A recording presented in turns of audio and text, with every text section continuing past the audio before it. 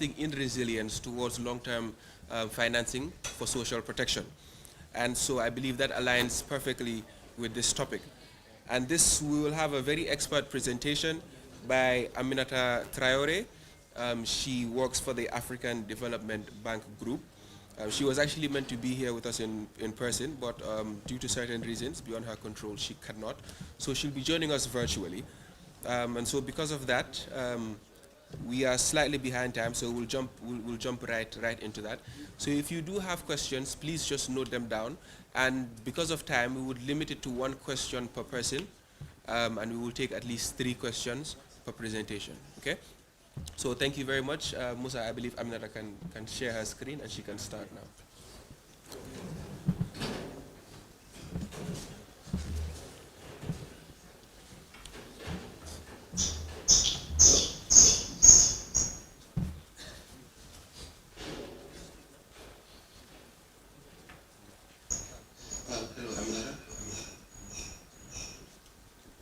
Yes, hi, son. I can hear you now. Okay, so you can share your screen and begin now. Okay. Let me do that.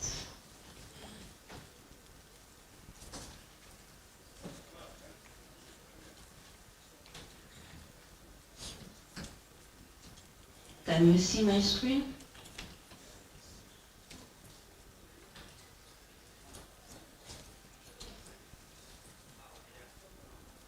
Okay, let's start.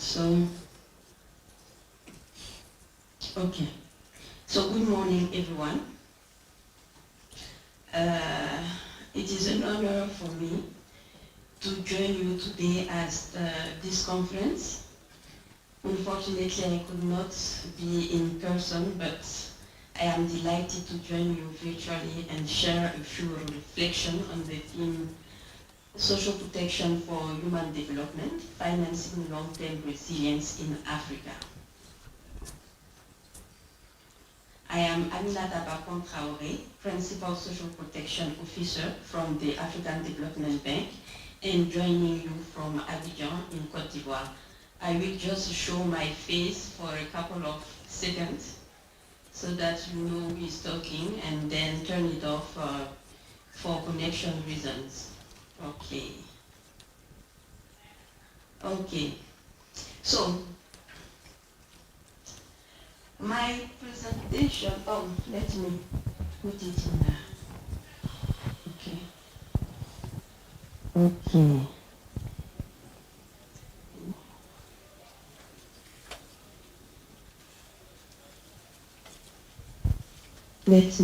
Excuse me. Can you see it? In presentation mode, okay. So my presentation will follow this outline. First, we will start by revisiting quickly what social protection means and why it matters, as well as the main types of social protection programs. I will then highlight how social protection contributes to building resilience.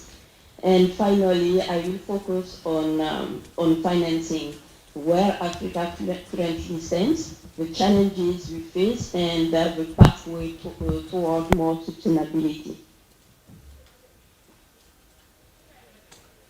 So, understanding social protection, we all know all these basic concepts, but I think that it is important to recall them here. Social protection refers to a set of systems and policies designed to prevent and reduce poverty and vulnerability throughout the life cycle. In simple terms, it helps people cope with shocks, secure a basic standard of living, and live with dignity. Its core objectives are to tackle poverty, vulnerability, and social exclusion, while ensuring that everyone has access to essential services and opportunities. Today, social protection is also central to supporting inclusive and green economic transitions, which are key priorities for our continent today. So, Beyond immediate relief, social protection can play a strategic role. It is not just a cost, it is an investment in human capital, a foundation for inclusive, resilient, and sustainable growth. And this is critical today with the new generation increasingly vocal, connected, and impatient for change, and for equality, for opportunities, and also for accountability. So in this context, social protection becomes like a bridge between social justice and economic opportunity. Based on all that, we can say that social protection broader impacts go far beyond income support. Social protection contributes to social cohesion, economic stability, and more equitable societies by addressing structural inequalities that often hold people back.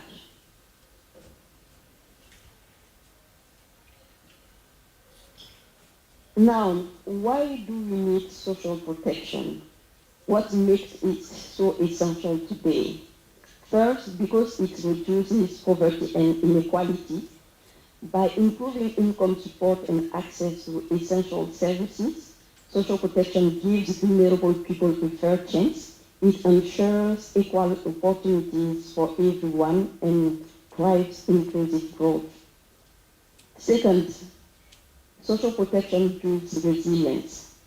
In a world where we have all types of shocks, including economic shocks, climate disasters, conflict, and health crises, social protection systems help individuals and communities recover and rebuild faster. Third, social protection strengthens social cohesion and stability. These two notions are very important for resilience. When citizens feel protected and see that services are delivered fairly, trust in institutions grows and societies become more stable and more united. And last but not least, social protection is a powerful investment in human capital. By improving access to education, health, and nutrition, social protection unleashes people's potential, especially that of young people and women. This is a quick reminder about the types of social protection program. We have main three categories: social insurance, contributory schemes like pensions and unemployment insurance. We have social assistance, which are non-contributory schemes such as cash transfers, and finally labor market programs like skills training or employment services. And each plays a distinct role in addressing different types of vulnerability.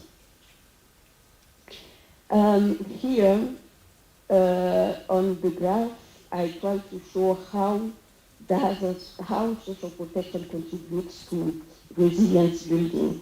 So at the center, we see individuals and households constantly exposed to shocks, whether economic, climatic, health-related, or social. And their ability to cope, to adapt, or eventually transform in response to these shocks depends largely on their level of agency. That is the capacity to make meaningful choices and act on them. So when people are empowered, when they have access to education, healthcare, livelihoods, and a voice in society, they can secure their present well-being while preserving their future. But what we call here agency, again, the capacity to make meaningful choices and act on them,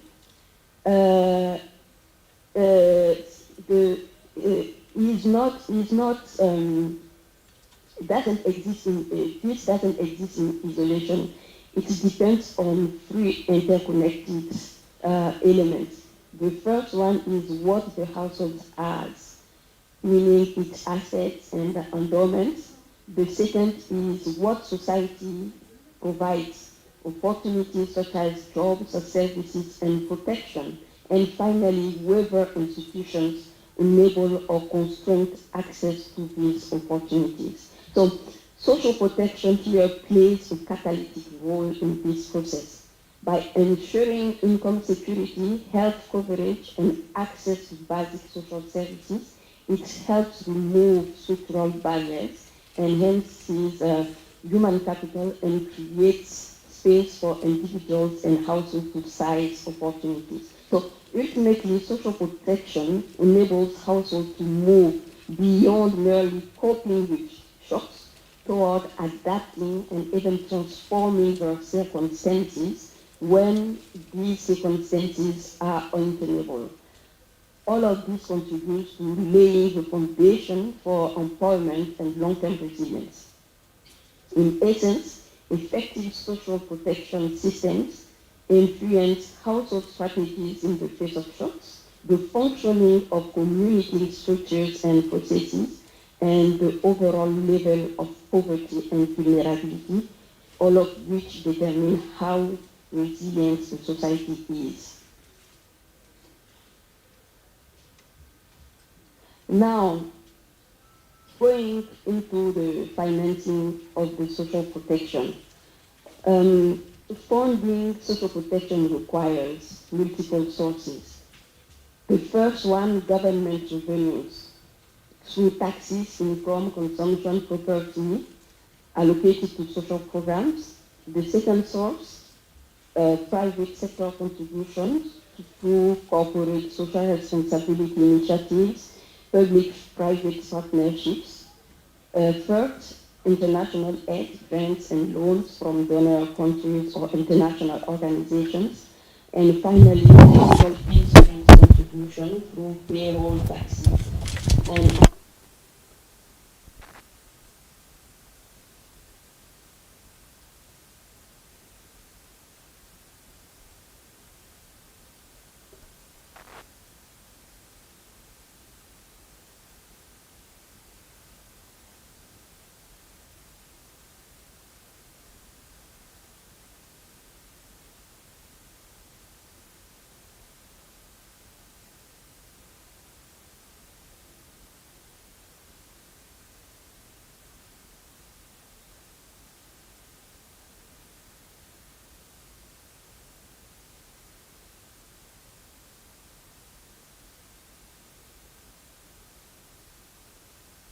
regimes, employment guarantee regime, transfers, conditional or not. So there is need to be a balance between these two regimes, the contributory system, which rely mainly on formal employment, and the non-contributory system, which is essentially in contexts where informality dominates. Both require solid, predictable, and sustainable financing mechanism. It is also very important here to note that while contributory schemes, but contributory systems are traditionally linked to workers, in the formal sector, in our African context where informality remains high, including here in the Gambia, it is crucial to design and operationalize adapted contributory mechanisms that can also cover informal workers. This is essential to promote decent work, expand, achieve universal social protection coverage. This graphic presents the state of social protection financing in the world and in particular in sub-Saharan Africa. And it shows the spending of social protection as a percentage of GDP. Most sub-Saharan Africa countries allocate less than 5% of GDP to social protection, well below global averages. This low investment reflects not only economic constraints such as So this low investment reflects not only economic constraints, but also what to call policy and budgetary prioritization choices. So in many cases, social protection is still perceived as a cost rather than an investment in people and in long-term resilience. So in our region, Sub-Saharan Africa, including the Gambia, there is a pressing need to expand fiscal space and mainstream social protection in national development agendas so that it becomes a central pillar of economic transformation. Because here it is really about going toward economic transformation. This chart digs deeper into where the money actually comes from. We can see that most sub-Saharan African countries depend heavily on external financing for the social protection programs. This is especially true for low-income and fragile contexts. FCV means fragile, conflict, and violence. So in this country, for instance, up to 3/4 of social protection spending is externally funded. This reflects, as I was saying previously, the limited fiscal capacity of governments and also the high reliance on development partners to sustain core programs such as cash transfers or public works. This report is, yes, essential, but it also exposes countries to serious risk of discontinuity when external aid is delayed or withdrawn. We've seen this recently with USAID, for instance. So beyond increasing overall investment, the challenge for African countries, including the Gambia, is to gradually expand domestic financing, strengthen fiscal systems, and ensure that external resources play a catalytic role rather than substantive role in building resilience and sustainable social protection systems. To do so, there are several interlinked challenges. First, again, limited fiscal space. Many governments operate under tight budget constraints with low domestic revenues and multiple competing priorities such as infrastructures or debt servicing, for instance. So as a result, social spending often comes second. Social spending is not the priority for government. The second problem is the high informality. In most of our economies, the majority of workers are in the informal sector. If I am not mistaken, in the Gambia it is about 80%. So this limits the tax base and makes it difficult to finance contributory schemes like pensions or health insurance and expand tax finances programs. The third challenge is political will. Financing social protection is not only an economic issue, but it is a political issue. So it requires governments to make deliberate choices to prioritize social spending and protect the most vulnerable. And finally, the over-reliance on donor support, as seen in the previous slide. While this support is vital, it also creates instability when donor priorities change or funding is delayed.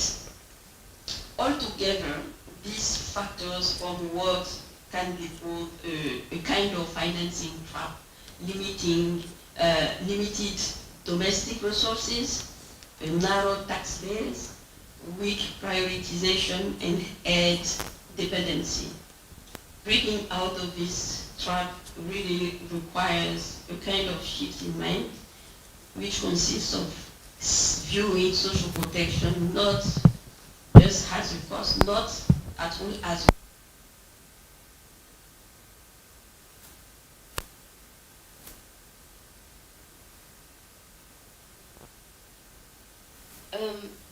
Now, so after looking at the challenges, the question is, how do we move forward? How can countries create the space, fiscal space, the need to finance social protection in a sustainable way?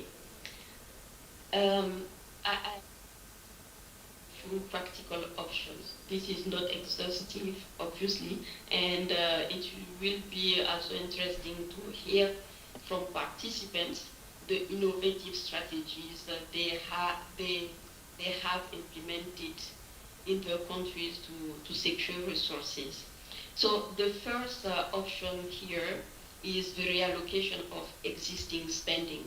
So shifting resources from less productive areas toward programs that build human capital and long-term resilience. The second is improvement of financial management of public expenditures, making sure every dollar spent truly reaches the people it's meant to help through better efficiency, transparency, and accountability. The third option here is the reduction or even elimination of illicit financial flows, the money lost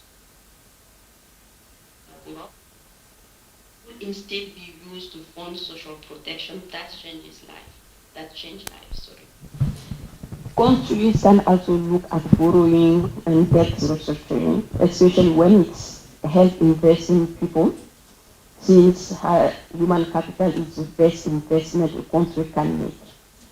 And finally, but perhaps most importantly, there is a need to strengthen domestic revenue collection and broaden the tax base. Yes, this will generate additional resources to finance social protection, but it has also the potential to reinforce government legitimacy and strengthen the social contract between the state and its citizens. So improved, this is a virtual circle. Improved social delivery can, in turn, enhance citizens' trust in government and their willingness to pay taxes. So all these are good for social protection and financing, but also for stability, for growth and resilience.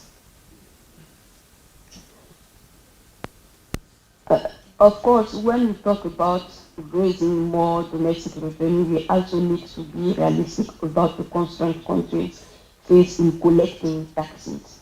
The first big constraint is the structure of our economies and labor markets, like we were just recalling.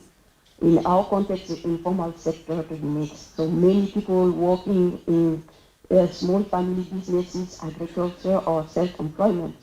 So this makes it obviously very difficult to identify and collect tax income consistently. Low urbanization and the predominance of rural livelihoods also further complicates the job, further complicates tax collection and administration. The second main challenge is the design, the tax design and tax administration.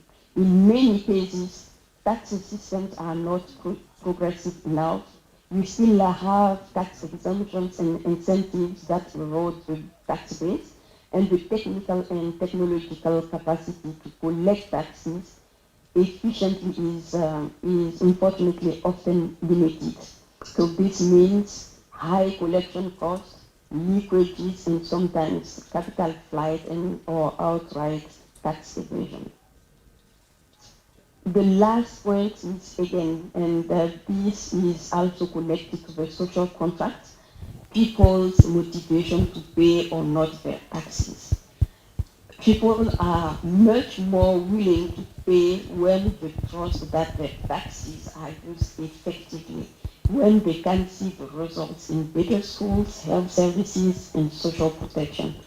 But where services delivery is weak and accountability also low, that trust erodes and compliance suffer. So improving tax collection isn't just a technical reform, it is also about rebuilding the social contract, showing citizens that paying taxes leads to better lives and stronger, more equitable societies. And now, what are the solutions? What needs to be done? First of most, it is important to notify, to acknowledge that financing for social protection needs to be regular, significant, and predictable. One key area is expanding contributory social protection schemes, not only for those in the formal sector, but also for the millions of workers in the informal sector. It is not realistic or sustainable to aim at financing 80% of the population through taxes. This is not possible.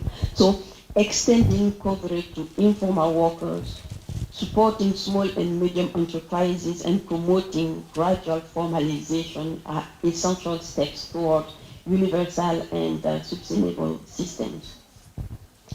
Second, the modernization and the digitalization of tax administration to increase tax revenues. This means implementing clear and fair tax reforms, strengthening administrative capacity, especially through digital tools, and ensuring that laws are applied consistently. It also means eliminating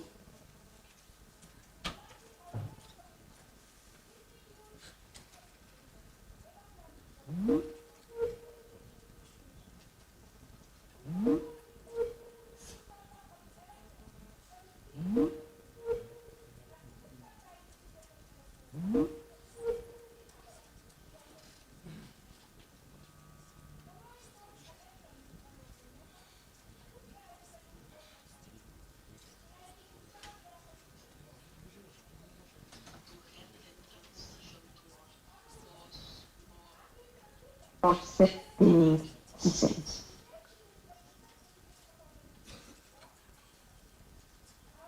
Really, for social protection experts, if you want social protection and need to think beyond short-term solutions and really engage strategically in the medium and long-term financing process. That means first competing for a share of annual tax revenue growth. So I explain, as economies expand and domestic revenues increase, the social protection sector must make its case to secure part of that additional fiscal space. Second, it is essential to understand and engage with the budget cycle to be part of national budget discussions from the start, not at the end when priorities are already decided. So, third, we must make a strong investment case for social protection and speaking the language of ministries of finance, because this is where the money is. This means demonstrating not only the social benefits but also the economic returns, how social protection contributes to productivity, stability, and human capital development. And finally, build allies and champions is critical. Financing decisions are political. I think I already said this several times. It is a political decision. So having advocates within government, parliament, and civil society can make all the difference in keeping social protection, high on the policy agenda. This graph shows an example of how to engage strategically in the national budget process. It shows that financing is not a one-off event. So it is a cycle, like that goes from formulation, approval, implementation, and finally oversight. So it starts with the formulation phase. The formulation phase, where we need to position social protection as a key priority in medium-term budgeting. This means being part of budget preparation, discussions, and presenting a strong evidence-based investment case, one that speaks again here to those who have the money, the ministries of finance. The second comes, the second is the approval stage, where the focus shifts to building political support, engaging key parliamentarians and policy champions can help ensure that social protections allocations are maintained or even increased during legislative debates. During the implementation, the challenge is to make sure existing allocations are used efficiently, targeting the right beneficiaries and managing resources effectively. So strong reporting and accountability systems are key here. Finally, the oversight, which ensures transparency and continuous improvement.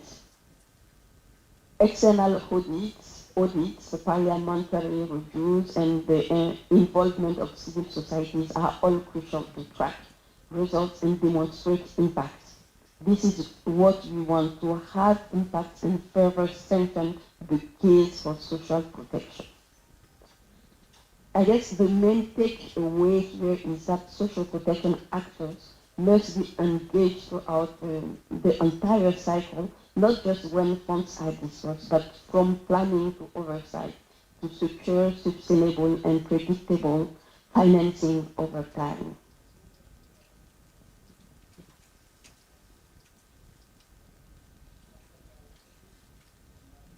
Social protection must be viewed as a strategic investment in human capital productivity and inclusive growth. This requires strong and coordinated commitment from governments, international organizations, and the private sector to ensure predictable and sustainable funding. Building robust institutions, reforming tax and expenditure management systems, and improving domestic resource mobilization are key to long-term sustainability. Inclusive, well-financed social protection fosters stability, reduces inequality, and empowers citizens to remain resilient and continue progressing despite shocks. So this is it. Thank you very much for your attention and attendance. I look forward to our discussion and to hearing the insights from all the participants today, and I think tomorrow there is also a panel on sustainable financing. Thank you once again. Thanks. Thank you very much. We just want to confirm, can you hear us from here?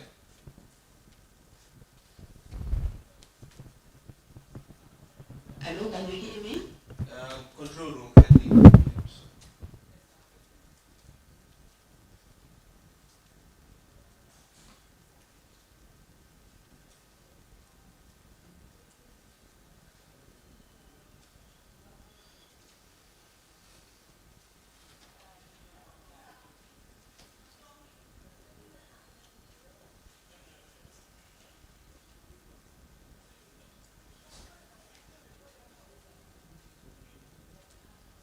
Control room, please unmute so I can Hello? communicate with Aminata.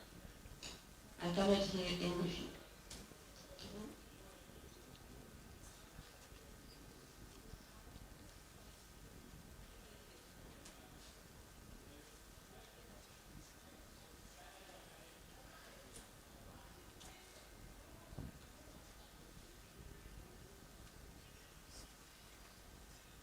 We apologize for slight technical issues.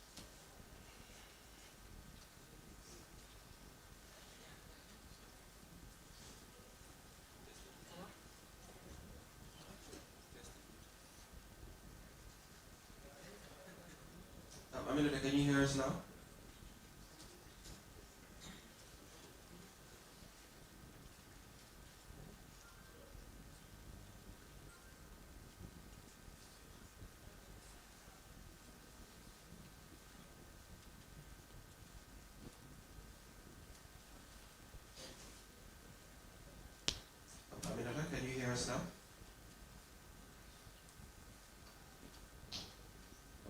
Can you hear us now? Yes, yes, I can hear you now.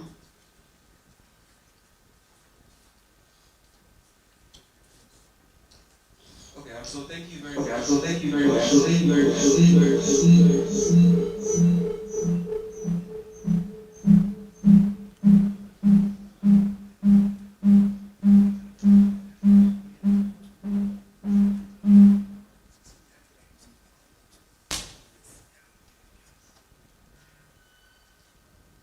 thank you very much for the presentation.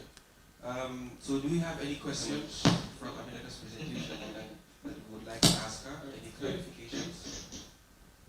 So we'll take 3 questions and 1 question per person, please, as we are managing with time. So do we have any questions from Amina's presentation? Or was it very detailed and everything was explained? Oh, Mr. Bad. Okay. Uma, no, Samuel, it is very bad. I cannot hear you well.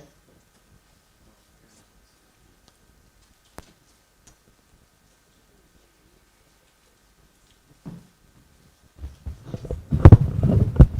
you hear me?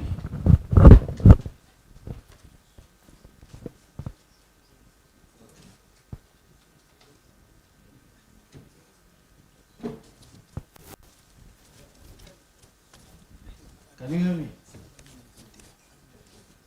Hello? So we take 3 questions and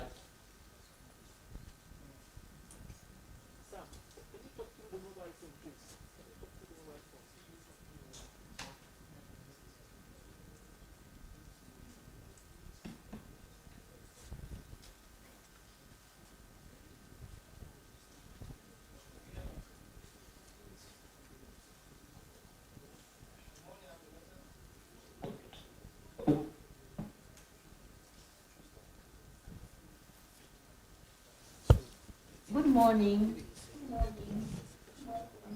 Oh, thank you very much for the elaborate presentation.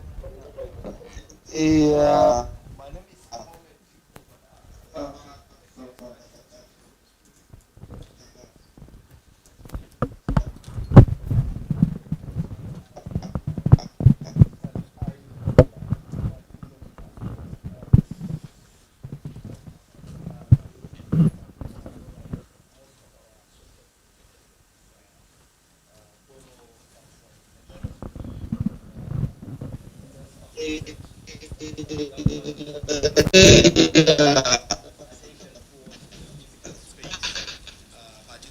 my name is Mohammed.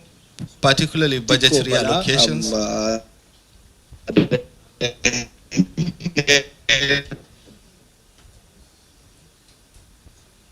Okay, particularly on the budgetary allocations.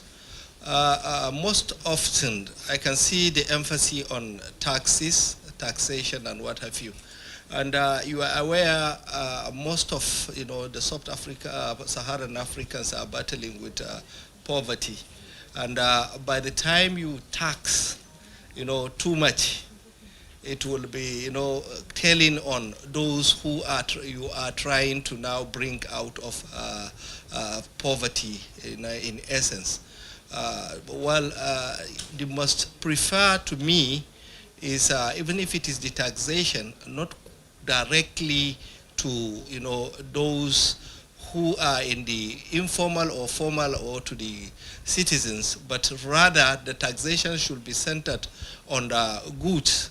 For example, now tobacco, alcohol are all things that are being imported and sometimes to the country. So going towards that route in terms of taxation will be more safer in terms of for sub-Saharan Africans, rather than taxing those who are you are trying to bring out of poverty. Sometimes we end up having double taxations when giving these opportunities to government. So we have to look inward and consider what we tax and who we tax, even among the citizens. But one important thing is the legislation, and then the budget line in our budgetary allocations on yearly basis is very important.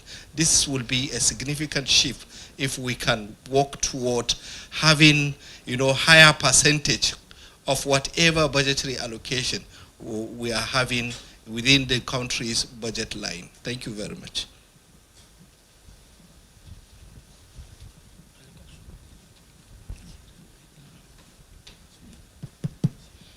Aminata, can you hear us?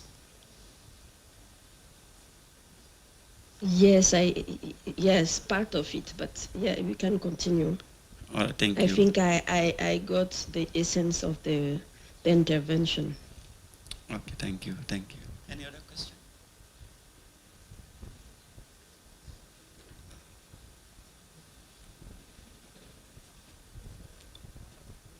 Okay. All right. One more.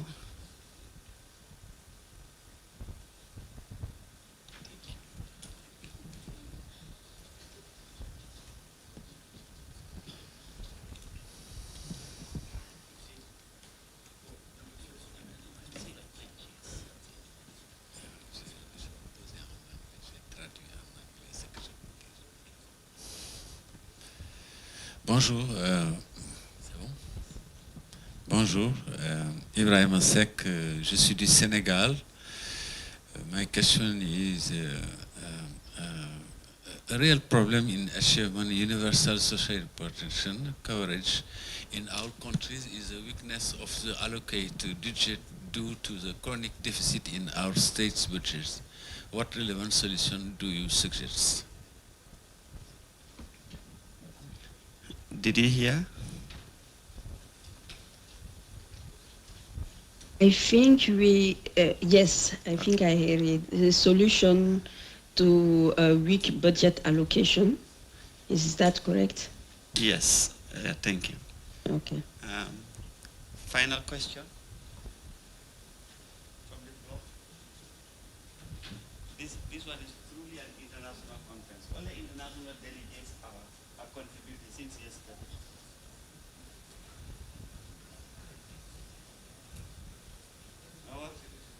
All right, thank you. Aminata, over to you.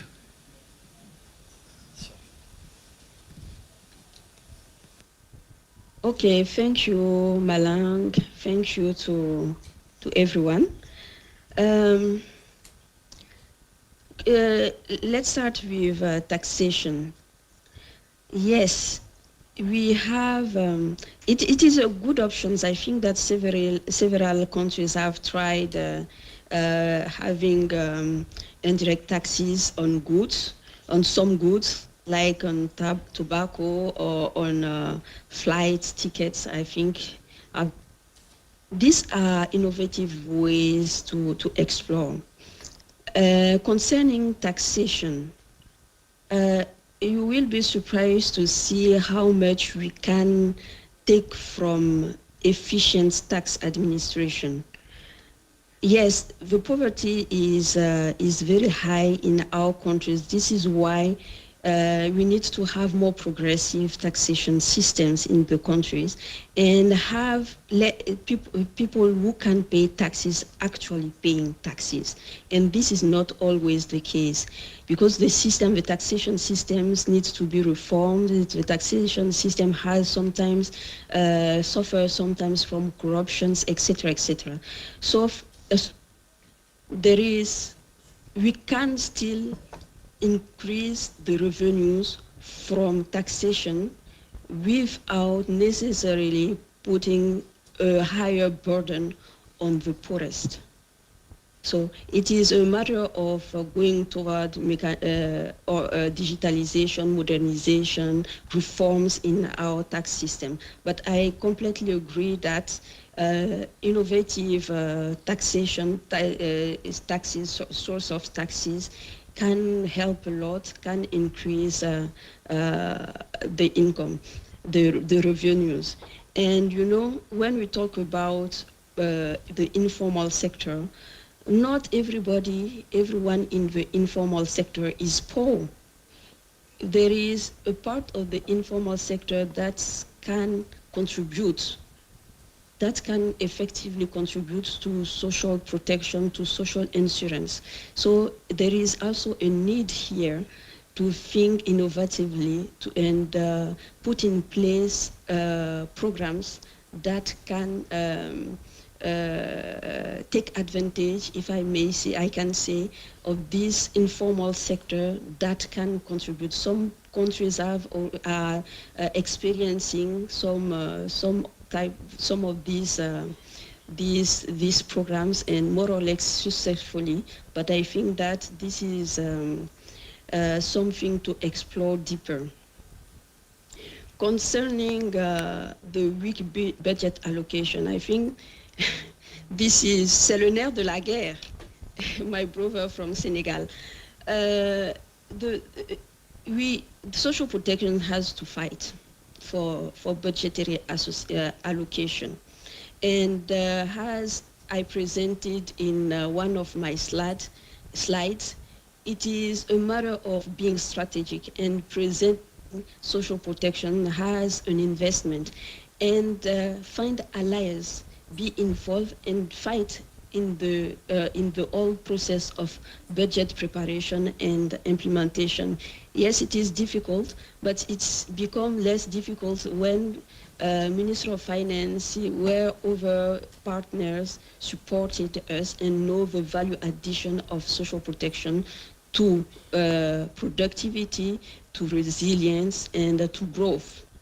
So yes, it is an everyday fight in our government, but we need to have a clear strategy and a medium to long-term view social protection and being more involved in budget preparation. Thank you. I think this is it. Please let me know if I missed something.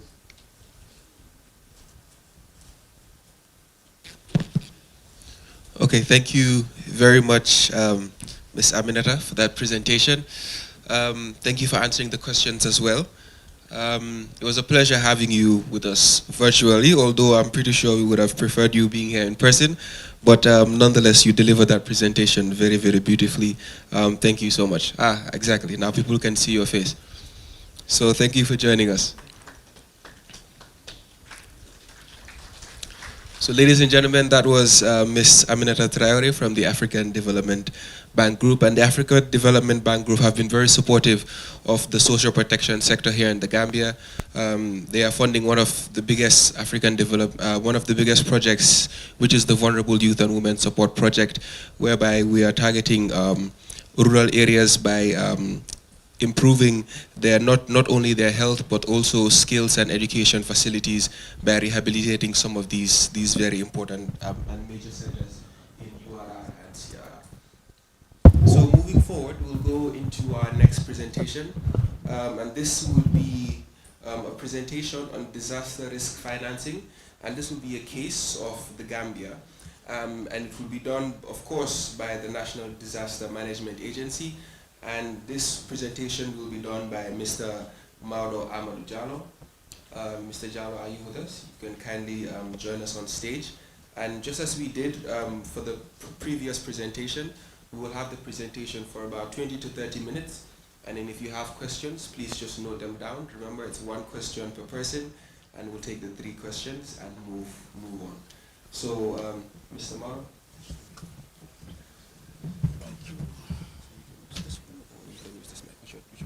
Whichever, I think Perfect. I think this suits you best. this suits me best. Thank you. Thank you very much, Mr. Moderator. Good morning, ladies and gentlemen. All protocols respectfully and duly observed. My name is Maudo Amadou Jallo. I work for the National Disaster Management Agency as the Projects and Resource Coordinator of the agency. But I also I have 2 other functions in addition to this particular function, which is Project Manager at RIFI and ARC Government Coordinator for the Gambia. My presentation, of course, as you have been told by the moderator, is disaster risk financing, a case study of the Gambia. If you were following the previous presentation that just concluded, the one that just concluded, the lady was talking about financing options. Disaster risk financing is one financing option. We'll see how it works. Let's get to the next slide.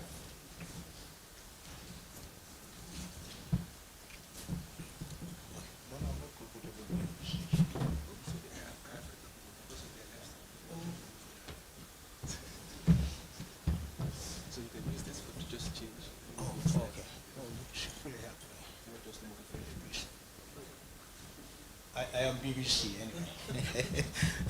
Sorry for the delay. Yeah, so the presentation is structured in this form. Introduction, definition of DRF, key DRF activities in the Gambia, current DRF activities in the Gambia, financing mechanisms and instruments to DRF in the Gambia, and then institutions involved in DRM or DRF, and then premium payments. And then we'll wrap up the presentation with a quick summary, and we'll take questions from there. Thank you. Next. Yeah, the government of the Gambia attaches great importance to pairing economic growth with reducing vulnerability to poverty. And I'm sure that is the continuum between the Social Protection Agency and the National Disaster Management Agency. We are all sworn to reduce vulnerability and protect vulnerabilities. We are sworn to reduce vulnerabilities, they are sworn to protect vulnerabilities. So you can see we are two-sided issues on a single coin. As a government, the National Development Plan absolutely recognizes that economic stabilization and growth will only be possible if disasters are well managed and gains achieved in the agriculture sector protected from severe weather-related shocks, and that building the capacity of government's institutions to respond well and faster to potential disasters will contribute to improving the living standards of the vulnerable and ultimately power the economy. The government is sensitive to addressing vulnerabilities which are demonstrated by the introduction of programs and policies, but limited technical capacity serves as a barrier to achieving the desired results. Of course, you are aware that there is the Social Protection Policy, the Social Protection Act now. Congratulations, welcome on board for being an agency. Yes, so that shows government seriousness about protecting vulnerabilities, because the institutions are the ones that will deliver the goods. So it shows that commitment. So disaster risk financing essentially is an important aspect of disaster risk management that aims to reduce the financial impacts of disasters on individuals, businesses, and governments. In the context of the agriculture, DRF can help farmers mitigate the financial losses they experience due to disasters such as drought, floods, pests, disease outbreak, cyclone, the list goes on. Next. So in short, we can say disaster risk financing refers to the strategies and mechanisms used to manage financial risk associated with natural disasters and other adverse events. Some people have talked about taxation. It's an old regime. It has been around for so long. We want to release the burden of the people. And because the more tax, of course, the less money you have in your pockets. The country's economy will grow, but then the people themselves will suffer. So we want to reinvent the wheel. Next. Next slide, please. So the Gambia began to take this innovative funding mechanism way back in 2012 after the signing of the establishment treaty of the ARC agency, which is an AU specialized agency on drought at that time. Now it's taking on board every other trails. This was in Pretoria in South Africa, and then subsequent to that, the Gambia expressed interest in 2014, and it did sign the pre-participation memorandum of understanding. This was done at the level of the Office of the President then, and then following that, the same year, a technical working group was established composed of senior government officials from various ministries involved in disaster risk management. In 2015, the Gambia signed up to its first policy after customizing the Africa Risk View, which is the software that triggers events. And of the same year, 2015, we received a certificate of good standing, which means that we have a contingency plan that was approved by the peer review mechanism and the ARC governing board which paves the way for a potential payout to be rolled out. We purchased our first insurance in 2015, and then with the leadership of the Minister of Finance and Economic Planning at that time, Government of the Gambia secured funding from the African Development Bank in 2018 to start the first pilot program of the African Development Bank program called the Africa Disaster Risk Financing Initiative, ADRIFI. And I was privileged to be project manager for 5 years. It ended in 2024 after an extension of 6 months. But ADRIFI was actually sought to protect 225,000 farmers across the country, but mainly groundnut farmers. Because why? Because groundnut farmers, groundnut is the main cash crop of the country. If there is low production and productivity around it, it means the country's economy would suffer somehow. So we thought that was the best reference crop to model. And we were introduced thanks to, in 2019 the pilot program was launched, and then ADRIFI support premium purchase for 5 years at 50% each year from 2019 to 2023. However, the other 50% was coming from government, and in 2020 government, 2021-22 government received a no-claim discount, because after many years the government has been paying premium and was not getting a payout. The company decided to give the Gambia what is called a no-claim discount. That waived kind of the 50% that we were supposed to be paid, and that releases the pressure to my boss, Yahya Jammeh, who was the project steering committee chairperson also at the time. In 2020, ADRIFI supported the NDMA for the development of the disaster risk financing strategy. A consultancy was rolled out. Professor Fane happens to be the consultant for this particular exercise, but it failed to meet the requirement of the bank, and then the government decided that it should be reviewed again and then a validation done, but it could not be validated until the project closes. And it was agreed by government to move the activity into the new support that was submitted by the government of the Gambia. Thankfully, the person who did it is here, sitting before me, to the global seal. So the global seal, we'll discuss that later on. But the ARC payout cash transfer came up. We had a payout in 2022, but the payout was received in 2023, and the cash transfer to 3,855 drought-affected households, mainly in the North Bank. It was 3 districts in the North Bank region of Upper Nyumi, Central Badibu, and Lower. And then you had 2 other districts in the URR, which is Wuli East and Sandu, and a district in 2 districts in Lower River region, which was Jara West and Ken Central. So in 2023, the CDP engaged by NDMA through the African Development Bank supported the DRF process, and then we decided to now have a diagnostics report. A policy brief is available, and a strategy was developed, but it's not drafted, like I said earlier. Next. So current disaster risk financing activities as of now, the government submitted, like I said, a request to the Global Seal, which has done a gap analysis and a stock take. A report is available. And in that, we've requested for capacity development, which includes on risk modeling. Of course, you are aware of the Africa Integrated Climate Change Risk Management, Climate Management Project at the IFAD, which will be implemented by jointly WFP, African Development Bank, and the ARC. We will be taking on board microinsurance, but mainly focus on smallholder farmers.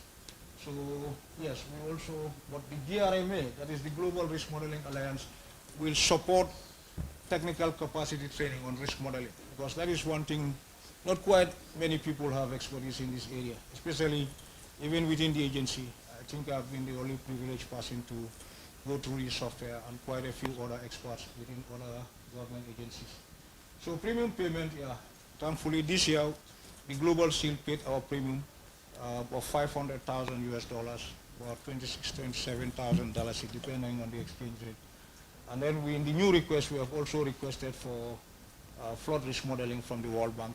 So as we speak now, we're trying to do the data collection, which is a prelude and a prerequisite for customizing the software. So as we speak now, the DRF strategy, like I said, the global seal is supporting the revision of the strategy to address challenges including but not limited to data on risk modeling, limited financial institutional capacity, coordination, product diversification, and fragmented targeting. We're now having the integrated climate change. The other option is to integrate climate disaster risk financing with SR, especially disaster response. Some of you might be aware the Social Protection Agency, in partnership with the NDMA, undertook a study in Malawi to understand how disaster risk management and social protection work together. And one of the outcomes is to integrate climate disaster risk financing with using the social registry for response. Next. So I will not go very much into details into this because the lady before me made life a lot more easy for me. Financing mechanisms and instruments for Gambia. One of the financing mechanisms for the Gambia is the CADDO and the government budget, and of course the African risk capacity. The instruments is micro and macro insurance. But let me quickly refer back to this slide. There is a particular portion I skipped which is very important. I think in 2019 we also signed a replica MOU between the WFP and the government, Ministry of Finance, for WFP to replicate the government policy. And WFP have been consistent since then. El Malik, thank you so very much for being a reliable partner. So replica means of whatever percentage of insurance that the government has transferred, of what is left of that risk, the same amount would be transferred by WFP. And now they are pursuing micro insurance through RICA and through RICA. And I'm glad to also inform you that the climate action window from the African Development Bank, together with the ADRIFI, would also be implemented by WFP to support micro insurance and macro insurance. Next. So how does insurance work with the ARC insurance company or agency? It has to do with risk modeling, early warning technologies, which means you would have to customize the parameters, one of which is to get your rainfall station data, the other thing is to get your yield data, and then you also have to set your vulnerability polygons, which means your statistics, those from GBOS knows what I meant. Those are the information you put in to be able to do the customization. And then you do the risk pooling, which is the index. Now you pay the premium, set the parameters, and quantify your risk layer, and then say, okay, this part of the risk would be what I will retain as a government. This is the part of the risk that I want to transfer, and this is the part that I would look for support. Then contingency planning, and this is where we actually would be more connected to the social protection agency in our quest to protect vulnerabilities, because this is the document that will set out those who will be targeted, where, when, and how much they will get in the event of a cash payout. So that's where that is the meeting ground for NDMA or DRM as well as social protection. Next. So for disaster risk financing to work, it must have a very vibrant structure and vibrant institutions. And for the Gambia and many other countries in Africa, what is available is called a technical working group. And this is led by NDMA. You have the Ministry of Finance is broad, but in this case we have the Directorate of Climate Finance, the Directorate of Budget, the Directorate of Loans and Debt Recovery, and then you have the Directorate of the Auditor, the Accountant General's Department. All these are sectors that are very important. Each of them plays a specific role. But in that ministry, the Directorate of Climate Finance takes the lead. She is the one responsible for risk transfer parameters. She would say, the ministry would be able to cover this, and the ministry is not able to cover this. This is what government can do, this is what government cannot do, based on the budgets that are available. Then you have the Ministry of Environment. Of course, is the second parent ministry to this program. In fact, is the host to the program, technically, because that's where you have the ARC premium budget hosted.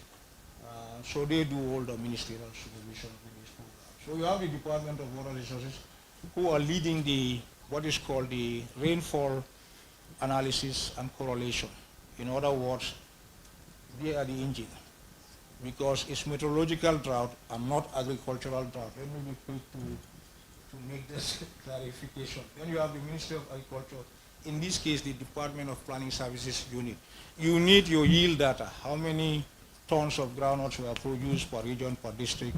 That information is required by how many, and then you have to put that information to the software. So they are responsible. Then you have the Gambia Red Cross, which is of course an NGO, complements government efforts, especially when it comes to providing cash transfers or support or response to disaster victims. Then you have the National Environment Agency for Vulnerability, United Purpose as an NGO rep, they are doing microinsurance. You have the Gambia Bureau of Statistics, who are responsible for the vulnerability part, the districts, those who are affected and all that. Then you have the Ministry of Gender, of course, it's a key element. Then the Central Bank, that serves as our RTP2. And then you have the World Food Program, who also now have not only the VAM officer, but also a designated officer responsible for the replica program. Am I right, El Malik? Yes. Then you have the National Social Protection Agency, but their membership has to be finalized today. I think the MOU will be signed today. Thanks. Next.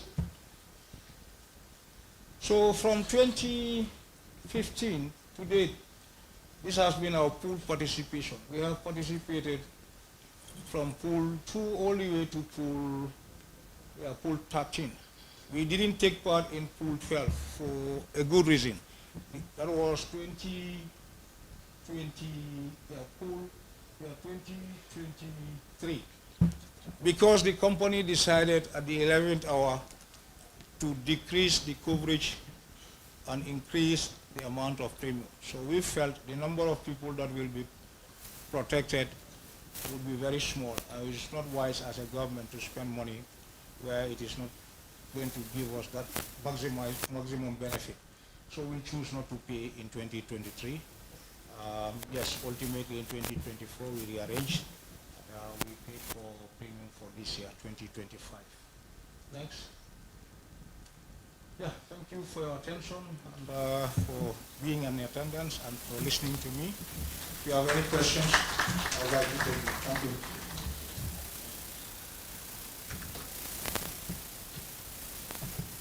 Thank you very much for that, Mr. Jallo. Do we have any questions? Somebody.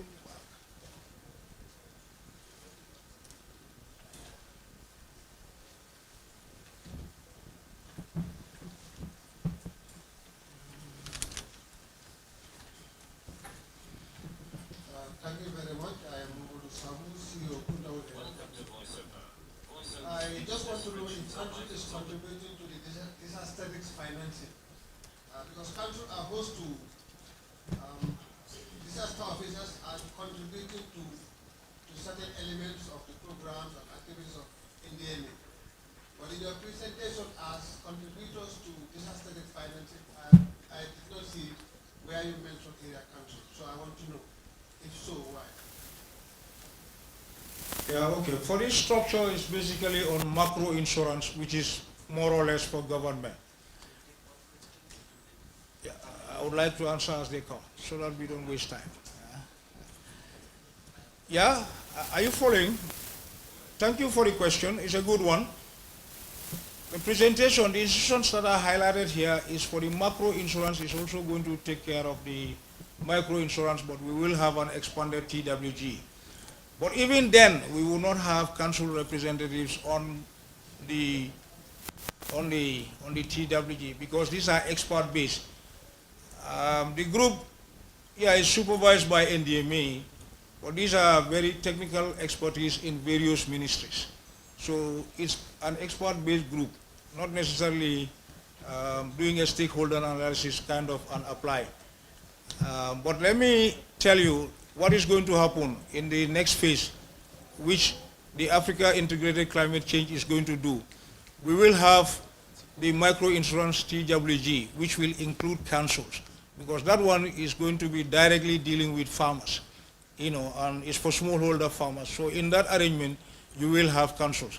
I know and I appreciate, I've worked in every region in this country. I've worked with almost every council except Kunto.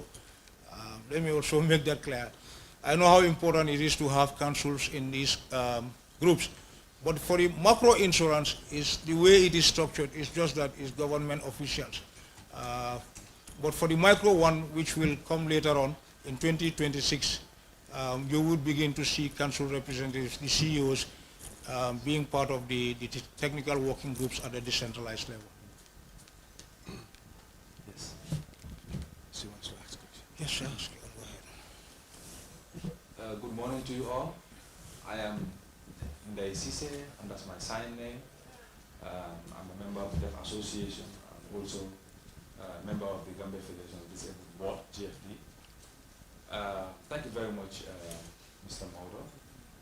You are doing a very good work. My question is, with regards to people with disabilities, what are the early warning mechanisms? During early warning, we can sending the message that we send to people, to the public, especially people that are deaf and hard of hearing.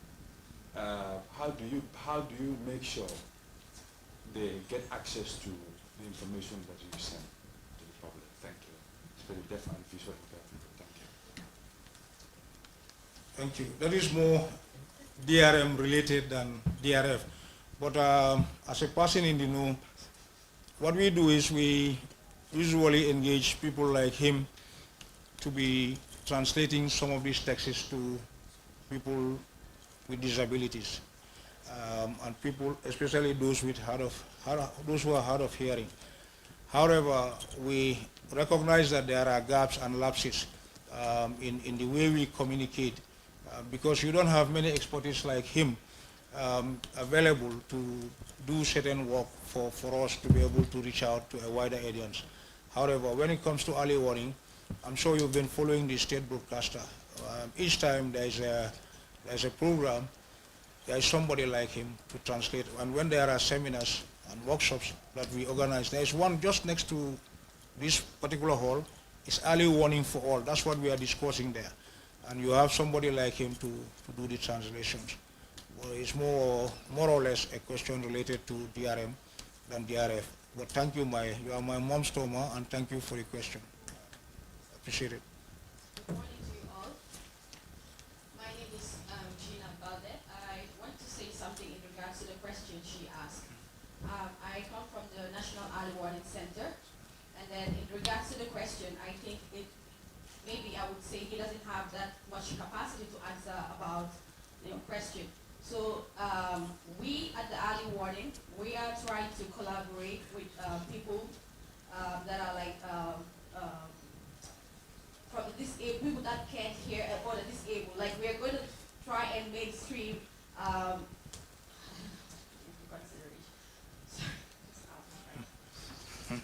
yes, people with disability right now. That's what we are trying to do. We're going to try and mainstream people with disability into the early warning. I don't think right now you've been given much consideration, but that's what we are going to try and do, and then we'll put you into consideration. Thank you.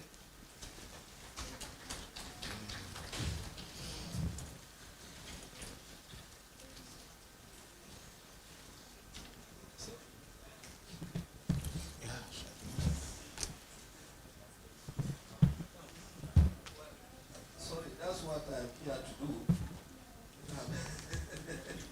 Yeah, so please don't mind my consistent questions, because I have a lot to report back when I go back to Nigeria. So I should be inquisitive to ask. Don't mind my consistent coming up to ask questions. I'm actually participants and organizers. Well, I can see you have future some aspect of social, cash transfers. Well, and toward the end, you mentioned mentioned that the agency is the last to join the stakeholders forum. Well, before now, you have done some cash transfers and what have you. So what informed your targeting mechanisms on the cash transfers? One, that you have done before, and it's good that now you are planning to use the social registry for the cash transfer, which is a good one. But prior to that one, what have you been doing? And then secondly, my question is on anticipatory actions. I can see you have mentioned drought there. What other, disasters is associated to, Gambia specifically, apart from the drought? Have you done any disaster risk mapping? And then what other interventions do you think suits such, locations and what have you, based on your mapping, if you have done that? And then, yeah, I think I can stop here. Thank you. All right, thank you very much. You don't have to be hard on yourself. You can ask many questions. The reason why you're here is a conference, so you can talk as much as you want. So thank you for that. First, on the way we have done targeting before now. Before we had the Social Protection Agency, we had the National Nutrition Agency at that time. So targeting was done jointly by the TWG together with the WFP on one part. And what happened was we did what you call a joint targeting, and what the targeting was community-based targeting. And WFP, because they have been our trusted ally and most dependable partner, we decided not to leave everything to them, but ask them to take the lead in the targeting. I think that Malik can go to confirm that it was a telephone conversation and a final email between me and him to say, okay, you can now help us do the targeting. And then what happened was we did a community-based targeting to be able to determine who benefits. But of course, before all that, the contingency planning process would have detailed who should be targeted. So you have that in the CP. It must be agreed upon. But the target criteria was farmers who have failed planting season. Now, but when it comes now to household targeting, that's where we now ask WFP with their expertise to lead, so that we don't duplicate efforts, because we are receiving the same amounts, and we don't necessarily have to go to the same people. In fact, in the response, I was going to discuss it. We provided, I don't want to intrigue Philip, but we provided rice oil, the equivalent in cash, and WFP provided 3,000 for 3 months for the same person for a period of 3 months. So you can see WFP is supporting one household for 9,000. We are supporting one household for close to 3,000, but one-off. But we had reached more people than they had reached. And this was a trial that we had agreed to undertake to see how a delayed response, would work out during the lean season, and the results made us to improve our contingency plan going forward. So the other question was regarding the other perils we have in country. We had drought, but we have flash floods as well, which is consistent year in, year out. It's perpetual. But it's a risk. Our government can contain for a while, although we also rely heavily when it comes to flash floods on appeals, the appeal system. Malik can go to confirm that, and PS Jalo. So what we cannot contain is something that disrupts the functioning of the entire system, the entire machinery, the economy, the people's livelihoods, and lives, which is drought, which is very severe. So and that is also the only product offered at that time. So we went in for that. Well, as we speak now, I told you in the Global Shield request, we are going to start modeling flash flood. But it's difficult. There isn't any insurance company offering flash floods. The model that is being offered is riverine flooding. It has been an argument between many, but he gave instruction, I have to comply. Now, boss, yes, we are going in for flash flood because they have accepted to give us that training so that we can see how we can alternate the riverine flooding in Basse and Janjambure to becoming a comparative model so that we can also cover for floods. But as for the national contingency plan of the Gambia, there are 4 prayers: flood, drought, windstorm, and epidemics. Those are the 4 major prayers that affects the country. Thank you. Yeah, sir, Uncle, go ahead. Good morning. My name is Dr. Yahya Jammeh, Associate Professor in Sociology, University of the Gambia. With regard to what Gina just said, I've done extensive studies in the causes of passive disability being vulnerable to disaster, the impact, that's the causes. You have the impact, the preventive method, and the support that they will need. So in case you are interested in it, just Google my name, Yahya Mohammed Ba. You have all these articles. They are very extensive. And my target was people working in the disaster area. Thank you. Yeah, I can attest to that. Myself and Yaya had submitted multiple proposals to do a set of study, but couldn't take off. But thank you for that. Yeah, you can reach out to him. But let me just address one more thing. That is one thing in terms of information. But when it comes to benefit, we address you in the contingency plan, because we're targeting farmers who have failed planting season. The next target is women, female-headed households, and then the third layer is people with disabilities. So you are being addressed when it comes to the response part. Madam, I think there was an unfair statement from my sister, Balde Kajatu. Capacity, I have capacity. I work with NDMA for 16 years, and I've worked with Youth and Sports for 26 years. So I have worked with young people in their communities in various capacities. And when it comes to early warning, I don't think I need to say, AMUL knows, PS knows. Thank you.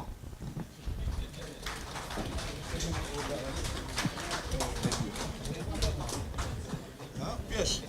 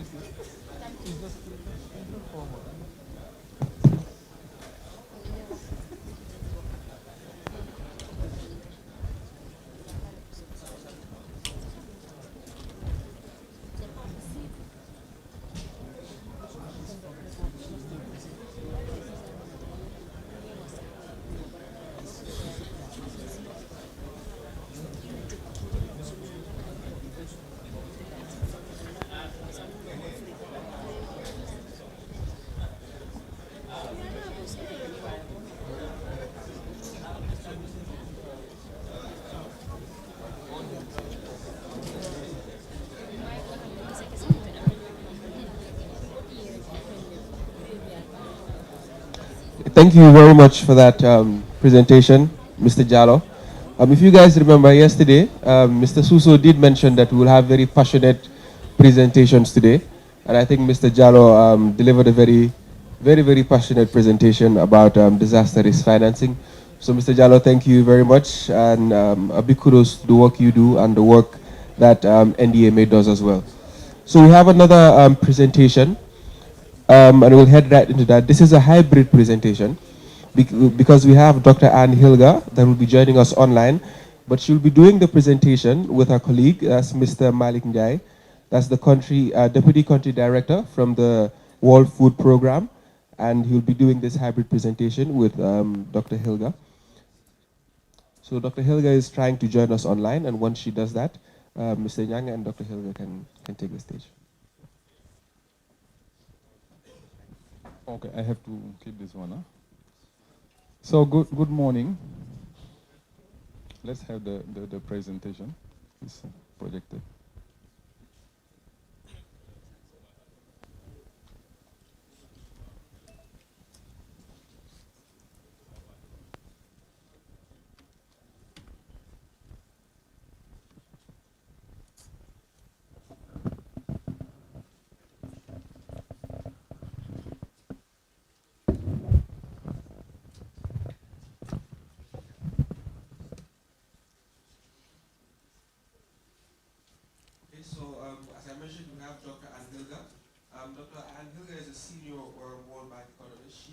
also not this supposed one. to join us. It's not this one.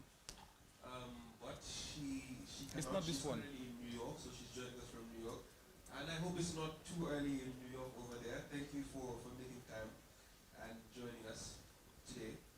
So I think once we get the screen sorted, Mr. Malik can get the presentation up.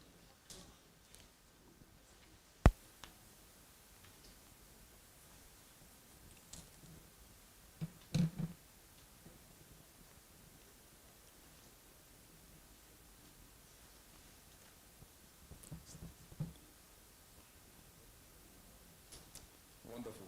This is the presentation. So good morning. My name is Malik Njai. I'm working with the World Food Program, Deputy Country Director and as well the Head of Program. So this presentation is going to be hybrid World Bank World Food Program on adaptive social protection.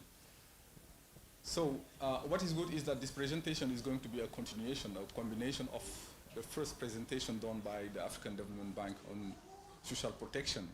And after my friend Maudo covered the disaster risk financing, and the adaptive social protection cover, the social protection, disaster risk financing, and other features of the of social protection.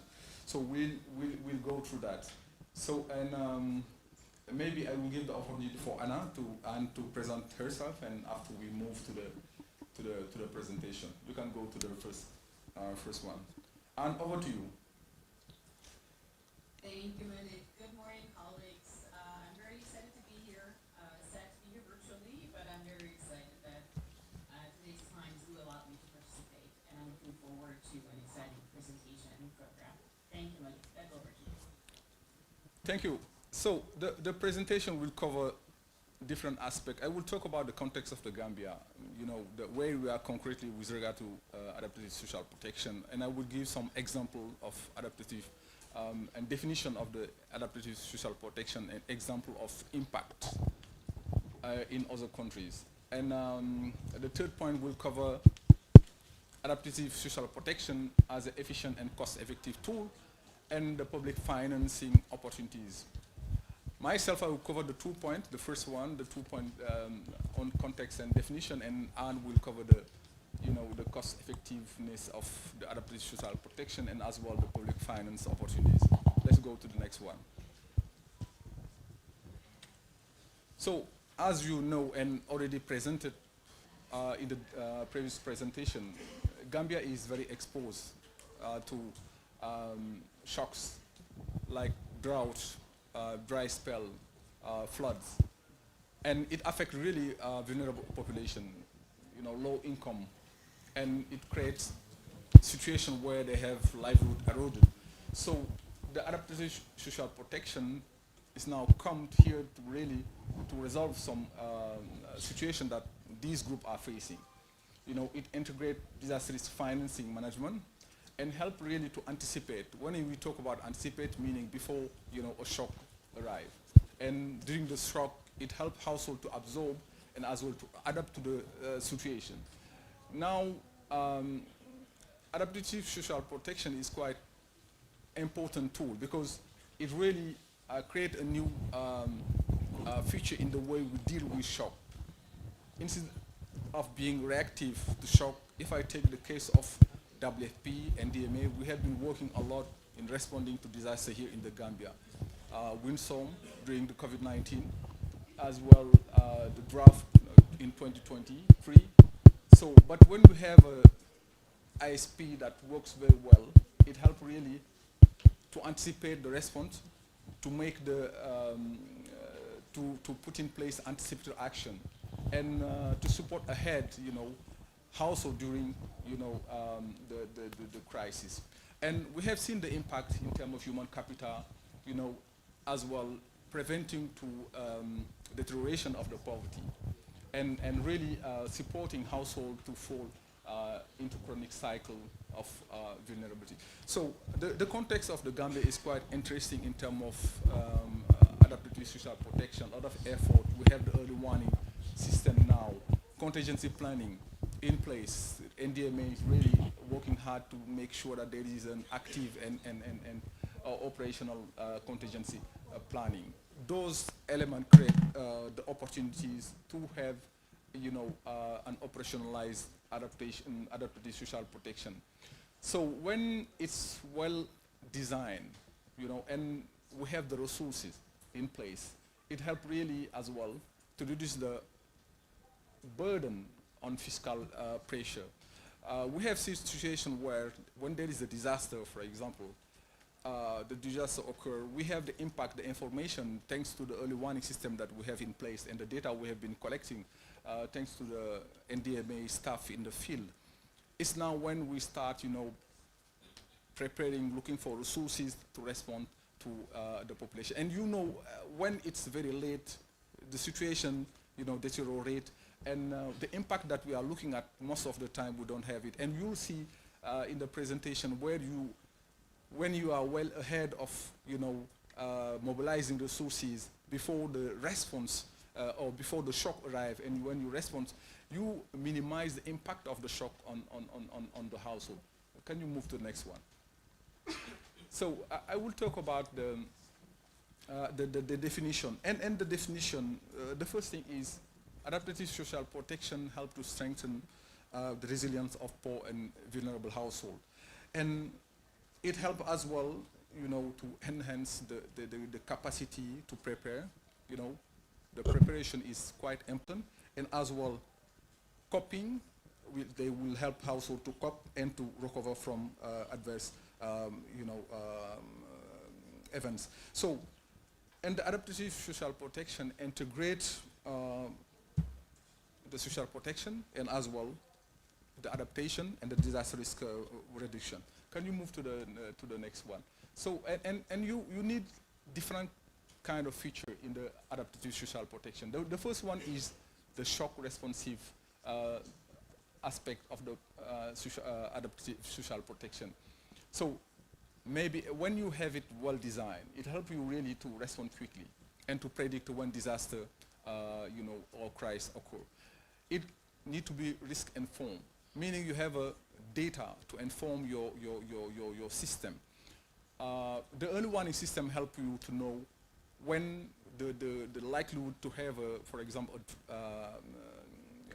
floods, for example, in a given space, and the data that you are collecting. For example, in the Gambia, we have been doing every year a national food security survey. It helps really to do a profiling of the household that are vulnerable to crisis, that are exposed to shock. It helps really to anticipate knowing the profile. And another very important feature that I have not mentioned here is having as well, the information on poverty, like the social registry. So the flexibility to deliver is very important, a very important element of the adaptive social protection. When there is a shock, for example, if I can take a case, for example, the NAFA program, which is providing support to poor household, and when there is a shock, you can, and in the given area where you have beneficiaries of the program affected by the shock, you can decide to provide a top-up, for example.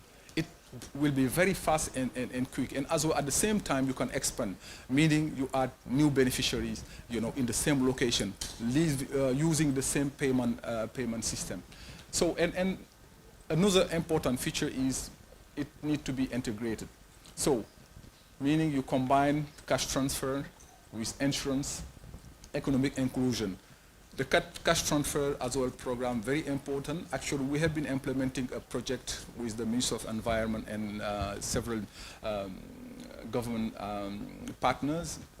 We'll talk about that, where we have a combination of different features, providing cash transfer to beneficiaries that are involved in some food for asset, what you call activities, and providing insurance to farmers, meaning farmers will pay premium to be covered. If there is a problem, they will get, covered, like what you are doing with your car if there is an accident.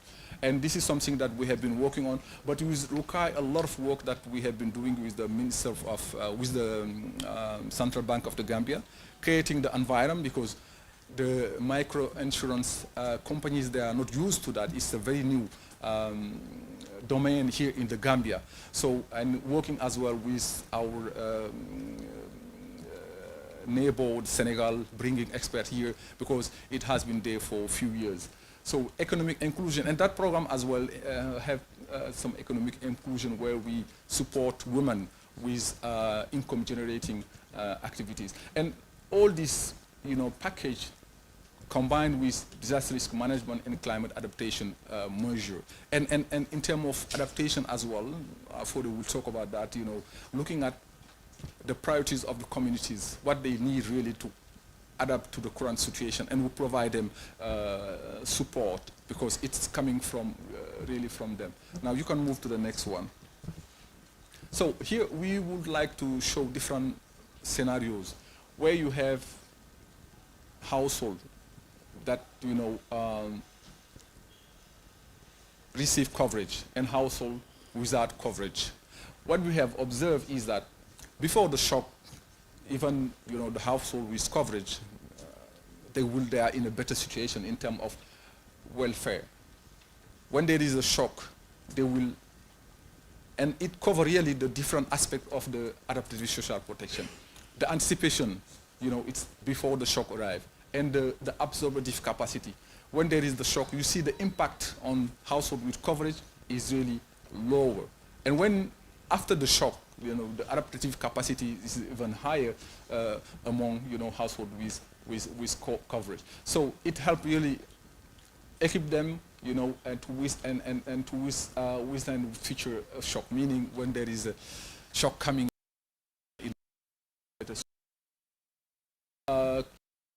Intervention that we have here in the social safety net program, the safety net program that like the NAFA one. The economic inclusion intervention, you have a lot of, I think, economic inclusion with even the Ministry of Gender and the shock responsive program. We are responding to shock. But now when you have all these features together, and I will come back to again to at some point to regarding the implication when you have them all together and the cost efficiency, the impact, and even limiting duplication of the different effort. In the Gambia, I can say we are quite good in terms of, when you have all this program, but not very well integrated, and the risk of overlap is very high. In some area, you can have beneficiaries that receive social safety net program. At the same time, the risk of as well being targeted to receive economic inclusion program is there. And the shock response, when there is a shock, WFP with NDMA will come again. And we don't have the data to compare to see who is receiving what. That's why even the relevance of having this type of approach here in the Gambia. So please, can you move to the next one? So, and we have seen the impact of adaptive social protection in a lot of countries, in West Africa, in the Sahel countries particularly. In Burkina Faso, in Senegal, in Mauritania, and the impact to cover different area. It first impacted the poorest and the most vulnerable, and at the same time, it cover, it contribute to the country different level as well. If you look at the impact on the poorest household, for the case of Senegal, for example, evidence show really that social safety net, reduce, extreme poverty. And in Chad, the same findings as well. In terms of resilience, the productivity as well, we have seen those evidence. If you look at the country level, the local economy, the society, we have seen, for example, in Mauritania, social safety net participants, engage significantly, in social support. So, it's really huge in terms, and this has been evidence in these countries, from different studies, World Bank and other partners. So it's not only giving, support to the beneficiary, but as well to the communities and the countries. So can we go to the next one? So, and my colleague and will talk about how efficient adaptive social protection, efficient and cost effective is adaptive social protection. So, Anne, over to you. Thank you very much, Malik. I do hope you can hear me well. If not, please signal to me. So I'm going to walk through how adaptive social protection and setting up a proper adaptive social protection system makes sense because it is both efficient as well as cost effective. And I will provide 3 examples of the efficiency and cost effectiveness of an adaptive social protection system, which are related to targeting the payment system and reduction of reliance on humanitarian responses.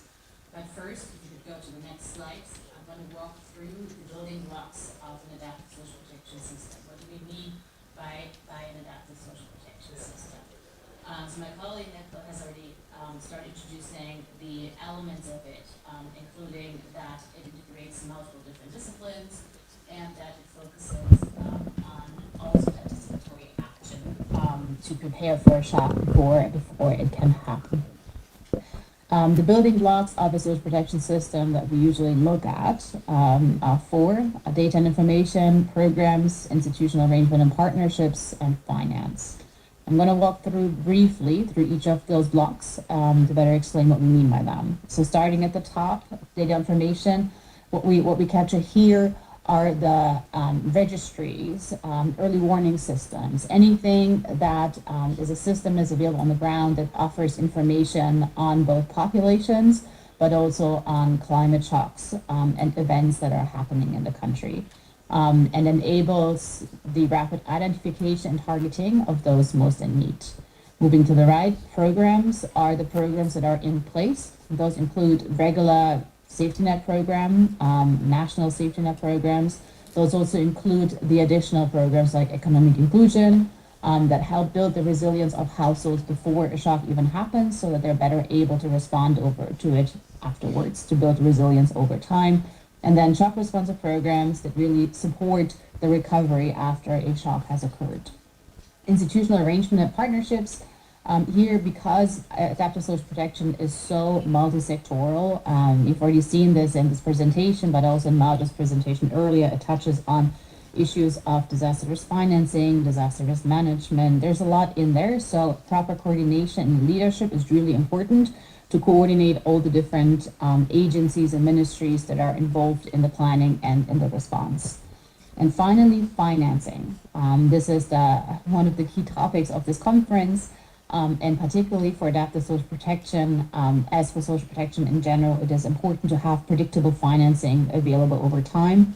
In the case of adaptive social protection, to have pre-arranged financing instruments or contingency funds that enable a rapid response and mobilization in case a shock hits.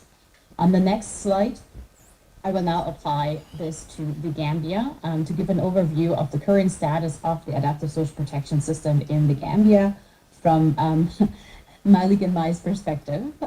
So starting again on the top and walking through data and information, we noticed that the Gambia actually has a universal social registry covering the entire territory and population, with one of the, or I believe actually the highest population coverages in sub-Saharan Africa.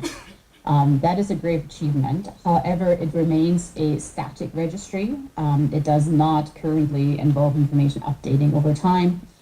There is no link to the early warning system, and there's no current link to the climate data. On the positive side, it is widely used by government and NGOs, international partners. We're given examples here, but it is not currently interoperable with any of the partner systems. The early warning system, the other part of information and data, the information data building block remains rather fragmented. There are several early warning systems in place.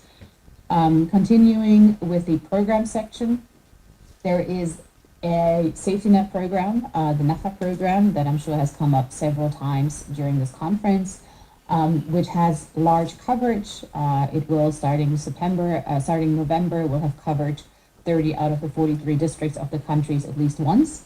However, it is not established as a national safety net program. It is currently project and donor financed, and it remains up to date mostly a manual payment, though there are goals to shift towards digital payments. A productive economic inclusion pilot is starting as we speak, or has started as we speak in 3 districts of the country, but it does not have any form of national coverage to date, and there is no shock response program that is a reliable program. The response so far has been mostly ad hoc. For example, NAFA-Quick during COVID, the response to the pony crisis. These are programs that are being developed or responses that are being developed as the shock already hits. In terms of coordination, the coordination framework, we do note that it remains siloed at times and that there's a need to strengthen the cross-ministerial coordination. We think that the new social protection policy that is under development could be a driving tool to strengthen these multi-sectoral partnerships, as well as the coordinating role of the National Social Protection Agency, who is the coordinating body for the sector.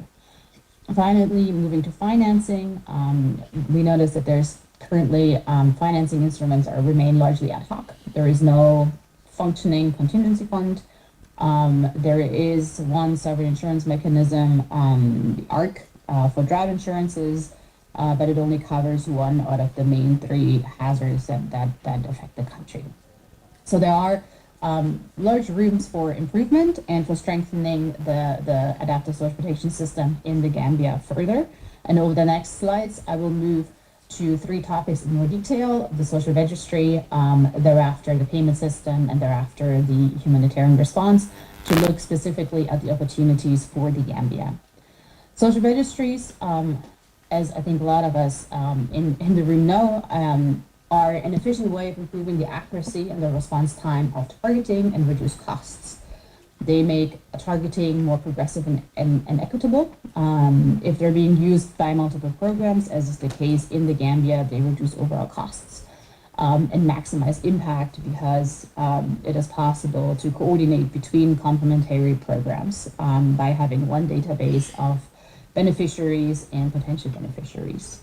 The Gambia has made important strides over the last years to develop its GAMAZAR, the Gambia Social Registry, which is one of the most comprehensive social registries that I've seen.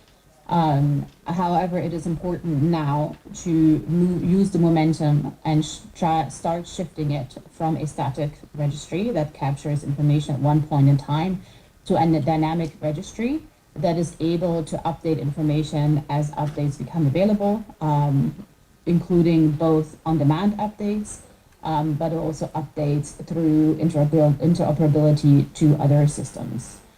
The local area councils, I heard a gentleman intervene earlier, could be employed to promote local data validation when updates come in, or other the concentrated agents of the state, whenever updates come in, to do a first check of verification, to set up a system that is truly dynamic.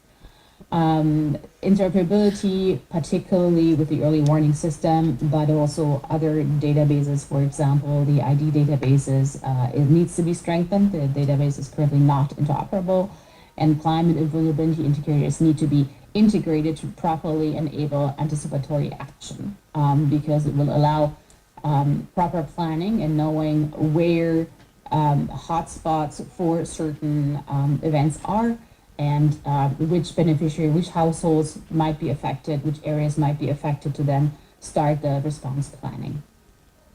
On the next slide, I'm going to give an example of the payment system and of the importance of moving to a digital payment system, which will enhance the impact as well as the transparency of the transfers.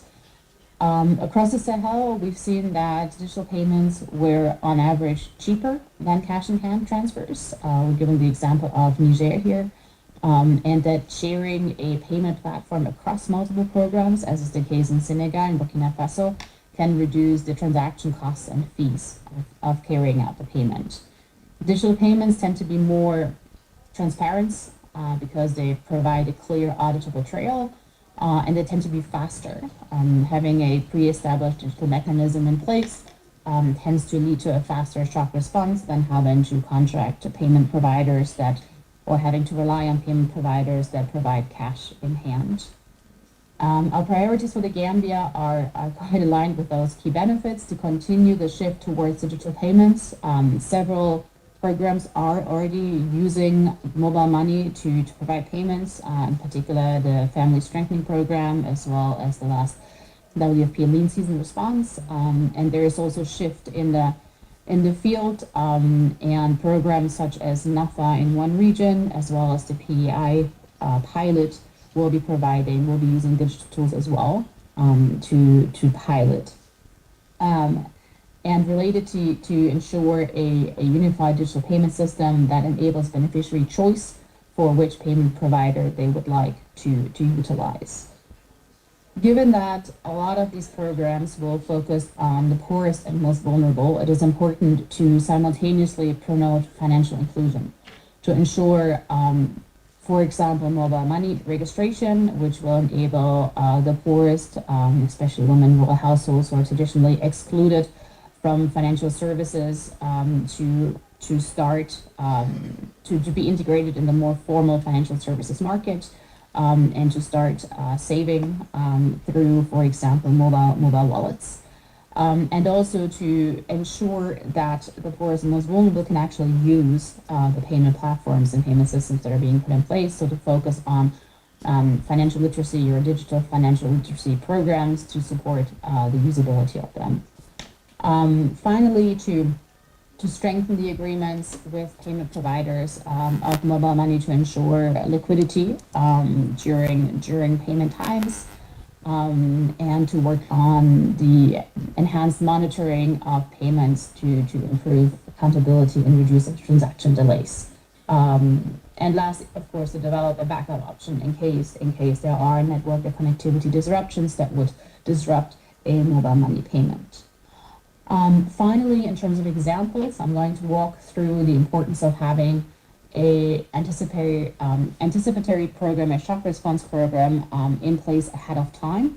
On the next slide, we are providing an illustration of the importance of adaptive social protection and how it can help to reduce the reliance on an ad hoc humanitarian response and reduce overall costs. So here you see over time, starting on the left-hand side, that is the current moment in time, where the seasonal need, which is particularly for the lean season response, but also applies to other shocks that are current in the Gambia, for example, floods. But applying this to the current lean season response, you see that the seasonal needs in the dark blue curve that are uncovered are relatively large. And then by introducing adaptive social protection, which is the shaded area in red, this already builds the resilience of households, meaning that the seasonal needs over time are decreasing.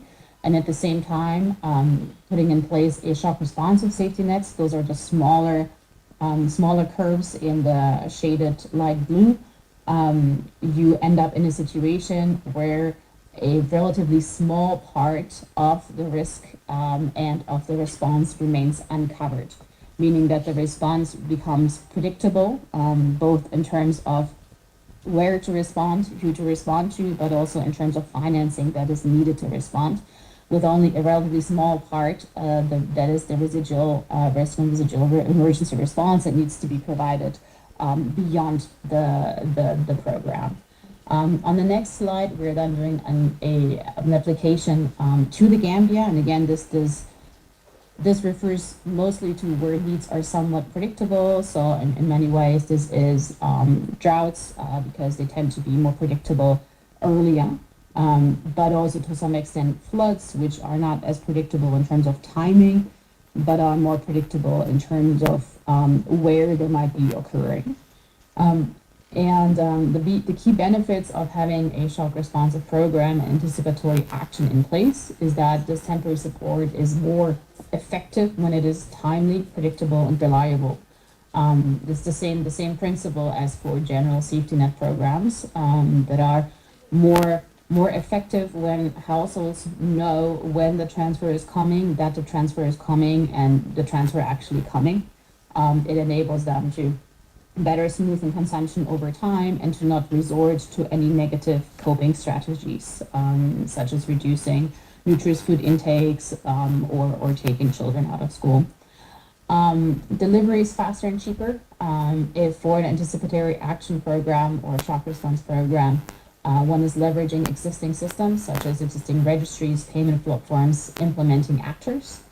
And it is cheaper to finance when it is properly aligned with the risk profile of the country, when financing is pre-positioned or pre-arranged, meaning it is made available ahead of time, and when the transfer is delivered through a regular shock response program, which has predefined modalities and institutional setups, meaning that ahead of time, one knows if a certain drought indicator, if a certain flood indicator reaches the set trigger threshold, that it is then one has protocols in place that define who, how, with which funding, and with which quantities. The Gambia does not currently have a shock response program in place, and the first step would be to define the shock response modalities for predictable events, such as droughts or flash floods. Also, the brine floods, but flash floods seem to be the one that are affecting populations more directly.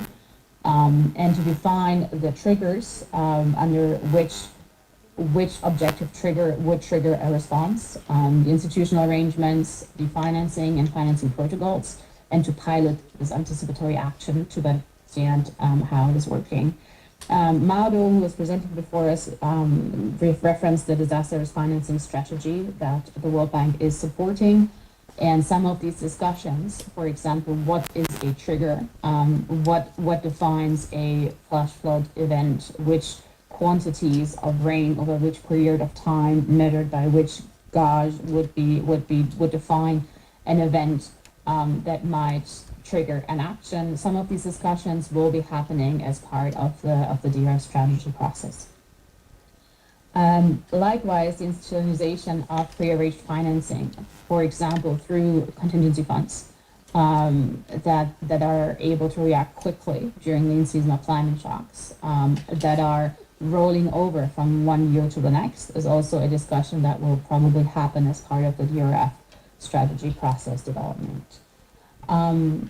The integration of early warning data into planning is important because it will enable the anticipation of hotspots, for example, food insecurity or flood risk, that I was mentioning earlier. Having data systems available, such as the social registry linked to the early warning system, enables a quantification of the potential response, because it will allow us to understand in which hotspots, how populated are there, how many prone vulnerable households are there, which will enable us to quantify the response.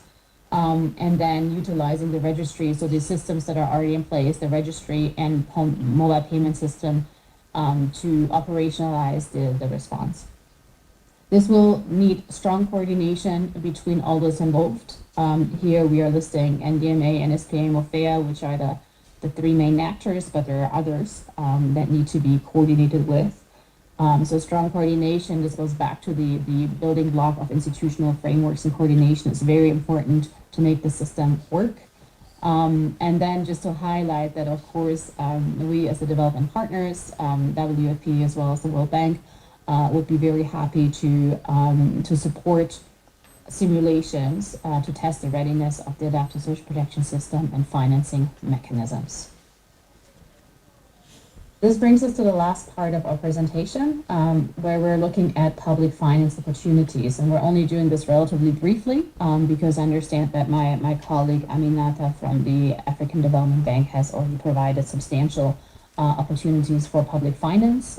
So here on the next slide, this is just to highlight that there is no single best source for financing adaptive social protection.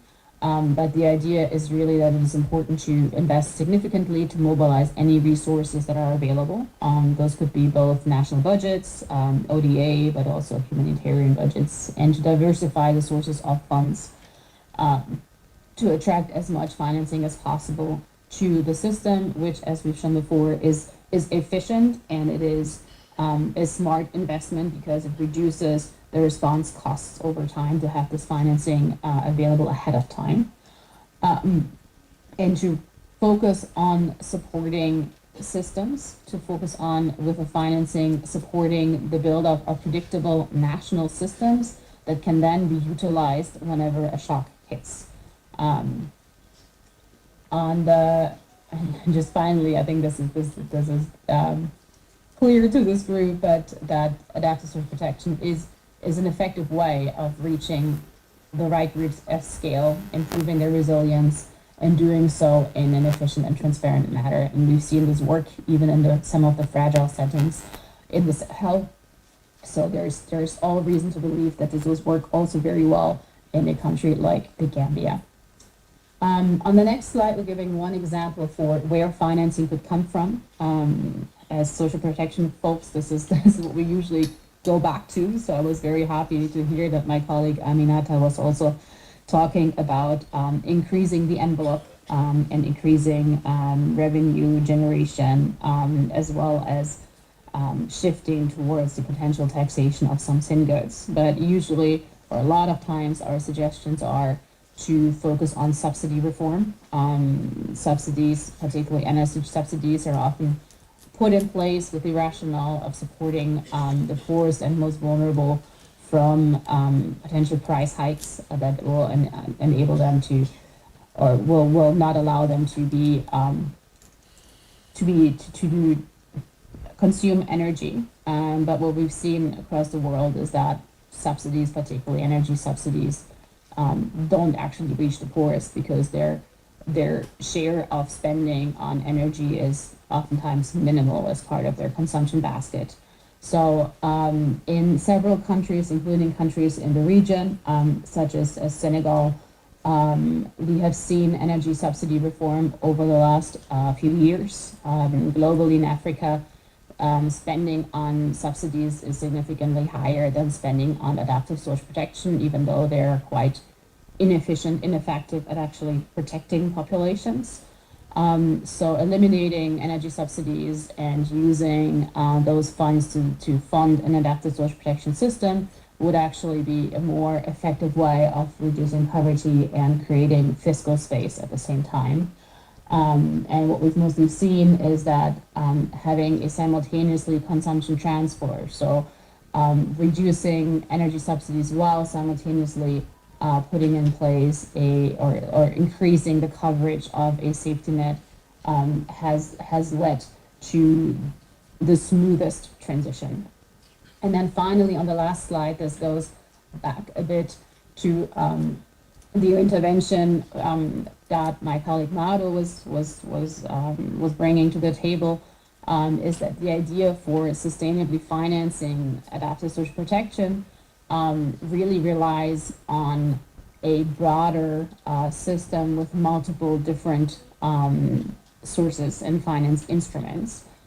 So those would include a risk transfer. ARC is one of those for droughts, sovereign risk transfers. As part of the support through the Global Shield, the World Bank team is currently looking at flash flood modeling and understanding whether a risk transfer or a sovereign insurance product for flash floods is something that could be viable. In addition, having a contingency fund in place that can provide contingent financing that has a predictable amount in it that is safeguarded and that can be accessed. Also, in shocks that are not necessarily a national emergency, is an important part of the risk layering framework, and something that the Gambia will, I'm sure, engage on further over the next few years. This brings us to the end of our presentation. Thank you very much, and looking forward to hearing any questions.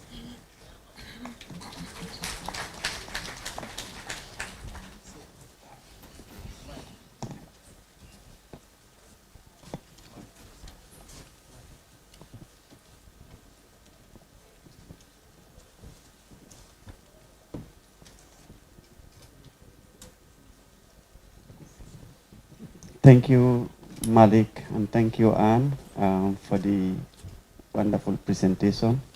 Now we will give the floor the chance to also ask questions if you have any. All right, we have 1, 2. Malik, you are. Hi. Thank you very much to the presenters. I am Hassan Jai from the National Health Insurance Authority.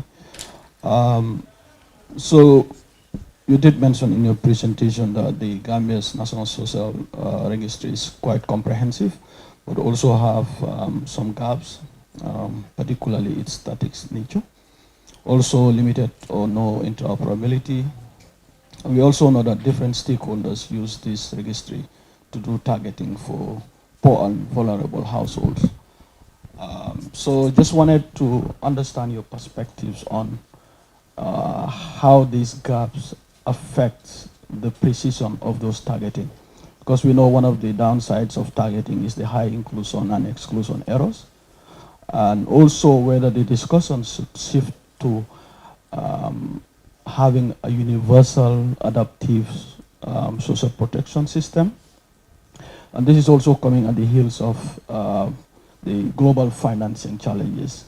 We know that official development assistance is expected to reduce significantly by 9 to about 15%.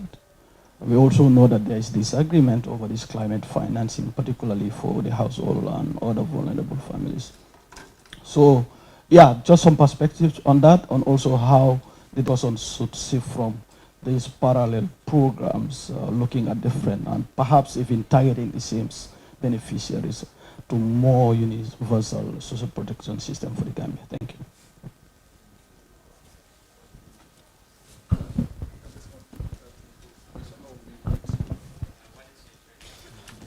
So let's maybe.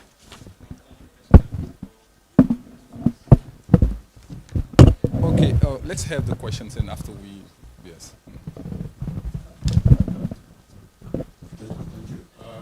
I want to thank the presenters. I am Modu Jonga, CEO, Banjul City Council. I just wanted to draw your attention to the fact that there's kind of a disconnect between the local level and the national level in terms of adaptive social protection, but also in terms of disaster risk financing. Your colleague just talks about the vision for financing. So with your expertise, with your experience, I want you to share with us how do we mitigate this disconnect between the local level and the national level in terms of vision for financing. Thank you.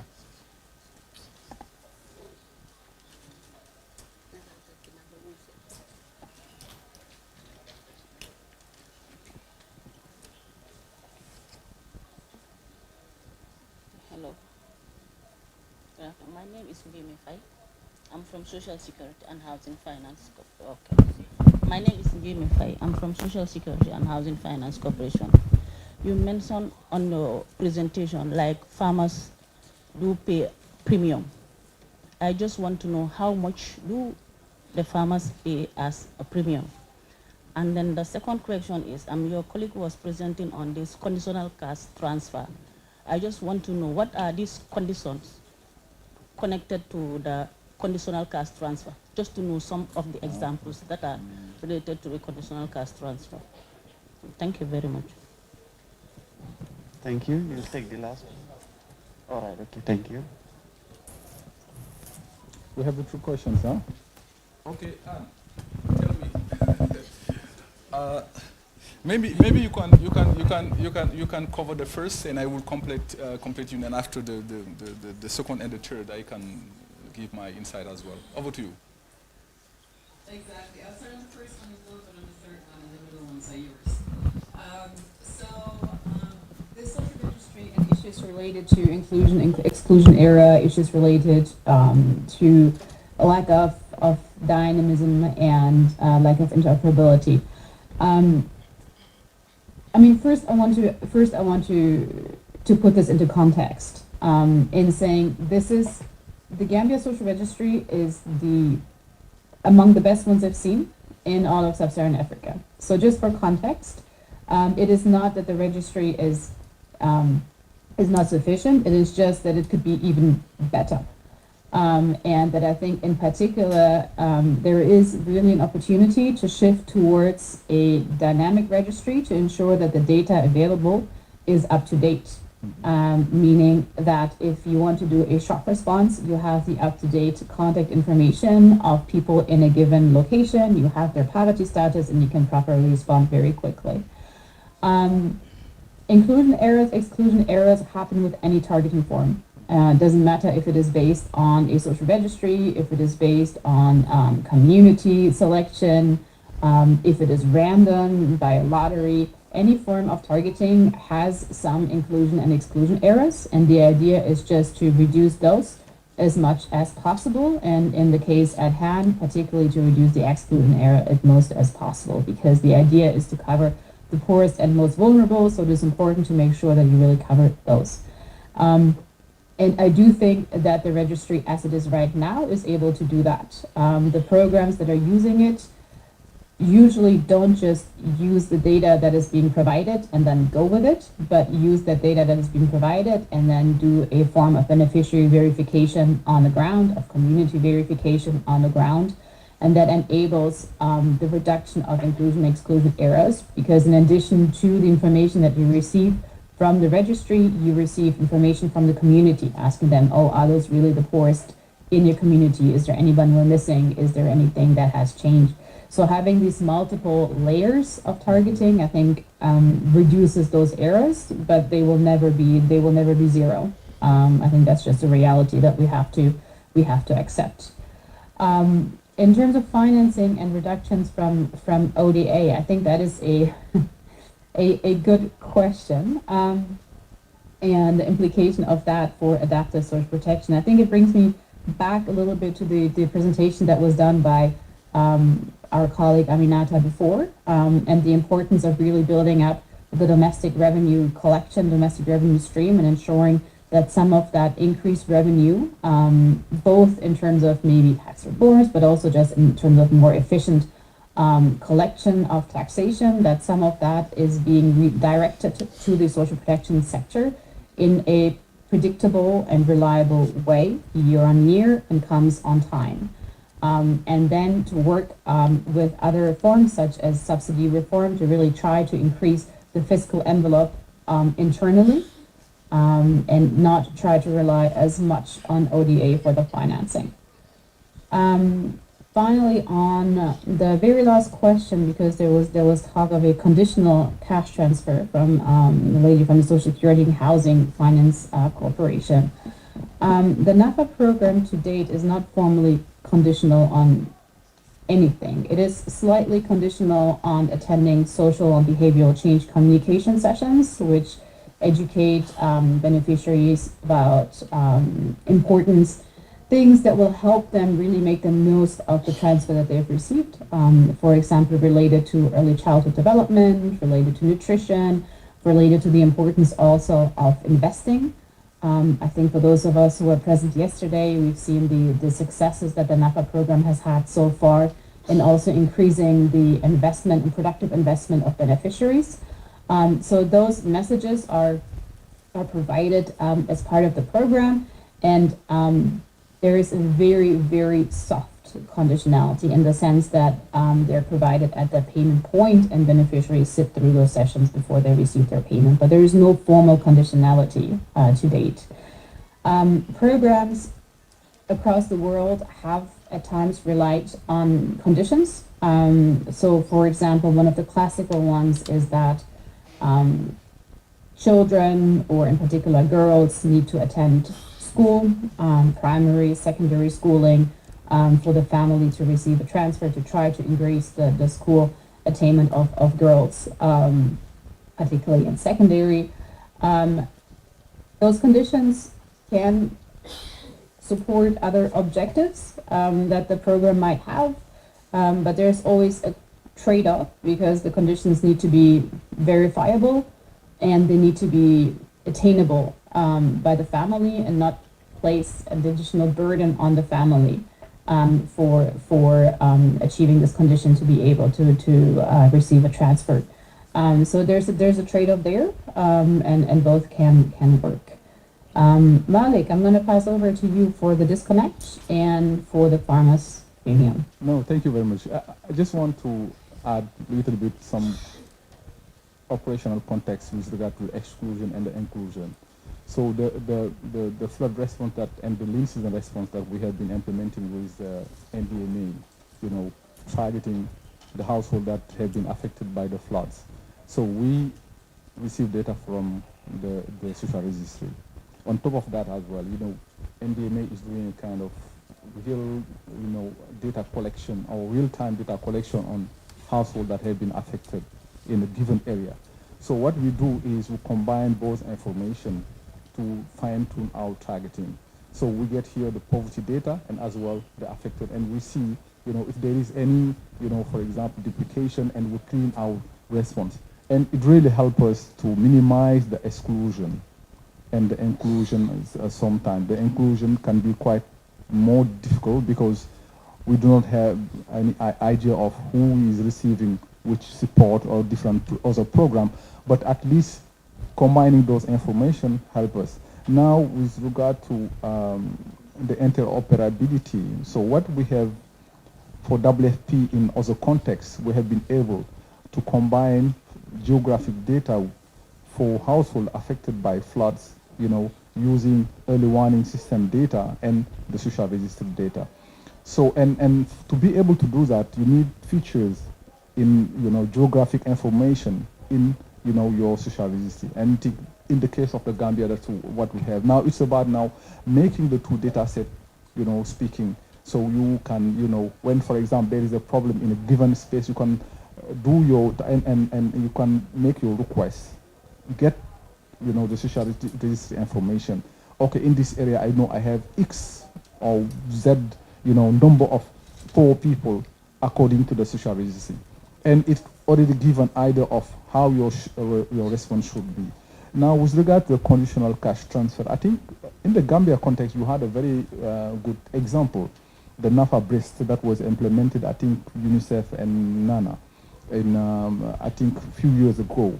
It's putting some condition to and target, maybe UNICEF colleagues who are here, they are in a better position to explain, but targeting, I think, pregnant and breastfeeding women, if I understand very well. It was the way it was designed. There is always a condition, for example, even when, you want children to go to school, this is another way as well to put some condition and increase attendance and sometimes girls' participation. So if I look at the local and the national level financing, very important point. And the example of the Gambia as well. WFP and the government, particularly the Minister of Education, we reach a level where, in the Gambia, WFP has been implementing the school feeding years since the 70s. Now we have reached a point where we said, okay, we should think about, the transition like handover strategy, where the government now will need to take over the program. So part of that, now the government of Gambia has a budget line for school feeding. It starts with 30 million, and now it's around 165 million dollars every year, covering 2 regions here, and the rest of the region you have WFP and other partners. So now what we have observed is the limited implication of the local level in that financing. And thanks to a new project that we are implementing now with the ITC, and I think the governor here, deputy governor, is well informed, where now we are working with the local government to see how they can start budgeting for school feeding. And the contribution of the local communities is already there, because in that school feeding is part of the safety net program. And you have the food management committee, the very active women that sometimes take their resources, their time, contributing to the operation, you understand. But now at the government level, the local level, now we need to bring them there, so that they can start, at least being accountable of the quality of the program, with the different decentralized government institution, the regional directorate, the regional health, because it's a comprehensive program. But now for them, seeing how they can include you know, that budgeting part of it. And I think that for even for the social protection should be the same. We should go to that level where there is a decentralized, you know,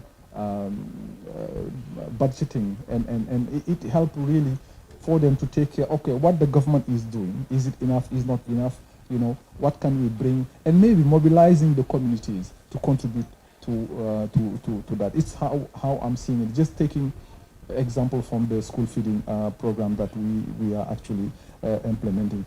Now, with regard to the farmer premium, I will let my friend, colleague Fode just explain. He's the one coordinating that program. I mean, he will be in the better position to explain how it works. Over to you, Fode. Okay, thank you, Malik. With regards to the premium payment, I would say since we initiated the program, at the moment, farmers didn't pay any premium towards the coverage, towards the insurance coverage. But they will be contributing in future, which currently is calculated at $18 per farmer, covering for 0.5 hectares of land. Gradually, because the way the program is being designed, gradually farmers will pay premium from their labor, meaning they will be working on risk reduction activities, where cash-based transfer will be initiated, and then from the transfer value that they should receive, then they will contribute towards the premium payment to the insurance companies. Meaning, at the moment, the program is covering 100% premium coverage for farmers, because it's newly introduced in the Gambia. I would say it has initiated since 2022, but coverage couldn't happen until 2024 and 2025, where there should be learning processes, capacity building processes, to set the micro-insurance framework in the Gambia, looking at, in the absence of regulatory frameworks, which are also underdeveloped, to make sure that the framework is well established in the country. Then WFP, being a development partner, would step aside and at least gradual handing over to the local insurance market in the Gambia. Thank you. Thank you very much, Fode. And just to let you know that this is now becoming, this is growing in the Gambia. We have now 3 projects or 4. You know, the Adaptation Fund project, which is implemented by WFP and the Ministry of Environment. We have the AI CRM, you know, which is an IFAD project implemented by WFP. Roots as well, where the roots beneficiaries will be covered with as well the premium. And now we are going to have a new project with the Climate Action Window with the African Development Bank.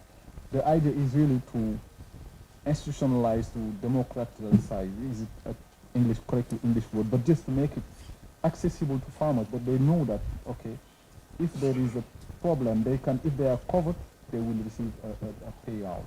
And it helped really to reduce humanitarian and assistance and the dependency to, you know, but it's a gradual, you know, and it's very complex, because you have a lot of, you have the central bank that needs to put in place the regulation in place, because the Gambia, you know, doesn't exist. And you have the farmers that need to know as well, you know, that this is an option and that is on the table. And, you know, different, but I think we are doing very well.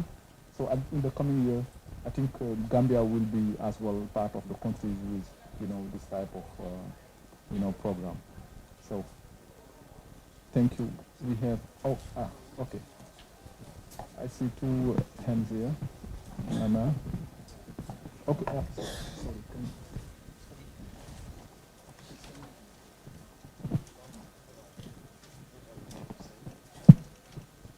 Okay, so this will be our final question, and then we move on.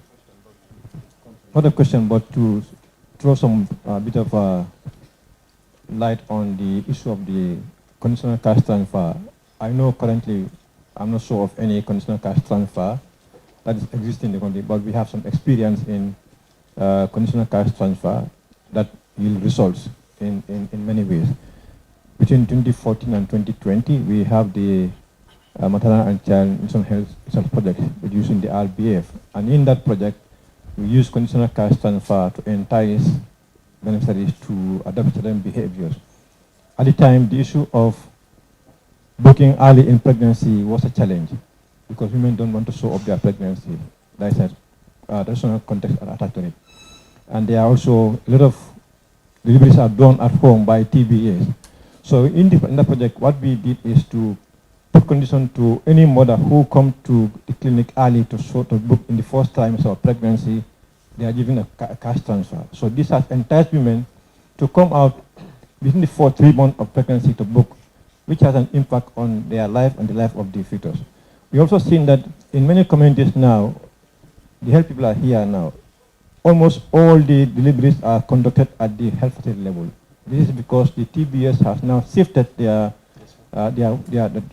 delivery, and they are becoming accompanying members of the pregnant women to the pregnant to the clinic.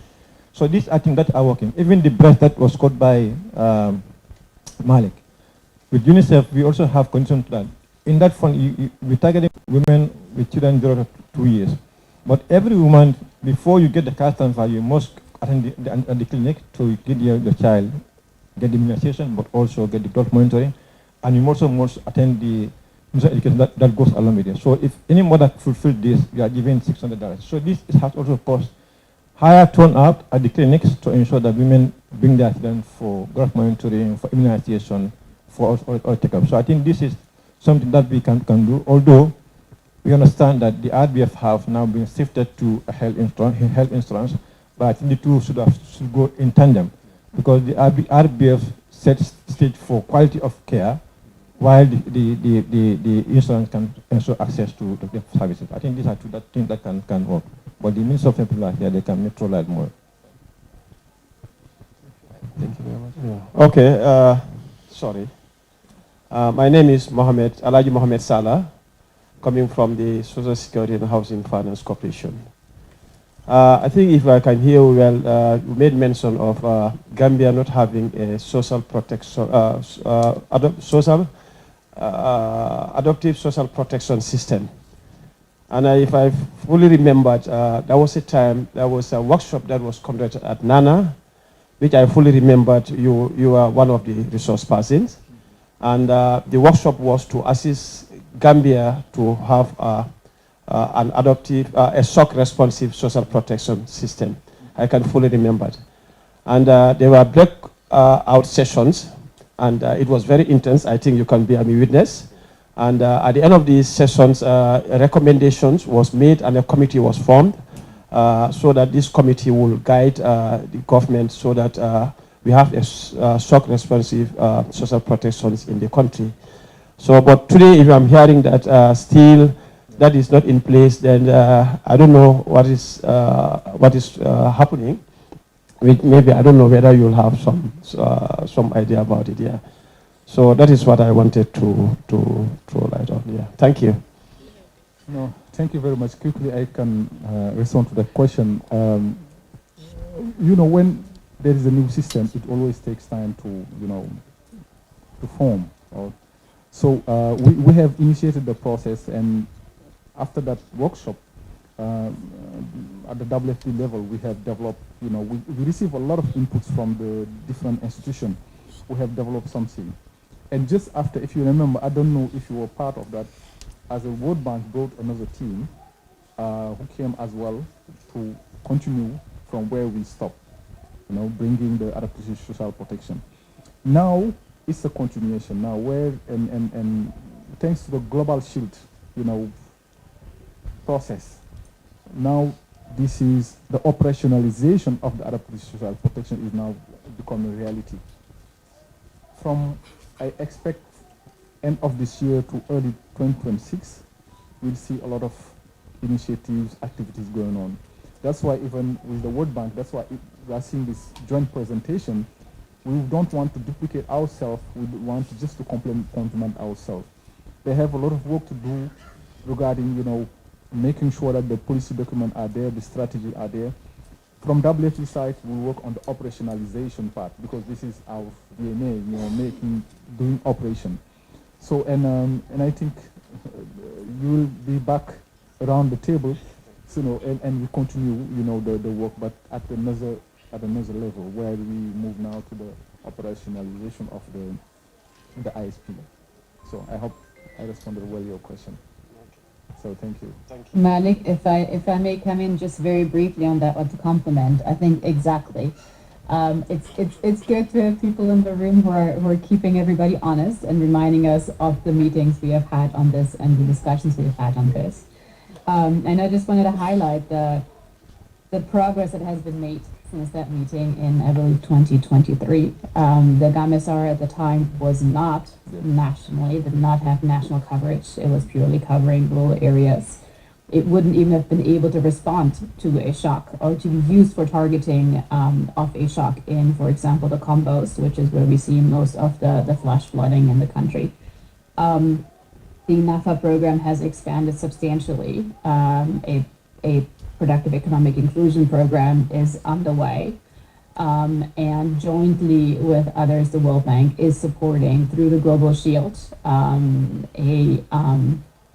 a program that would actually pilot adaptive social protection transfers by linking sovereign risk insurance to a payout through the social protection system. And that effectively is adaptive social protection, with a program that will have predefined triggers and predefined delivery modalities. And as Malik has pointed out, this is really a topic where we as partners, WFP, World Bank particularly, collaborate very, very closely and are very complementary in our support, and will jointly push that agenda forward. So I think it's just a good reminder also of how far we've come. Systems building is not something that happens overnight, as we all know. It takes time to set these processes up. And I do think we are now at a critical juncture where a lot of progress will be made over, I'm going to be a bit more cautious. I'm going to say over the next few years instead of over the next few months, but I am happy to be proven wrong and follow Malik's very optimistic view of progress happening. Thank you.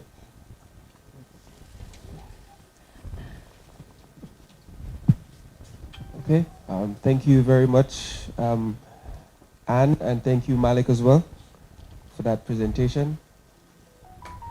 And thank you guys for your contributions as well. Thank you all for your contributions as well, your questions and answers. I think that was a very, very interesting presentation on adaptive social protection. And so now I think we've been seated for quite some time. It's been very cold. So we'll take a quick health break, just 10 minutes for us to walk around. We've got some hot beverages on your way out on the corridor, so you can indulge in that as well. And in 10 minutes, we will reconvene for the next presentation. Okay. So a very quick health break, so we can just move around and come back. From the regional director of ID Insight from Dakar. And Mr. Fisher will be presenting on refined classification of household income based on PMT data. And this will be a case study from Kenya. So Mr. Fisher, the floor is yours. Would you like to use this? Let's just see.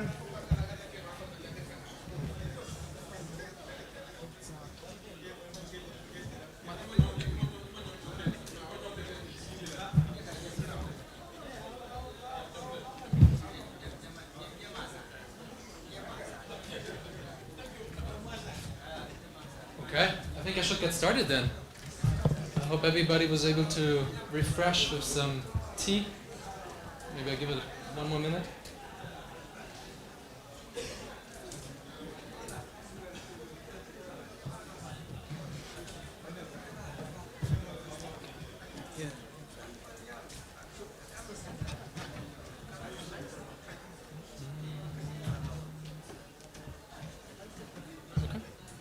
Okay, great. Well, thank you so much for the kind introduction. It's a tremendous honor and pleasure to be able to present our work from from Kenya. I'm representing ID Insight, where actually until recently I was leading our West North Africa region.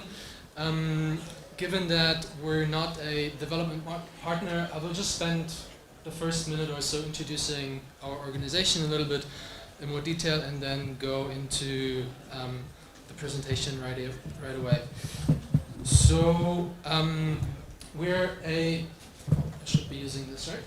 So we're a not-for-profit advisory and research organization that is focused on the question of how can we use critical and limited resources for social programs in a way that they maximize impact. And this doesn't seem to be moving forward. Could we move forward?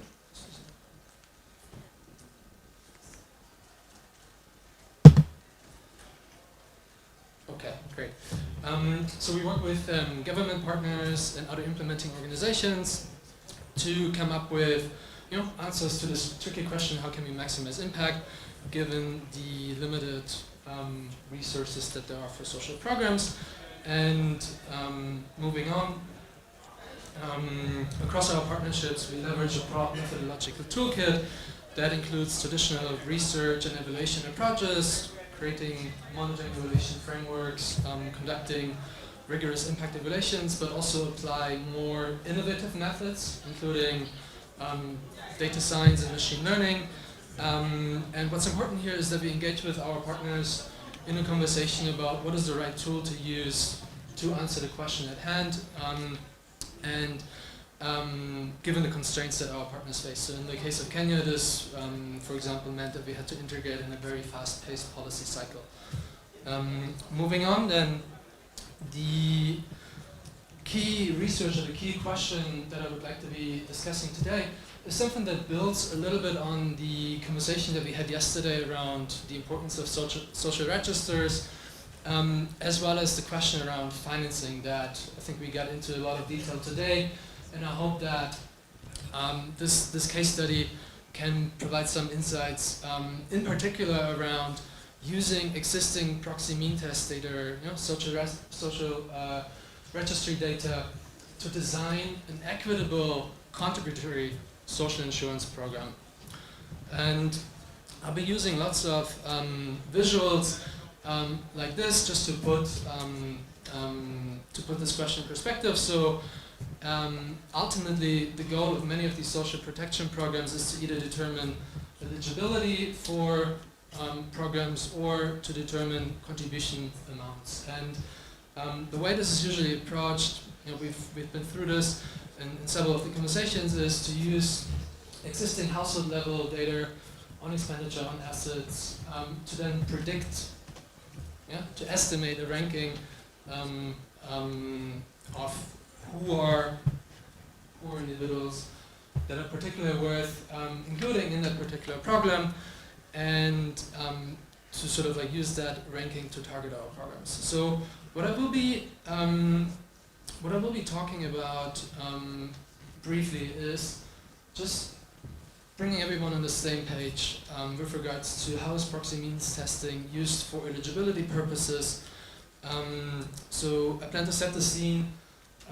Given this is a conference on social protection, many of us will be familiar with these concepts. We had a discussion before about inclusion, exclusion errors that also came up in the presentation just before. I just want to visually provide some examples of this to set the scene and to then think about how is this approach working out and what are the implications if we were to use a similar approach determining contribution amounts.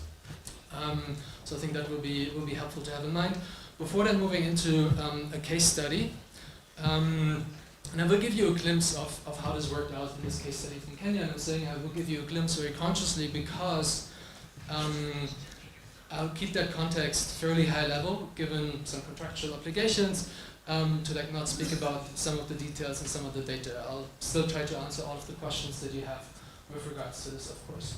I'll then speak about two brief model improvements improvements that we introduced where we collected additional data and we introduced an appeals mechanism that allowed us to really improve on equity and reduce some of the exclusion errors and misclassification, but I'll get into that. So moving into the sort of recap, if you will, eligibility and targeting for eligibility usually means that there's a steep cutoff rate in the benefit. So if we, that hopefully doesn't come as a surprise, right? But eligibility criteria just mean that some percent of the population receives access to a program or a service while another part does not, and we need to determine sort of like those cutoff rates in a very equitable way. And I'm illustrating this just here for a hypothetical program where we're trying to target the poorest 20% of the population, here generated by the PMT score, the proxy mean test score. So that sounds fairly easy, right, in theory. But remember that this PMT score and this ranking that we're using is just an estimation. It doesn't necessarily reflect which of these households are actually worthwhile and vulnerable, but it might suffer from like inclusion and exclusion errors. And we'll go through that visually a little bit. So, as I said, we actually do not know who the poorest 20% of the population in this example were. So what we oftentimes do in practice is that we're using information from the social register to then estimate a particular model. Usually it's some sort of like proxy mean test model, whether it's linear or otherwise, to come up with these rankings. And the information we're using is usually coming from expenditure asset data. There has been lots of progress in terms of refining what we collect. We heard already before, we had a lot of discussion yesterday as well on the Gambia social registry, that being one of the most comprehensive, that having 100% coverage in the country, which is really critical, especially if we're talking about now the contributory schemes as well. So this is basically, just giving a sense of how these models work.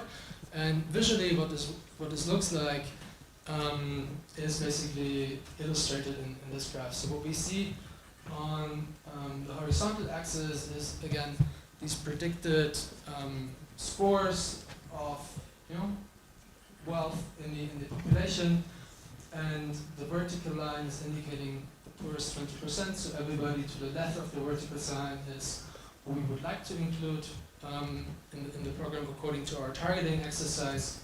And what the authors in this work did here is, this is an example from Rwanda, is to collect actual consumption data as well. So what we're plotting, in addition to the prediction on the horizontal axis, is the actual consumption ranking on the vertical axis. And then we're applying the same 20% cutoff to the actual consumption data, which means that everybody that's sort of below that 20% percentile on the vertical line should be actually covered according to the consumption data.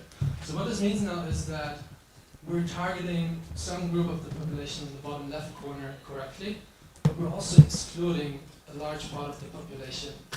That's just by design in terms of how we're using prediction to do the targeting.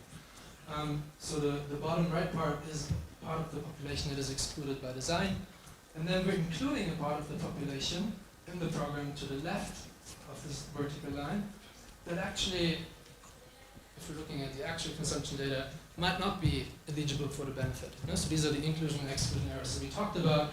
This is a particular strong case, and I can't speak to the case of Gambia. I haven't worked or seen, looked at the data. The general point that I'm trying to make, though, is that so the general point that I'm trying to make, though, is that across programs there has been a lot of research where stakeholders undertook, again, a really well-researched pilot targeting exercise to demonstrate the effectiveness of this proxy mean testing mechanism. I think this is taken from a document with the Australian Aid Agency that then assessed sort of the effectiveness of different programs. And what they found is that across the lowest 30% of households that were eligible, only about 50% or so were correctly targeted. So there's a massive gap in the segment of the population. This is not to say that proxy means testing is all bad and that we're lost. That's not the point to say here. So as Anne said in the prior discussion, any targeting will have exclusion and inclusion errors, but it's really important to be aware of these dynamics. And again, I can't speak to the state of this problem, to the extent of this problem in the context of the Gambia. I haven't looked at the data, and probably even if I know this is a high-level conference, I wouldn't be saying it. But I think it's something to be aware of. And moreover, I think it's also important to mention that there have been various attempts to increase the precision of this targeting axis, as we spoke a lot about already. Participatory processes, getting community involvement to validate those rankings, as well as integrating kids mechanisms. So there has been a lot that has been done in terms of reducing these errors, but from a purely technical perspective, which is often the perspective that we take in our work, we're trying to fit a very prescriptive model to very complex multidimensional data, and these errors will happen. Okay, so far, just for the setting the scene. What I would like to talk about now is basically how proxy means testing data could be used for determining contribution amounts in contributory social insurance schemes. So we go back maybe to the illustration that we had before. Here we go. Where we now talk about a contributory scheme where we require the richest 20% of the population to cover the full cost of the benefit, and then as a government subsidize the contributions for other parts of the population in different buckets, right? And this is just an illustrative example where we go down to having the poorest 20% of the population cover about 10% of the cost of the program, right? So this is another, just an illustration of this contributory scheme. So now, from a technical perspective, the question then becomes, how do we find out which income bucket or which income group a given individual falls into? And again, from a technical perspective, there's two ways to think about this. Where the first one is that we would like to estimate a precise income measure and then use that to rank people in the categories. And the second one is that we would directly try to predict which of these categories a certain individual is in. So one is an estimation problem, the other one is a classification problem, and that's from a technical perspective, again, different models that we would be applying, and some of them might have advantages over others. So this is again just focusing on highlighting the importance of the model here for determining these contribution amounts.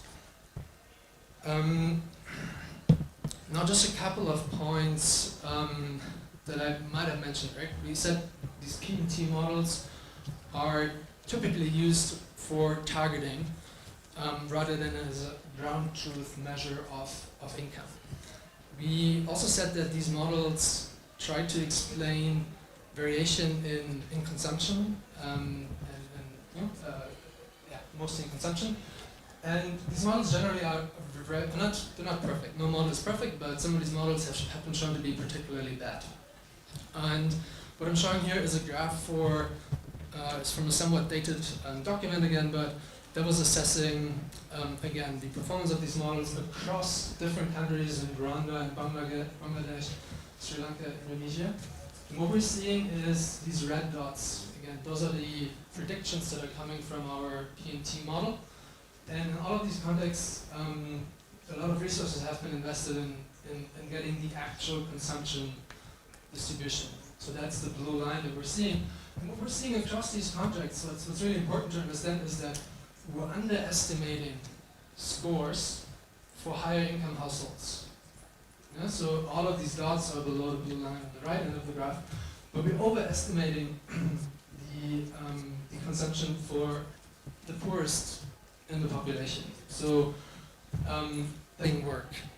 This drawback doesn't necessarily affect our implementation, except for the inclusion and exclusion errors that we see implementation problems, because we're skewing the amounts that, in particular, the poorest parts of the population would have to pay, and we're inflating them. So from an equity perspective, we're disadvantaging those that we actually would like to support through the government subsidy of this program. So knowing this, therefore, in this case study that we're now going to move into, we were interested in what can we do to address this problem? How can we change the models and the underlying PMT approach to increase fairness and equity, in particular for the poorest of the poor? That was really the objective of our support. And with that context and theoretical underpinning, I would like to now move into the case study from Kenya. So again, I keep this high level, but happy to try and answer questions to the extent that I can. So the Kenyan Ministry of Health instituted a contributory social health insurance scheme that would include contributions from both the formal and informal sector households. And the plan for these contributions was to be proportional to the household income. For formal sector households, reported income is something that's known and therefore would be used. And for informal sector households, income was to be determined using this PMT model. In our role, we now supported the Ministry of Health in designing and implementing this model. And the ministry used a household budget survey data set that included information about income and other indicators to train the original model to do the PMT exercise. And our focus, as I said before, was in particular to increase equity for the poorest part of the population.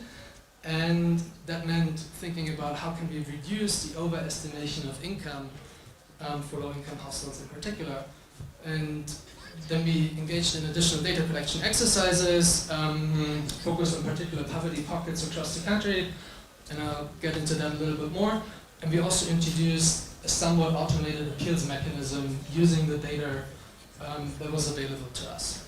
So again, we'll be looking at just the setup with this visual that you're already familiar with.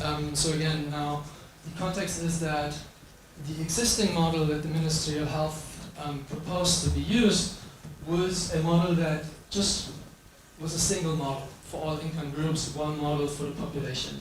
So that meant that we would be using all the data available to us to use the same weight for all the information that we have and predict income levels. And these income levels would then be used to determine contribution amounts. So that was the initial idea, the initial approach.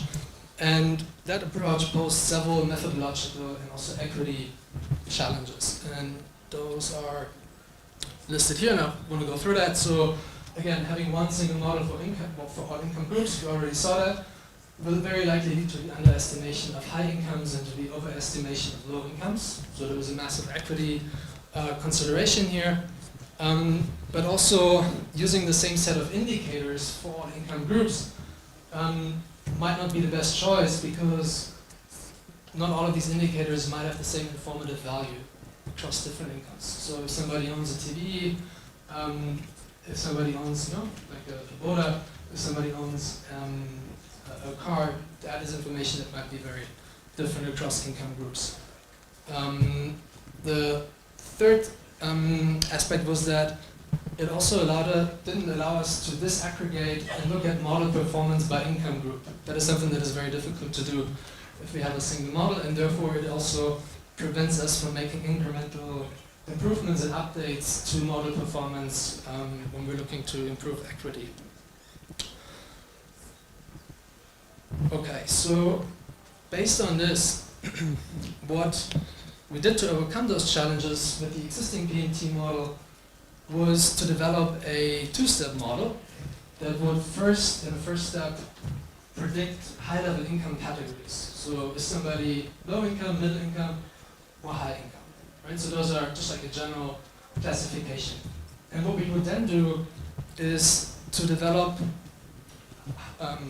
group-specific models that, in a second step, would predict very granular income groups. So you could think about in the low income proportion, in the low income group, is a household earning maybe below $1,500 per month, between 1,500 and 3,000. So those are like very, very granular income groups.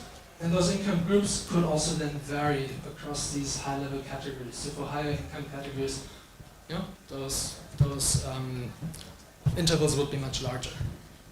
So that's basically the innovation that we did. Hope the visual is much clearer than all the code and all the data that goes into that. But that's the basic idea.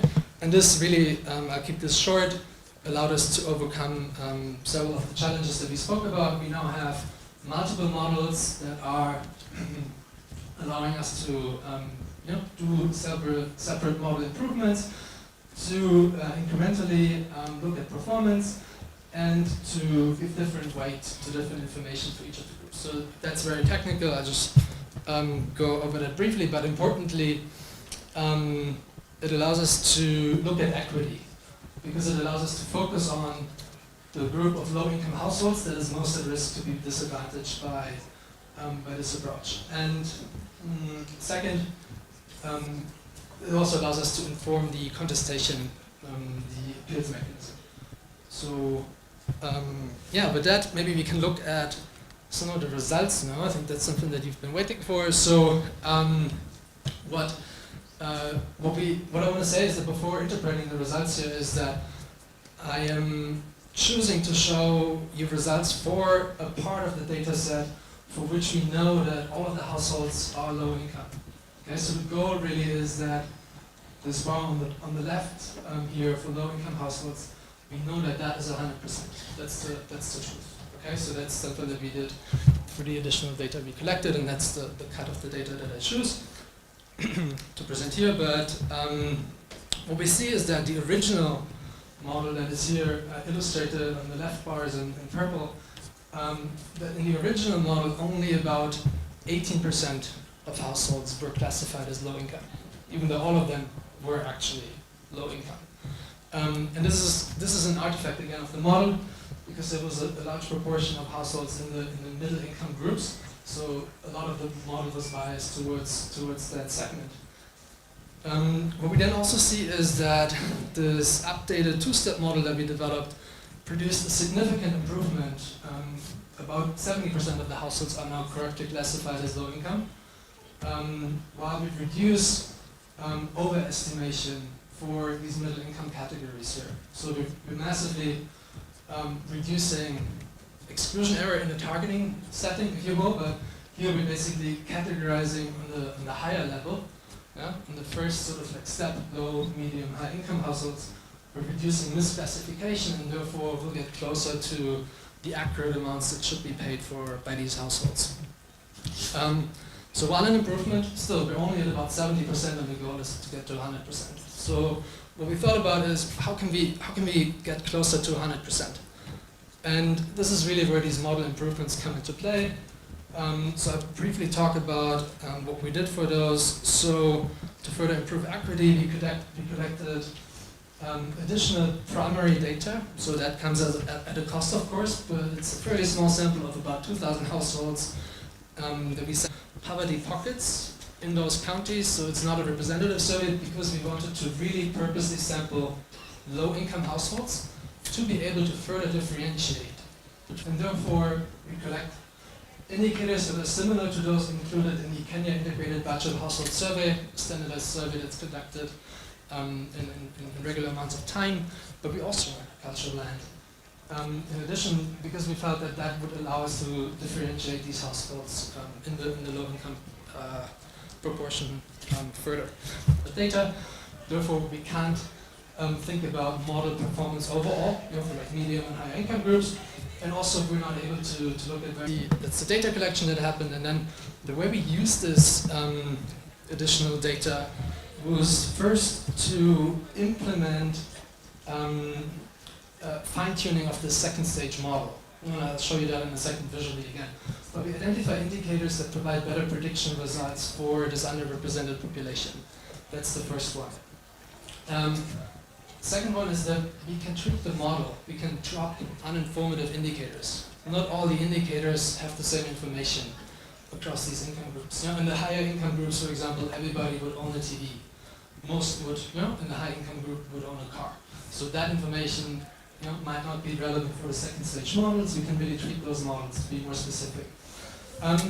We would also be able to change model predictions post hoc, so afterwards. We could sort of make specific changes to better reflect what we see in the ground truthing.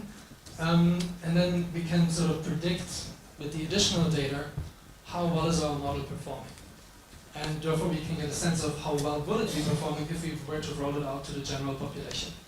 So again, it's an additional investment in resources, but our hopes were really that we were able to increase equity with those efforts. So visually now, what I said is that we focus in particular on the low-income segment of the population. So these model refinements and post-hoc corrections, they're really just for the second stage model that I spoke about. And also the appeals mechanism that we introduced is only for the low-income household group. So this appeals mechanism allows us to build in predictions about how certain we are that a given individual falls in a given income category. So am I earning below $2,000 a month or between 2,000 and 5,000? We can have an estimate of how certain we are about those categories. And if a person then appeals, they need to provide additional information, and the information that the individual provides, in addition to the information we already have and the certainty that we have, allows us to somewhat automate this appeals mechanism. And maybe then looking at the results of those two additional model improvements,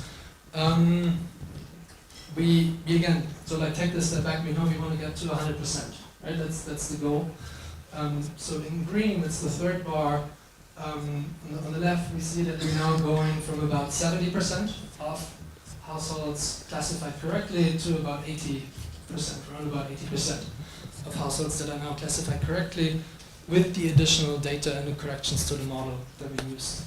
But what really changed the quality of this prediction model here, classification model, is this appeals mechanism.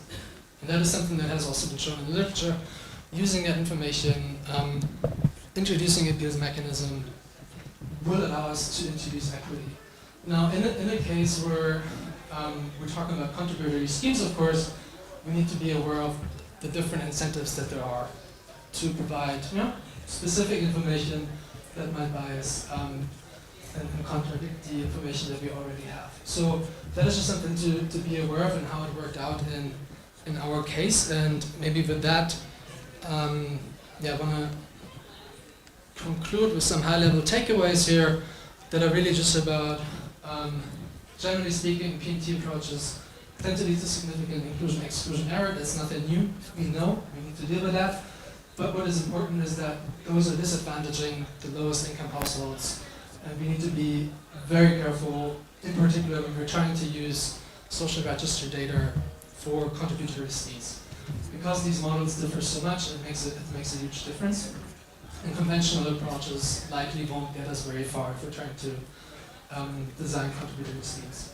Our focus here, as I said, was on mitigating model bias, ensuring that the contributions for low-income households are as fair as they can be, not on optimizing overall contributions or model precision. So, if I'm a policy designer, there's a cost involved in this, because what we're doing here is that we're reducing the cost for low-income households while we're not increasing the cost for high-income households. So there will be, general financing questions coming as a result. And second last point is really, even with moderate investments and further model tweaks, being really careful using additional information, we were unable to get to 100% model accuracy, even though we see massive improvements in taking a different approach than the conventional simple PMT model. And the last one is really, as I said before, we saw in the data, this appeals mechanism that allows citizens to contest the distributions that are determined by the model, allowed us to further improve on equity, and is definitely something that we would love to see included in such policies. Now, how things worked out in Kenya, we don't quite know. We weren't involved all the way through. Some of these results were very contentious, and therefore, yeah, happy to discuss that more. I think we have someone familiar also with the context very much. So with that, thank you so much. I'm happy to take questions.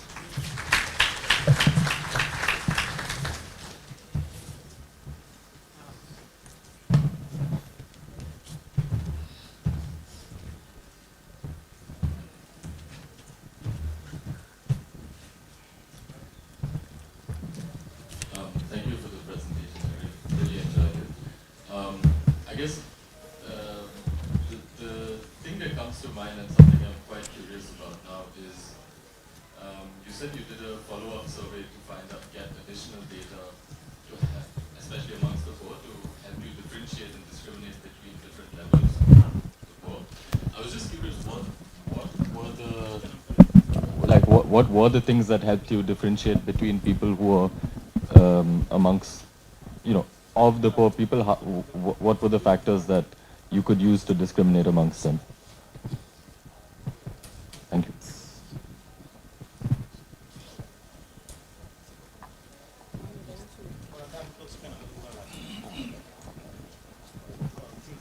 Thank you very much. Quite interested in this work. Again, like I discussed with you earlier about the high inclusion and exclusion error. But I just wanted to, because after adjusting the model, taking into account low-income categories, that is post-hoc and post-appeal, I saw that the prediction was very high, close to 100%, even though the objective was to have 100%. Now, I hope the tweaks that you did in the post-hoc and also following contestation is not also overly estimating the level of poverty among that income group.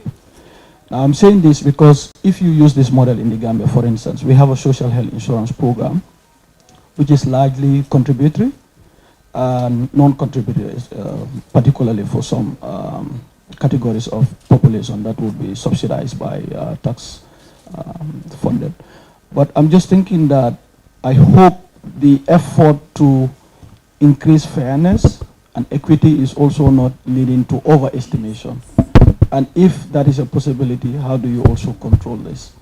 And in the Gambia, we are at a stage where we're thinking of introducing premium for formal sector workers, informal sector workers, and those that are self-employed. Largely, we are relying on some population willingness to pay estimates. So maybe some perspectives on maybe what Gambia can do to improve, premium decision making.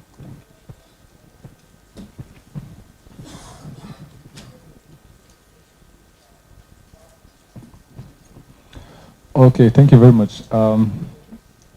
Very interesting presentation. Just wondering, with regard to the validation of the model, if you, there is a process of validating, with the communities, looking at the reality, what really, what is the situation. And I think one of the questions I wanted to ask as well, the investment that is required to have this. Maybe it's linked to some specific, social protection intervention, but not really, because some intervention really target the poorest group, and when with the PMT we have the group poor, and the exclusion and inclusion can be a little bit, minimized because of the fact that, we are targeting that specific group. But anyway, there is a reason why as well we are targeting that group, because we're linking that to the fact that there is a high probability of having a very low consumption when you are in that group. But what I'm seeing here as well, you can have some bias. And understanding as well, and this is another element that sometimes we face is, okay, some indicators like consumption are kind of very seasonal and can be affected by, the situation or the data point. So, and really think how your model can help as well to minimize that, because I mean, why we think PMT sometimes can be very robust and useful, because if you link your targeting to the consumption, I mean, the bias even is really, particularly in terms of inclusion or exclusion, you understand, depending on the point of time of your data. So that's what I wanted to add. Thank you so much for the presentation.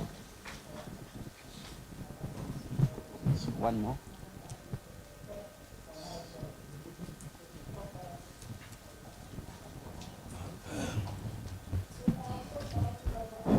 Yes, good afternoon. Thank you very much for your excellent presentations.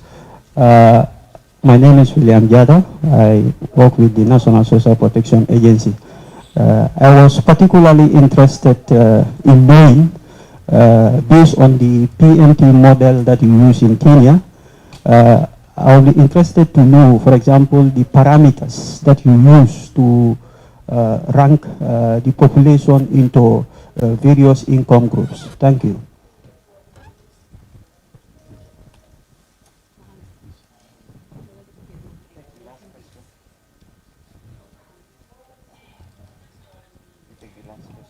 Okay, good afternoon. My name is Catherine from Nana.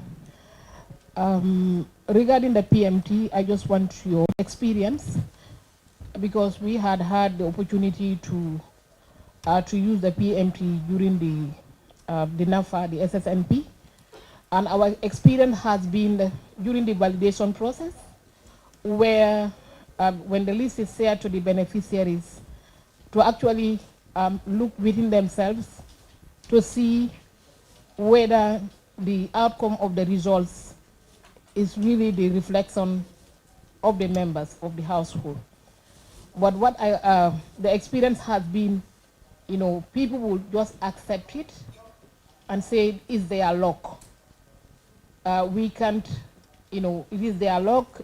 These are the names that we have, but it's hardly for you to see somebody to sincerely come out to say that, yes, indeed, even though my name came out, but I think there are people within the community that I'm better off. So I don't know whether what has been your experience in terms of other countries, whether the issue of inclusion and inclusion have worked out. But here, not much is being done. Under normal circumstances, people will just accept the results, even though they might complain outside, but not in the presence of the people. So probably you can throw light on that. Thank you. So it's like someone is pleading for me to give him chance. Let's take the last one. Okay, I'm Ibrahim Asise from Social Security and Housing Finance Corporation.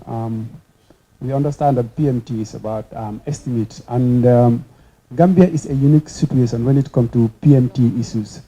In most of the time, for example, if you go to our rural areas, you will find a person in a very good household or in a very good building when actually that person is actually poor. And you will also find a person in a poorly managed setup, but when actually that person is rich. So how can you balance, especially with the data collectors, in terms of PMT? Thank you. Over to you.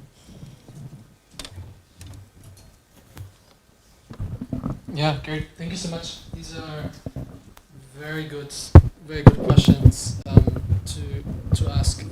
I'll go back to some parts of the presentation to answer them. I think there was I'm just going to take them in chronological order, starting with the first question on the additional data that we collected. Here. Yeah. So there's the the general data that we collected is very similar to standard budget household survey, Kenya integrated budget household survey, KHBS, and all the modules that that go into that. Right? So it's like expenditure modules, asset modules.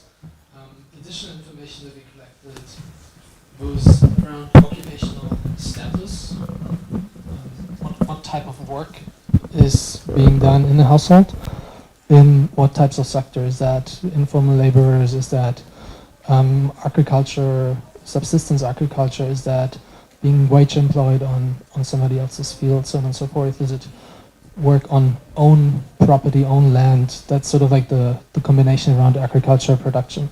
And so that's what we felt that in a lot of particular rural settings was able to help us differentiate in terms of like, is any land owned, what extent is being owned, and how is that land being used for subsistence and or more productive income generating activities. So that's about the level of detail that I can go into that. There is of course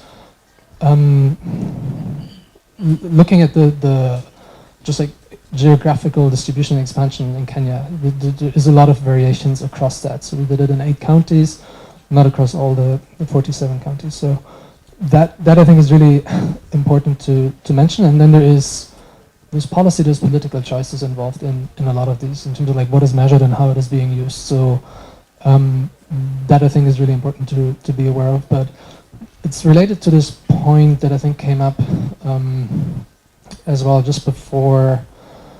I think this graph here is illustrating this really well. So I think there were several questions about what are the PMT variables that we're using. So I think that is the same question that it's related to the question that I just answered about the information that we collected and that we used. That information is the same across all income households, but what we're basically doing is we're trying to, from a technical point of view, maybe just segment like this distribution and estimate different models that fit better. And therefore the same information has a different weight. Right? So if I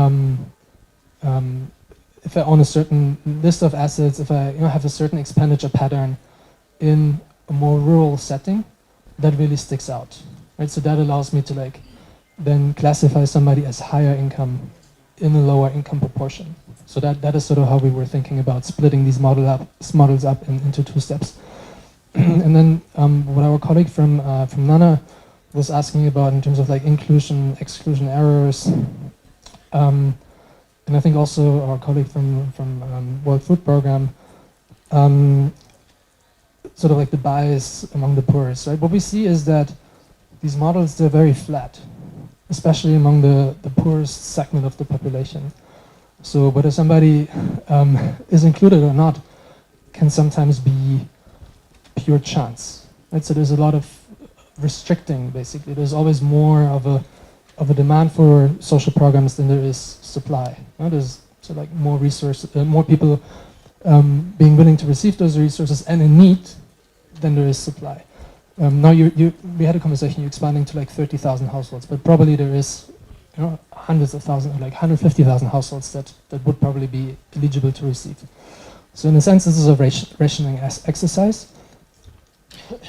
And then, as you mentioned, reducing inclusion error is much, much more difficult than reducing the exclusion error. Exclusion error is being able to like predict this better, but the inclusion error, as you said, requires validation, and it's very rare in community settings to find an individual to say, okay, no, I'm actually not eligible, right? Because that is also something that undermines the cohesion in a community oftentimes. So yeah, I think that is a really, really important observation, and it speaks to the importance of the community involvement process that I think both of you were speaking about as well.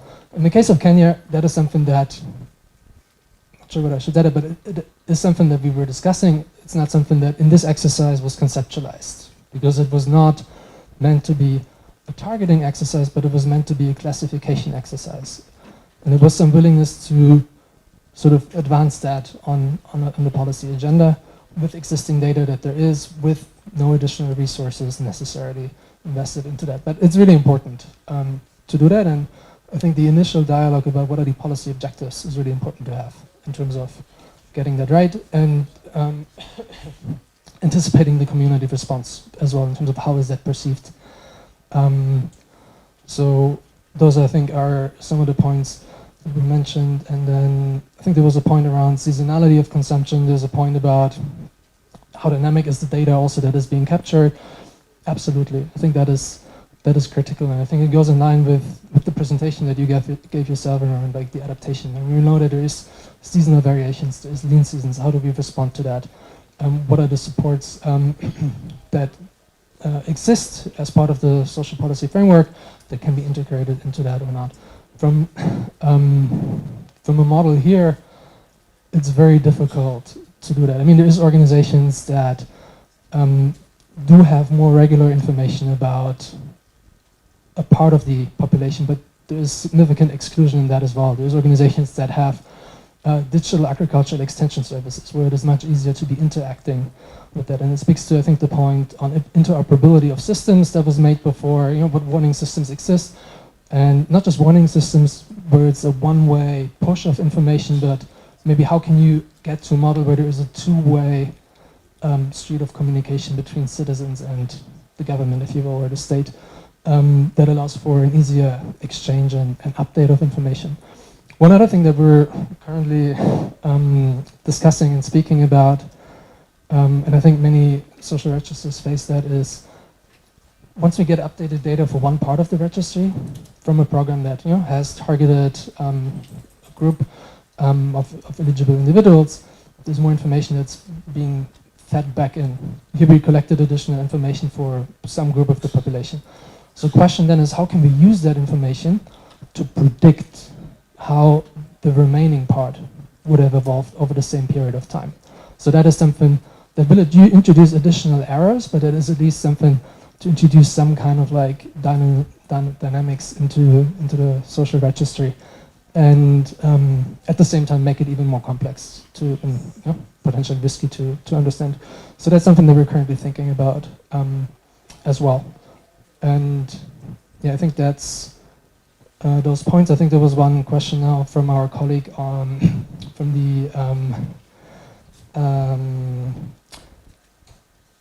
the health insurance scheme around willingness to pay, moving towards the transition of premiums. I think this is a prime example of that. It's the same. It was about what should those premiums be. Was one approach. You mentioned willingness to pay studies and sort of like the ways or the methods that we could apply to get a sense of what's best in terms of financing this reform.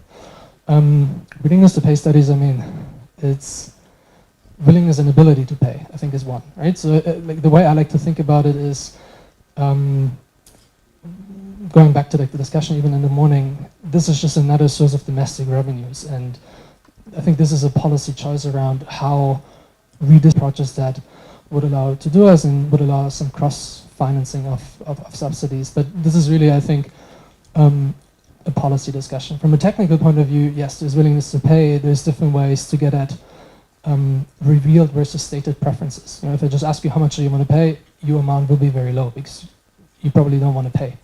But there is ways to like figure out that willingness to pay in an incentive compatible way. So meaning that it's closer to the actual truth that that person is willing to pay. And we can maybe discuss that. I think it's more on the technical side.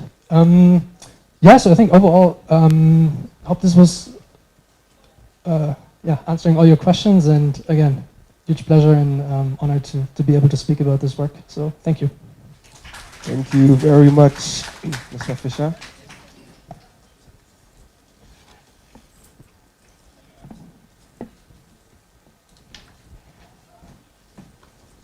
Thank you very much, Mr. Fisher, and thank you as well, delegates, for your questions and comments on that presentation. Our next presentation, as we've had a case study from Kenya that was just showing us the refined classification of household income based on PMT. We will have another presentation, and this will show us a Kenya case country presentation, and this will be done by Mr. Peter Mbasa, He's the Senior Social Protection Specialist from Kenya. So, Mr. Peter, the floor is yours for your presentation.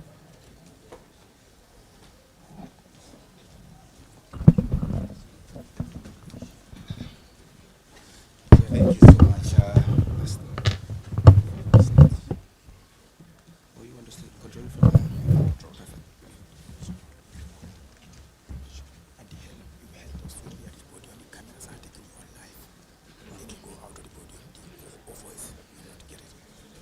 All right, thank you so much, and good afternoon.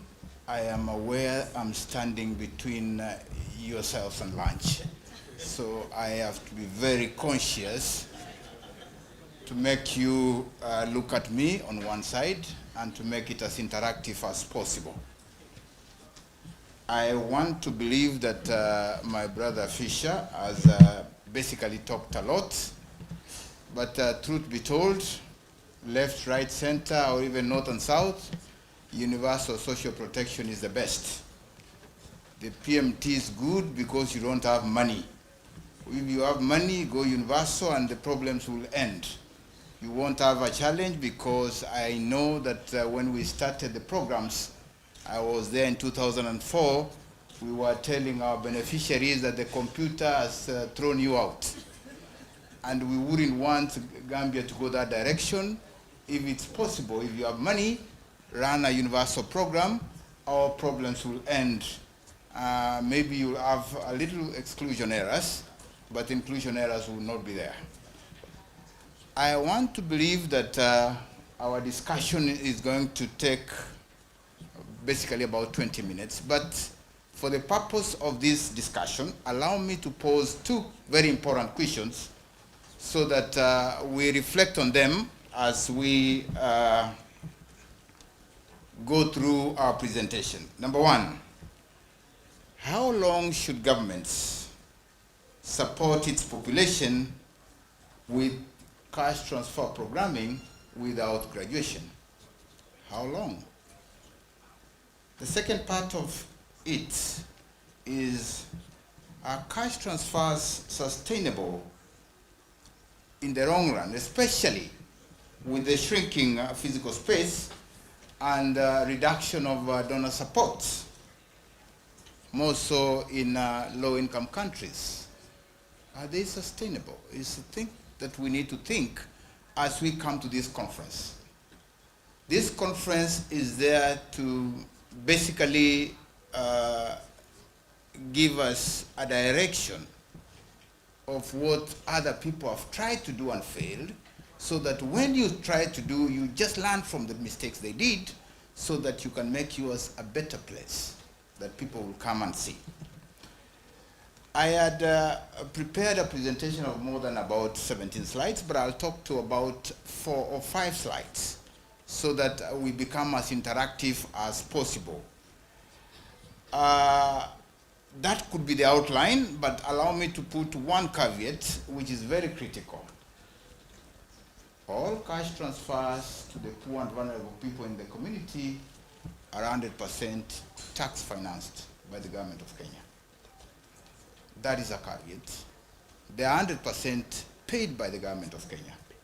So the reason is we've learned the hard way, we've made the hard mistakes, and we've decided that we have to go the government way because we can control ourselves, we can ride left, right, and move the agenda.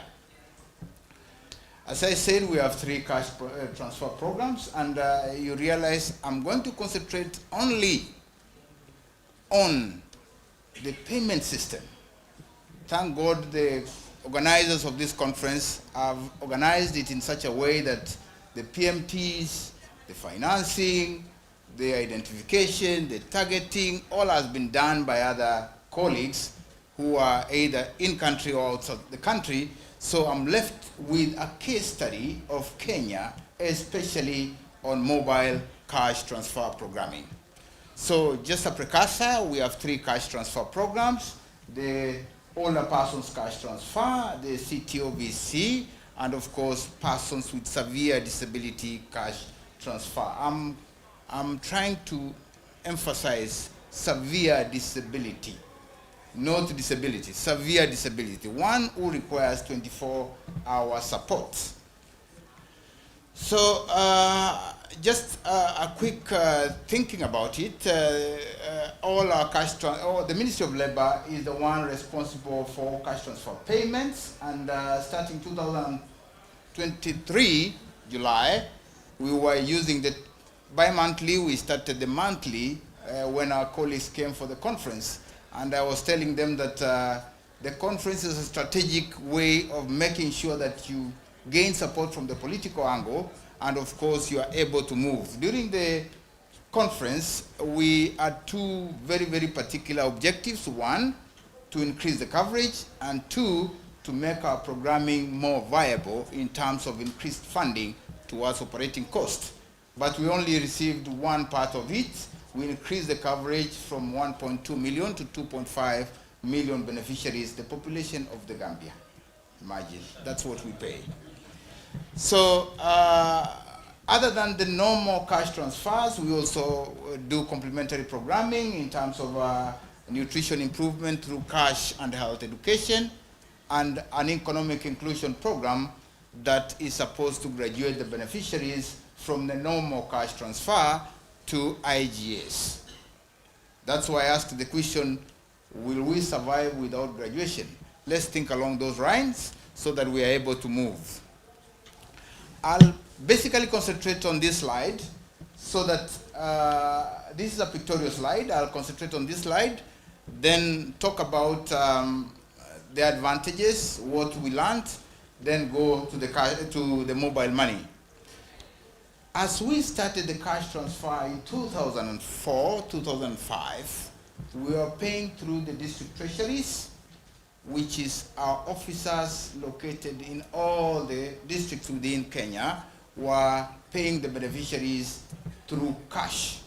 Money was sent to the district treasury, then the normal processes of getting money from the district treasury is given to the officer, and the officer goes to pay. Remember, this is money, and the chance of you being tempted is close to about 90%. Therefore, they could pay, and the balance could get its way out. We realized this problem is going to be more big. Therefore, we went to step 2. We contracted a payment service provider. By that time, it was called the Postal Corporation of Kenya. It's now defunct, and it was paying on our behalf. Still, the challenge was the same. The beneficiaries were going to the post office to collect money. I'm happy that I saw a post office around, so I'm talking something that is also relevant to this place. So the distance was big. That's number one. The number two, they also had their own challenges. There was a lot of money that was left behind. When they are reconciling, we realized that the person who said who collected money didn't ideally collect, but there's a signature. So you can see all those mistakes. You know, every time we were learning how to manage ourselves. Therefore, we decided, let's go digital a bit. We went to step 3. We got a 2-factor authentication program. Now we gave a commercial bank, which was Equity Bank, and of course, Kenya Commercial Bank. Equity Bank is fully private. Kenya Commercial Bank, the government has got 51% of the shares, so it's almost government. So we gave them the work. There was also another challenge. Reconciling the accounts vis-a-vis the money sent was also another challenge. But it was better. We were not losing money. But remember, the program was expanding. More people are coming. The amount of money being pumped to the beneficiary is also high. Therefore, there was need to expand these particular banks to more banks. Therefore, we took another 4 banks to make it 6. Now we had 6 banks paying for our beneficiaries. However, they were competing with the same beneficiary. But we had to put things into perspective, so we had to standardize. If it's customer service, same. If it's the commission, same. Everything was basically the same. So the customer had a choice. The beneficiary had a choice. If PCK is there and it's near me, the services I'll get in PCK, the same services the one I'll get at Kenya Women Finance Trust or National Bank or KCB or EBL or other banks. The same thing, we had all the banks, two-factor authentication, and you were choosing. So the beneficiary was a king in making sure he gets the best. But after the conference, things changed. We went from 2 months to 1 month. The cost of transacting slightly went up. There was need to think, how do we move this agenda? Therefore, the mobile service provider came into thought. Allow me to move close before I talk to the mobile service provider. I'm rushing because I've talked about this. Allow me to talk about the challenges that were there before we move to the mobile service provider. Number one, there was overcrowding at pay points during payment because all our beneficiaries are poor and they were thinking that money could end even before they collect theirs. So they could rush the bank and queue the whole day. Some could even sleep in the bank because they were not sure whether that money could be there tomorrow. So that was a problem. Then the agency network was low. You know, most banks are in towns, like now most of your banks are in Banjul. In the villages, not so many are there. Assuming the distance is 100 kilometers, somebody will not go back with the, I mean, you will have to sleep somewhere in the corridor of the bank to get the money the following day before he goes back. And you know, banks open from 8:30 to 4. So all those were challenges. Then there's also a problem in establishing the proof of life, whether you are alive or dead, especially for the CTOBC beneficiaries and persons with disability. And of course, high cost of transfer was there, inadequate budgeting for the commissions that were given to the payments. You realize the stipend was about 2,000 shillings, but the cost, transport and everything, you could spend about 1,500. So by the time you go back to your house, you only have 500 shillings. Lastly, there was security concerns. The muggers, the thieves, all those young crooks and boys who are at the banking hall waiting. The old man comes out, then there's a crook who is there waiting for them. They could be robbed. And of course, some could be cheated because that's part of life. Therefore, what do we want as a government? We wanted a system that is quick, covers those in need, that has less duplication, that is more cost effective, more predictable, and more sustainable. That is what we wanted. This can only be found through a payment service provider. Therefore, in 2024, July, there was a presidential decree that all the money that we pay for the cash transfers should pass through their mobile phone. Unfortunately, it should pass only in one mobile phone, which is Safaricom. Of course, we'll talk about that later on. And we've done all payments up to August 2025. Close to, we have around 1.76 million beneficiaries who have received their money through the mobile. The advantage, we have close to over 300,000 M-Pesa agents. You can pick money from as close as about 50 meters from your house, so you don't have a problem, and money comes to where you are sleeping. You don't even go anywhere. It comes to your house, no mugger, unless you don't know how to get the PIN. That is when you get your son, your grandson to be able to get the PIN for you, and you are able to get that money very fast.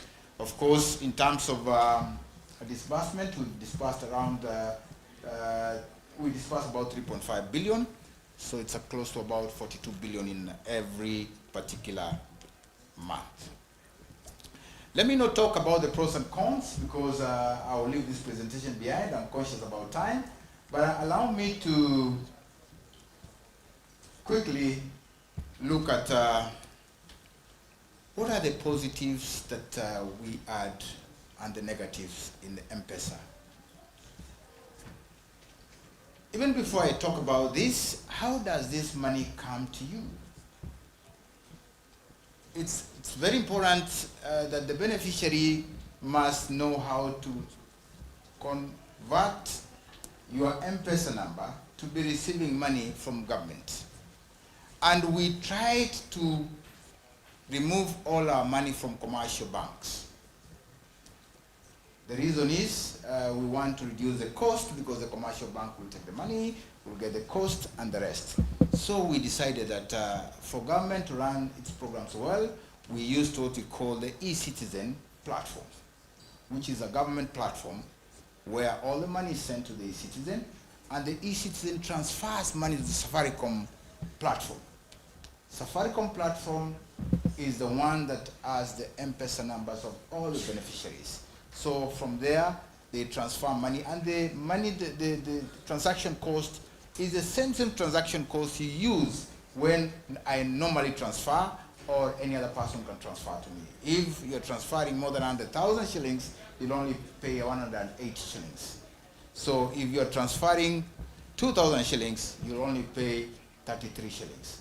Earlier on, we were paying 107 shillings to the commercial bank.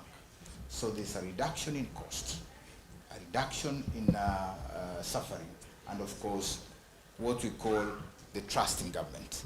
What are the advantages, or what are the key challenges that we got? Number one, reduced costs of transfer on the M-Pesa. As I said, we are using the platform M-Pesa, and of course, e-Citizen is a government platform, so there's no charge. Number two, reduction of time wasted in collecting of data because all the money comes to you at the comfort of your place. And number three, increased use of resources within their reach. And number four, reduced insecurity to the beneficiaries, no muggers, no crooks, no in-between and the rest, unless it is your relative who you gave the PIN and you gave the form. So you don't need to complain. Even those kind of complaints, we tell you, no, that's your son, that's your daughter. So ask him to return your money. Then, of course, increase trust in government. Our programs depend on trust on government. But then we have a challenge with this particular system, and I want all of you to also think closely as you go to implement programs under the cash transfer, especially if you're going mobile money. Number one, there is a possibility that the touch between the officer and the beneficiary will completely cease. Completely. Because now if I'm a beneficiary and Fisher is an officer, money comes to me, he doesn't know. And even if I have a problem, I can't go to him. I have a complaint system in my phone whereby I complain direct to the service provider. The service provider will tell me the money is on the way coming. So the touch between the officer and the beneficiary is cut. Now, what will happen when you don't have a touch? The complaints go low. Even if the complaints go low, how do you know the progress of your beneficiaries? Whether they have improved in life or they have not, you will not know. Therefore, that's a big challenge that we are seeing now, because even the respect that was there, now it's not there. He will tell you now, who are you? That's the question, who are you? To this program, who are you? You are nowhere, because I get money from Safaricom and money comes from the president. So who are you in between here? You are nothing. So that's a challenge that is there, and we really need to think about it as we close this discussion. Other emerging issues are inadequate physical space for SP to ensure comprehensive coverage. There's also weak private sector partnership, weak systems integration for efficient programming is also a big issue that we realized.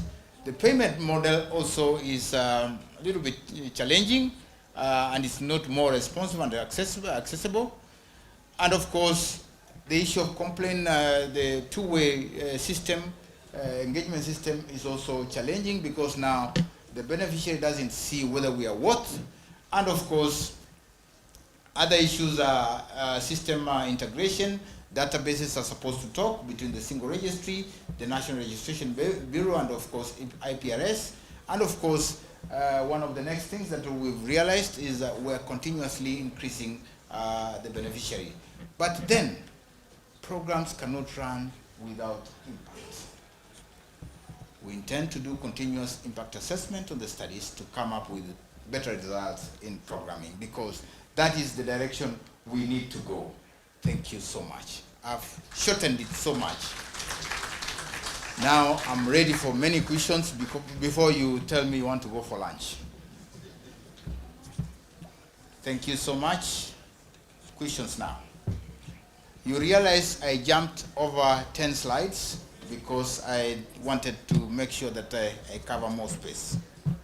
Thank you very much for that, Mr. Peter. So just as you mentioned, because we have lunch in a few minutes, we'll take 2 questions. Yes. Allow them to ask us many questions. So we have 10 minutes.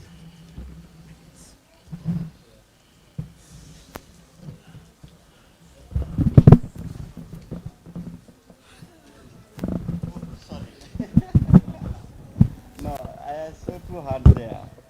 So sorry. Yes. Yes. Thank you very much for that presentation. Welcome. Yeah. I have one question that I would like to ask. Like the mobile money, you normally use the mobile to send a payment. Maybe sometimes you will see, you have a number, like you get a number, and then in the next 2 years, the person changes the number. So in that instance, how will you reach the guy? Maybe when you send the money, it will go to the wrong mobile number. So if you normally have those type of cases, how do you normally solve those problems? Okay.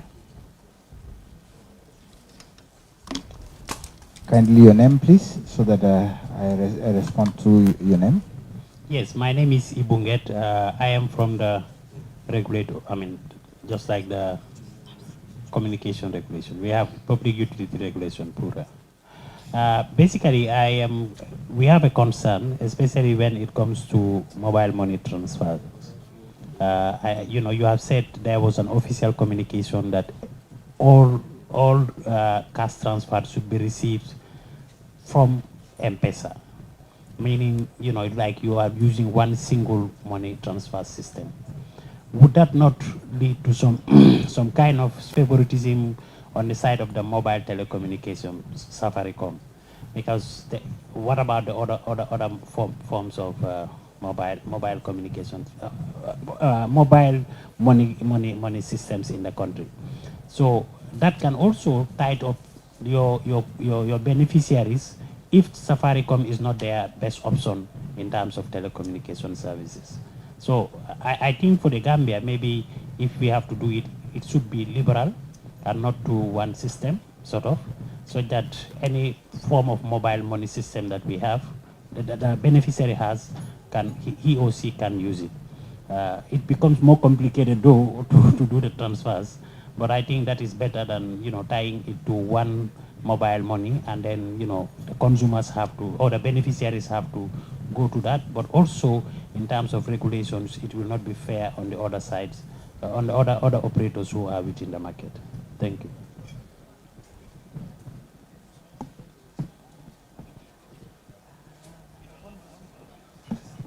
Yeah, quickly, thank you very much for that wonderful presentation.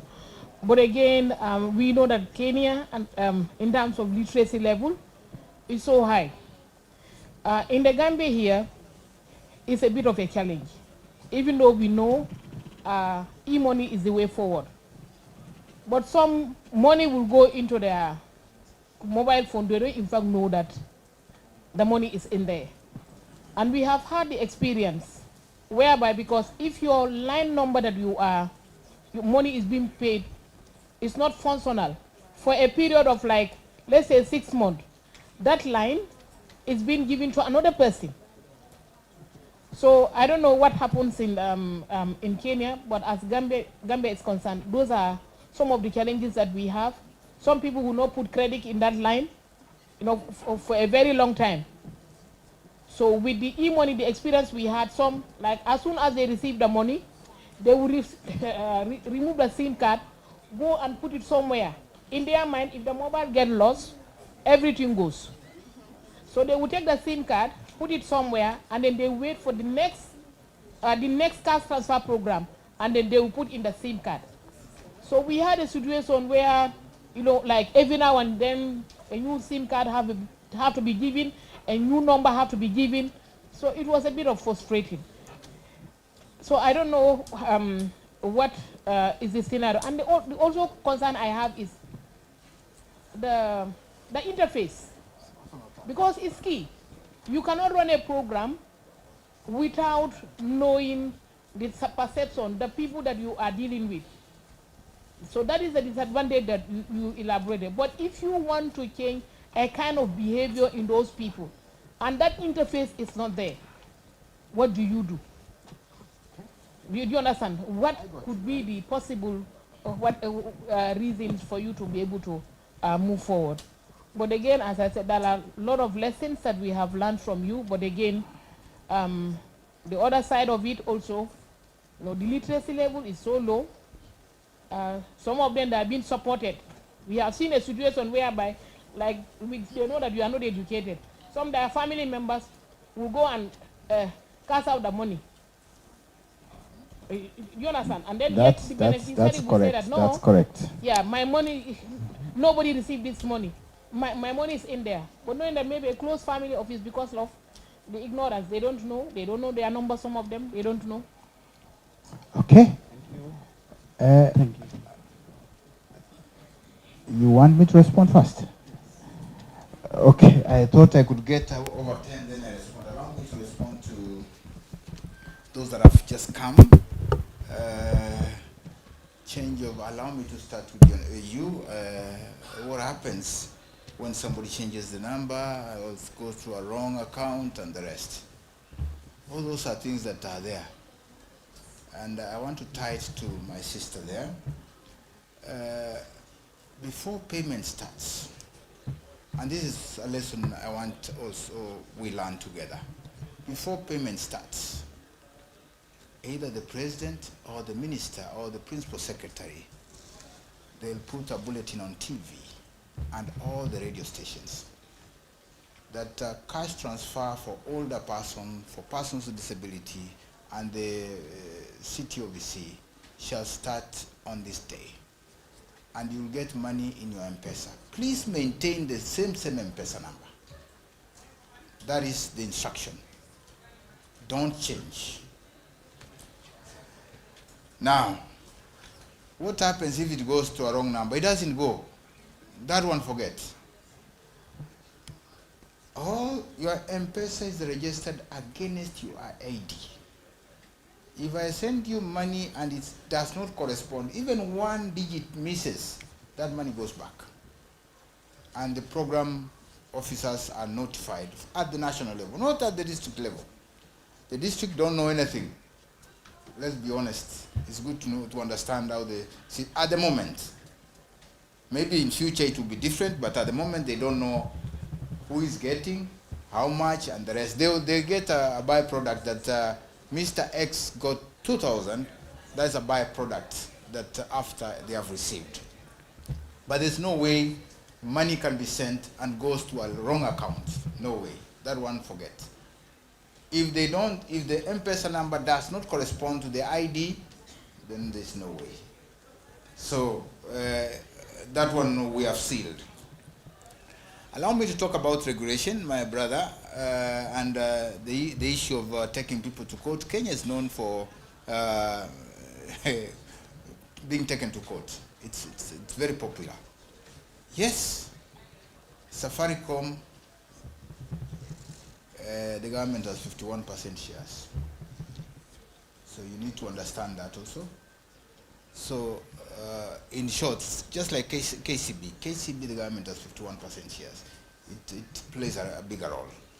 But we know that that is likely to come. So we've just been paying for the last, I think, 6 months or 7 months now. We intend to also open it up. But what is the coverage? That's another thing that we need to ask ourselves. Airtel that is there, which is Airtel money, its coverage is good in terms of telephony, but not on mobile money. That's a difference. So even if they are given a chance, not so many people want to go to Airtel because even the agency network is low in terms of money, not in terms of mobile telephony. I maintain Airtel money, Airtel's call, but I have Safaricom for the purpose of M-Pesa.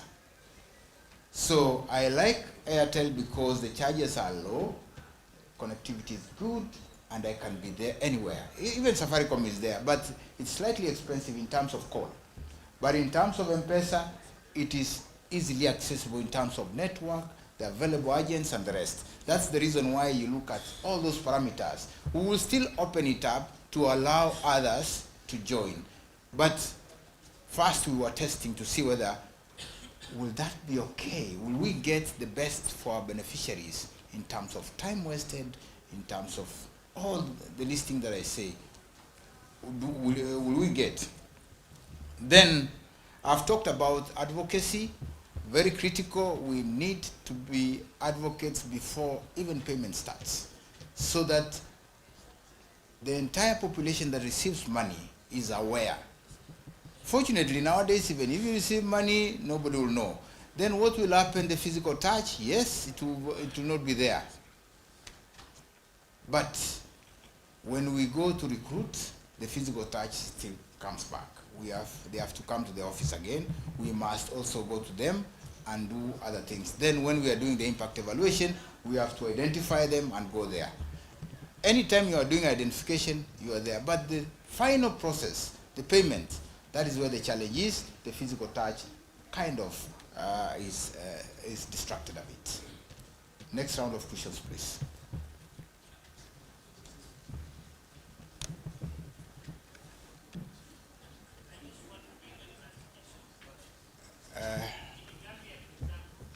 Yes.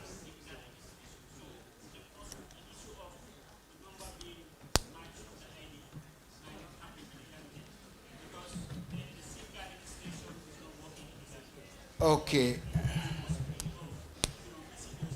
All right. And that's why we are here to tell you that for you to have a better program, please have two-factor authentication, at least something that you can compare with, not just one thing. Because that one thing, you'll have 1,000 duplicates. I don't know your full names, but you can change your names 3 times. Start with the last, the middle, and go that way, and you'll get the money throughout. But that is not the real reason why we are giving cash transfer. We're giving because we want one person to get that money.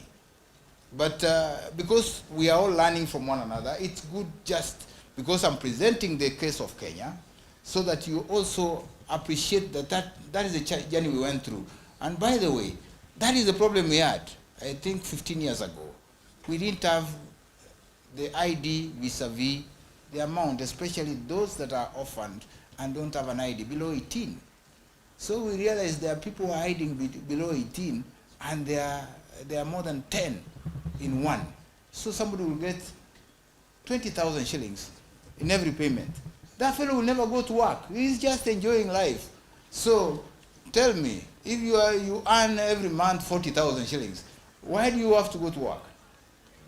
So we learn from mistakes. So we changed that. We said, okay, if you are below 18, you must get somebody who is above 18 with an ID and does not get any other money from any government program. Therefore, we closed that gap. All these are issues that we've gone through, so that we also make sure that the best gets the money. Next round of questions, please. Thank you. I think my mine is not a question as such, but listening to you and also trying to some of the challenges that have been mentioned. For me, I see that over the years, even some of your beneficiaries have graduated over the years with all the starting with the banks and now Safaricom. You've built a habit.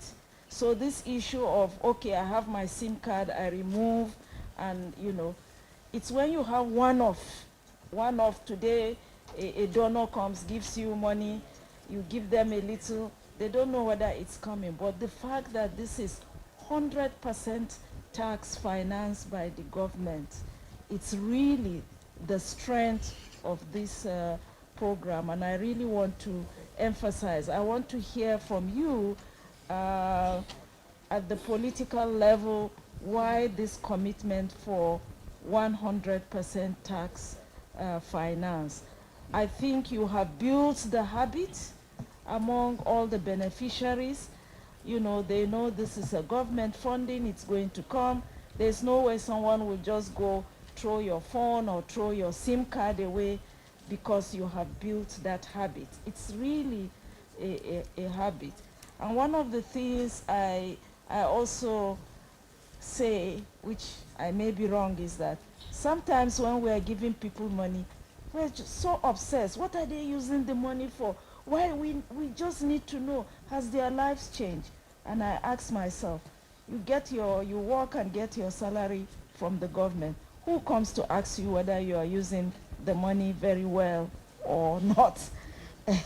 You know, we're so obsessed when we give money to poor people to know, okay, has their life changed? What have they done? Oh, they've married another wife. Why should they? And all these things. So judgmental about, you know, helping very poor people.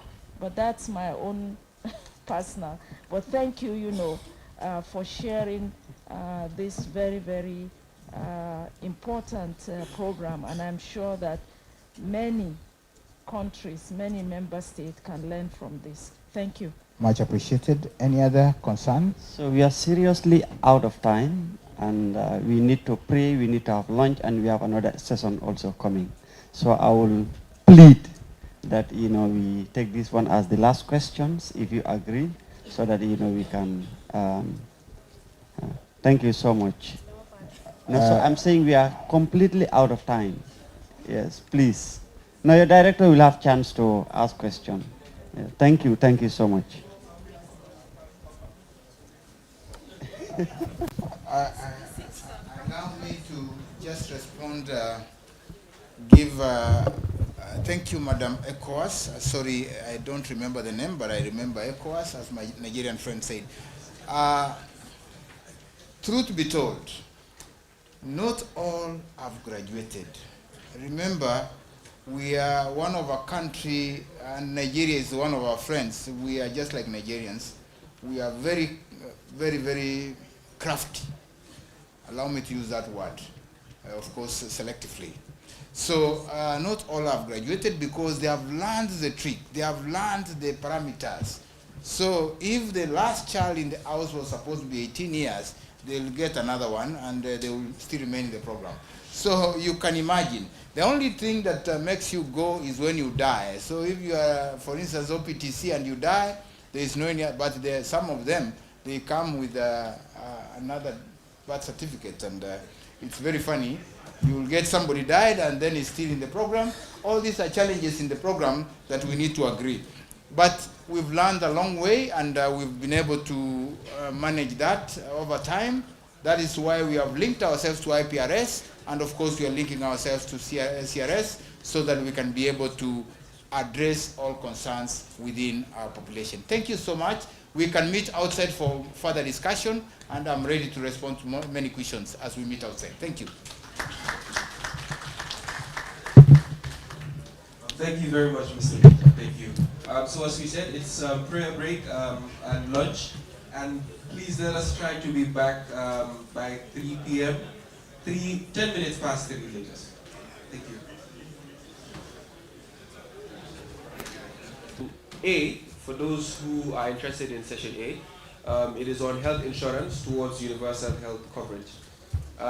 For those of you who are interested in this particular session, we will be moving out of this hall and we'll be going to press room 3. We'll have our ushers here that would guide you and take you to press room 3 for that breakaway session. And our second session that would be stationed here will be on gender, children, and disability inclusive social protection.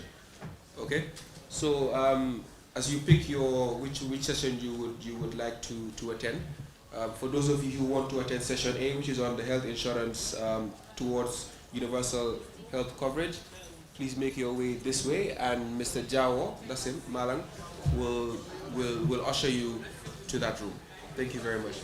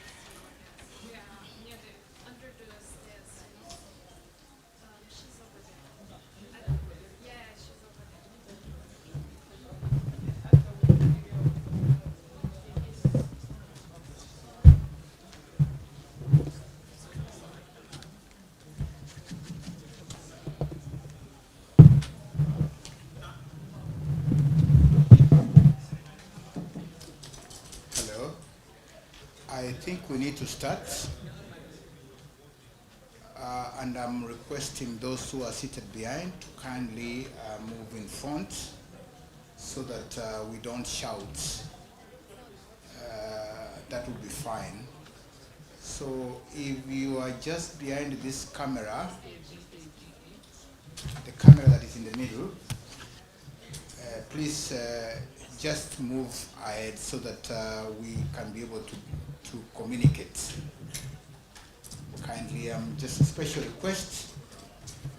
So the camera should be the last, that stand of the camera, that tripod should be the last, so that we could be able to start discussing. Thank you so much for heeding to the call. My friend Sonko is still behind, and I'm wondering, I think he should be the first one to come in front. And if there is a sign language interpreter for the purpose of this meeting, kindly come in front so that we are able to communicate to the ones who are able differently. And I request your silence a bit. Special request, your silence is more important.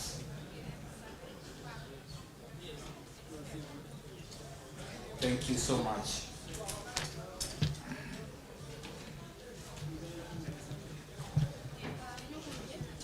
This, I request your silence please, and we have less than 45 minutes to transact this business.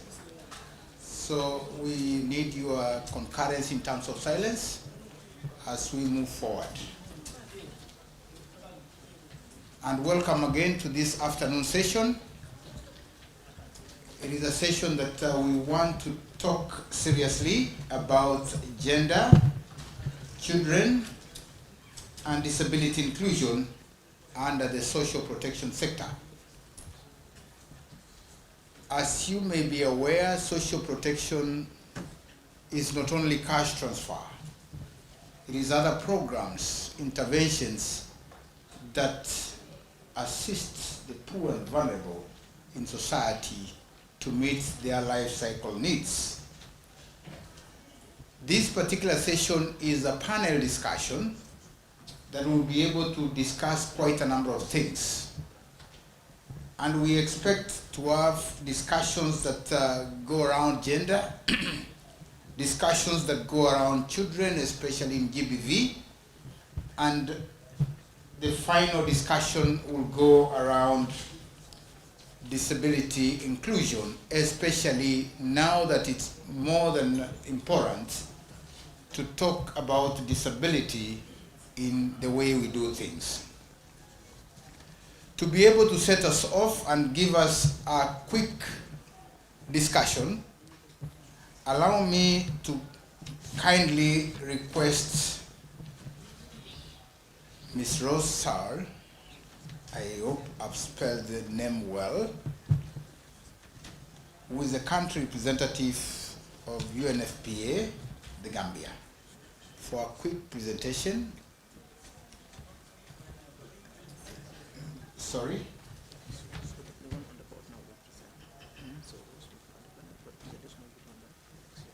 Okay. Sorry, I've been corrected, and it's good to be corrected. It's only those who do not accept changes that don't progress. I've been kindly notified that Alexi is the one coming to do a presentation. Then we can be able to start the discussion. Kindly welcome. A round of applause for our sister. Thank you so much. I hope she will be having less than 10 minutes for that, so that we will be able to talk. Thank you. Yeah, he's here.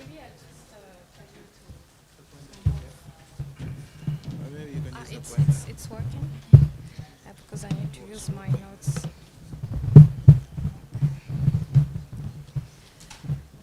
Yes, I hope it's working. Yeah, great. Okay. Thank you very much, and thank you for joining this session. I know you had the choice, so thank you for joining our session today. So I have just 10 minutes. I've planned for a little bit more, but I'll try to go a bit fast on my slides. Today I'm just going to introduce the thematic of the panel by a quick presentation to set the tone. So we're going to discuss of the importance of gender and disability inclusion in social protection.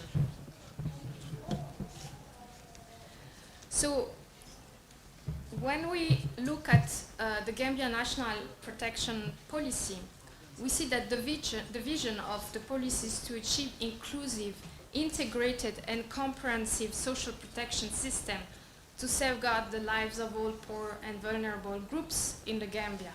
So that is only possible if we ensure we use a disability inclusive and gender transformative lens when we look at social protection. So just let's talk about the country context. Why is it important to use disability inclusive and gender transformative lens when we look at social protection? So when it comes to gender, we know that women and girls face a lot of vulnerability. They are less represented in political and decision-making settings. They also face economic disparities compared to their male peers. They face more poverty. They have a lower education attainment. And they also face barriers, for example, to access health and reproductive rights, especially when they are living in rural settings. Another important vulnerability that women and girls face is that they are more prone to gender-based violence and harmful practices. Just to give you a quick number that is quite impressive, almost half of the women in the Gambia aged 15 to 49 has faced physical violence in their lifetime, so half, imagine. So these are some of the vulnerability that women and girls face in the Gambia. When it comes to disability, it's also very important that we look at the country context for persons with disability. So we have some laws and policies that protect persons with disability. We have, for example, the Disability Act enacted in 2021. But what we see is that there is poor enforcement of those laws and those policies. When we look also at representation, there are very little representation of persons with disability in our society and in the government. So persons with disability in the Gambia face many barriers. They have physical barriers. They face physical barriers to access services. For example, if they go to a health facility and there is no ramp or there is no disability-friendly toilets, they're not able to access those services. They also face informational barriers. If you go to see a doctor, but you cannot speak, how can you tell your needs? So it's very important that we keep that in mind. They face lack of accessible transportation. If you are a person with disability living in a far community, how do you go to access the service? How do you go to school? How do you go and find employment? And they also face barriers linked to the stigma and the discrimination. It can come from within the community, but also from the service providers. Okay?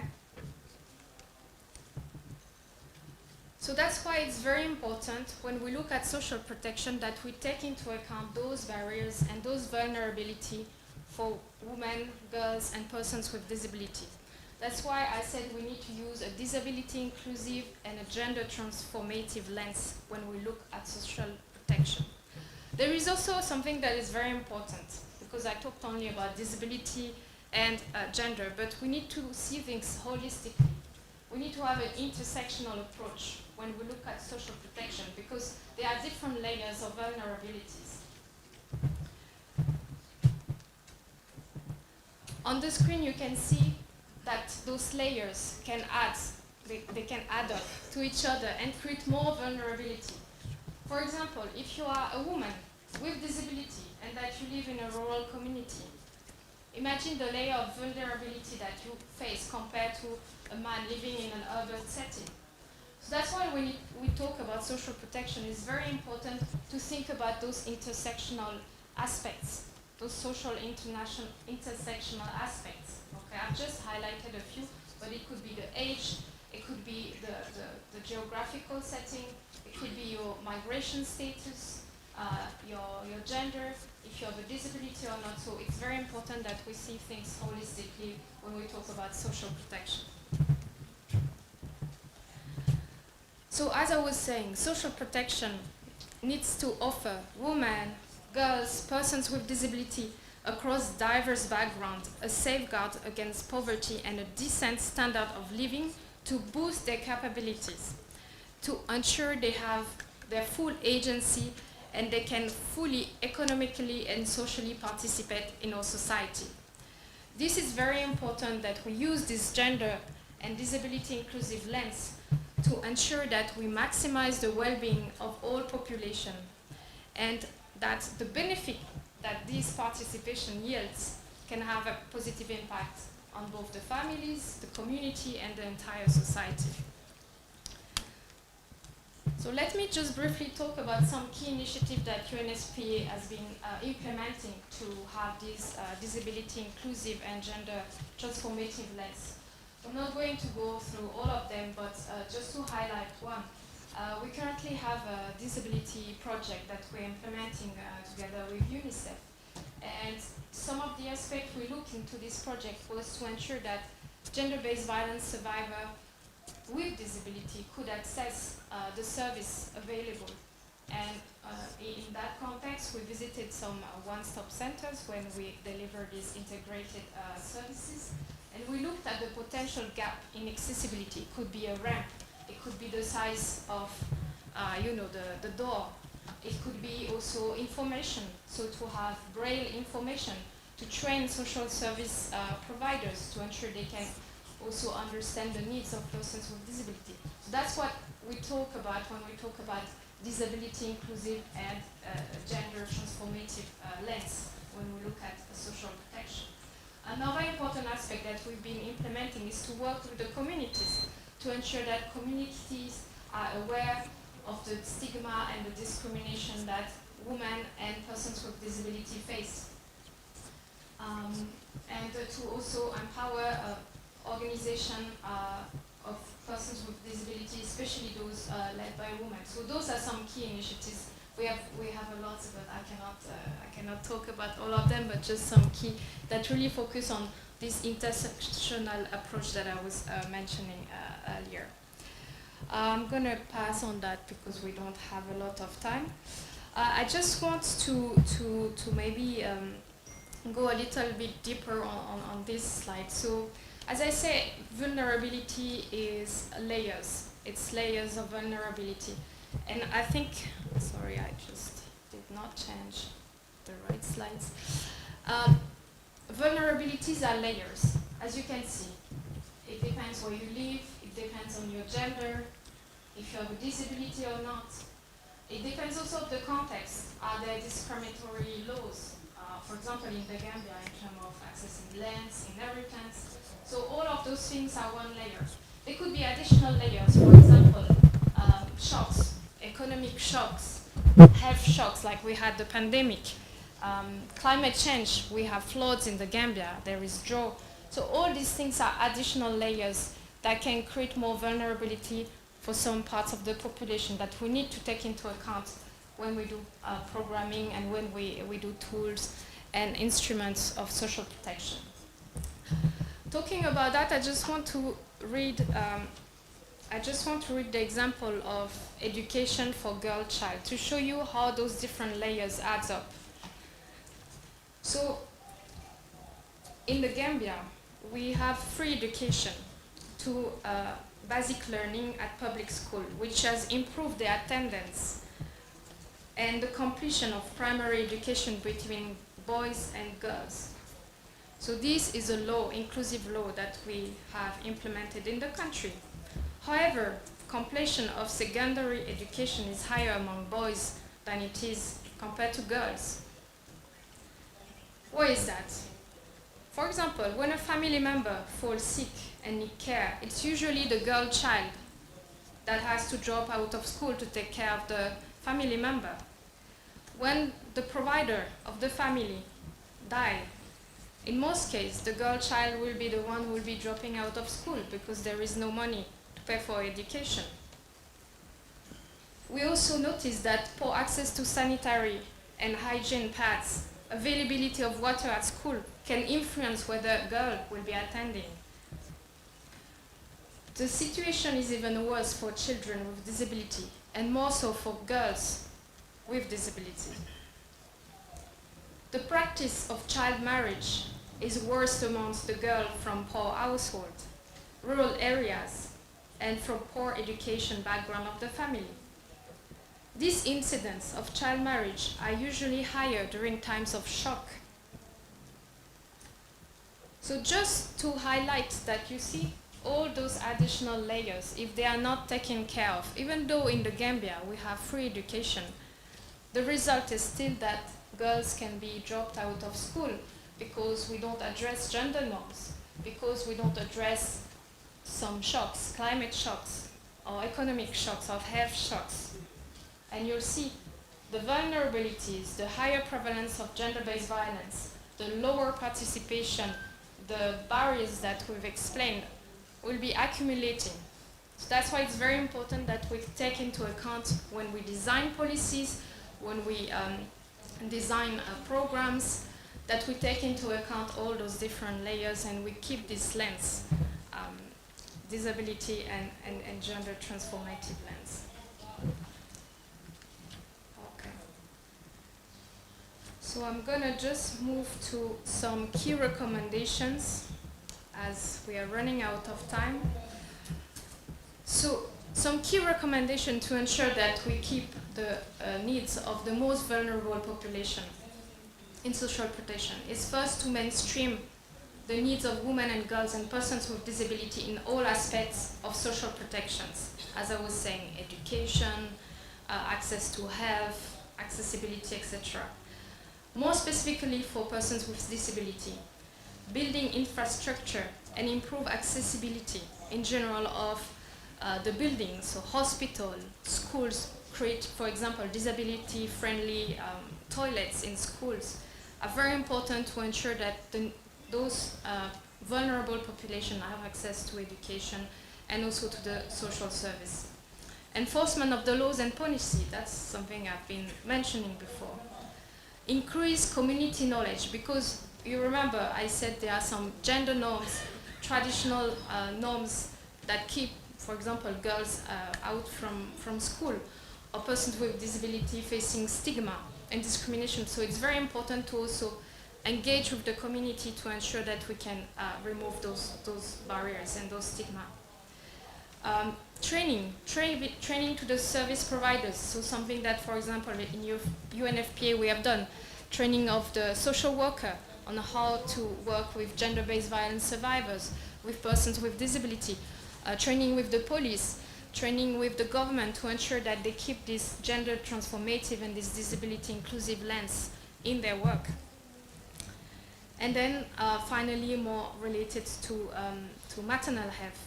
Design healthcare packages that are affordable, culturally acceptable, and also to increase the access to maternal health care, especially in rural settings. Thank you very much.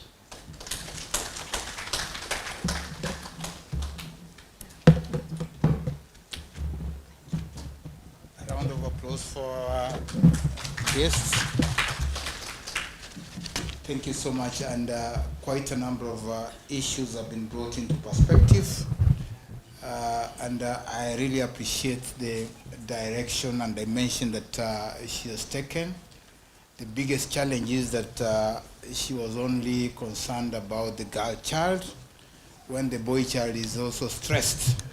So being the issue and being an African, we will need to have this discussion further to allow us then to look at the presentation and be able to effectively address this. And I'm sure that all the panelists who are coming around are going to be able to address the issues one by one.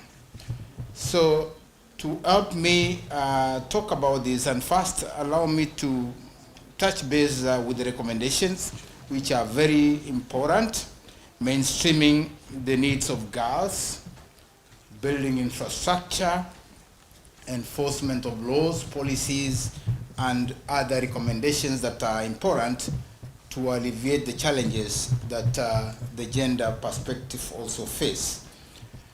I am alive to the fact that all this can be addressed further if our panelists can be able to to get light into them.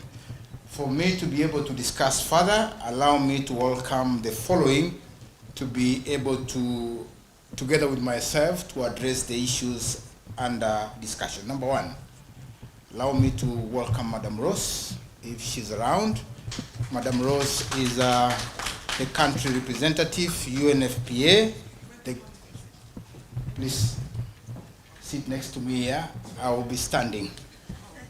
Thank you so much. Madam Rose is the country representative. Allow me to use only one name. I might pronounce the other one, which might be wrong, so I'm only using the first name. She's the country representative, UNFPA, the Gambia. Second one online, kindly allow me to introduce our guest who was given a presentation. The name has just gone. Alexia, please, if you are there. Is it Alexia or Ananda? Yes. Yes, UNICEF. Kindly, sorry for that confusion. Thank you so much and welcome. In Kenya we say karibu. Number 3, allow me to also welcome, because there are issues that have been raised that are legal in nature. And allow me to welcome Mohammed Coulibaly, if I've easily pronounced that name well. Mohammed is the principal magistrate, Banjul Magistrate Court. He's also the chairman of Gambia Federation of the Disabled and also the chairman of the National Advisory Council for Persons with Disability and the Secretary General of West African Federation of the Disabled. And last but not least, allow me to welcome Jainabi. Jainaba, thank you so much. You know I'm a Kenyan, so the names might jump me. She is a Deputy Director, Department of Social Welfare, Ministry of Gender, Children and Social Welfare. Don't you see they're okay? At least we are level. Not so, we are level, at least 2-2. So there's no gender problem.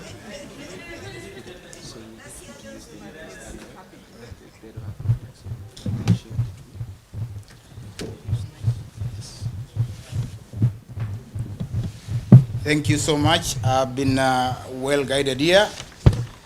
So I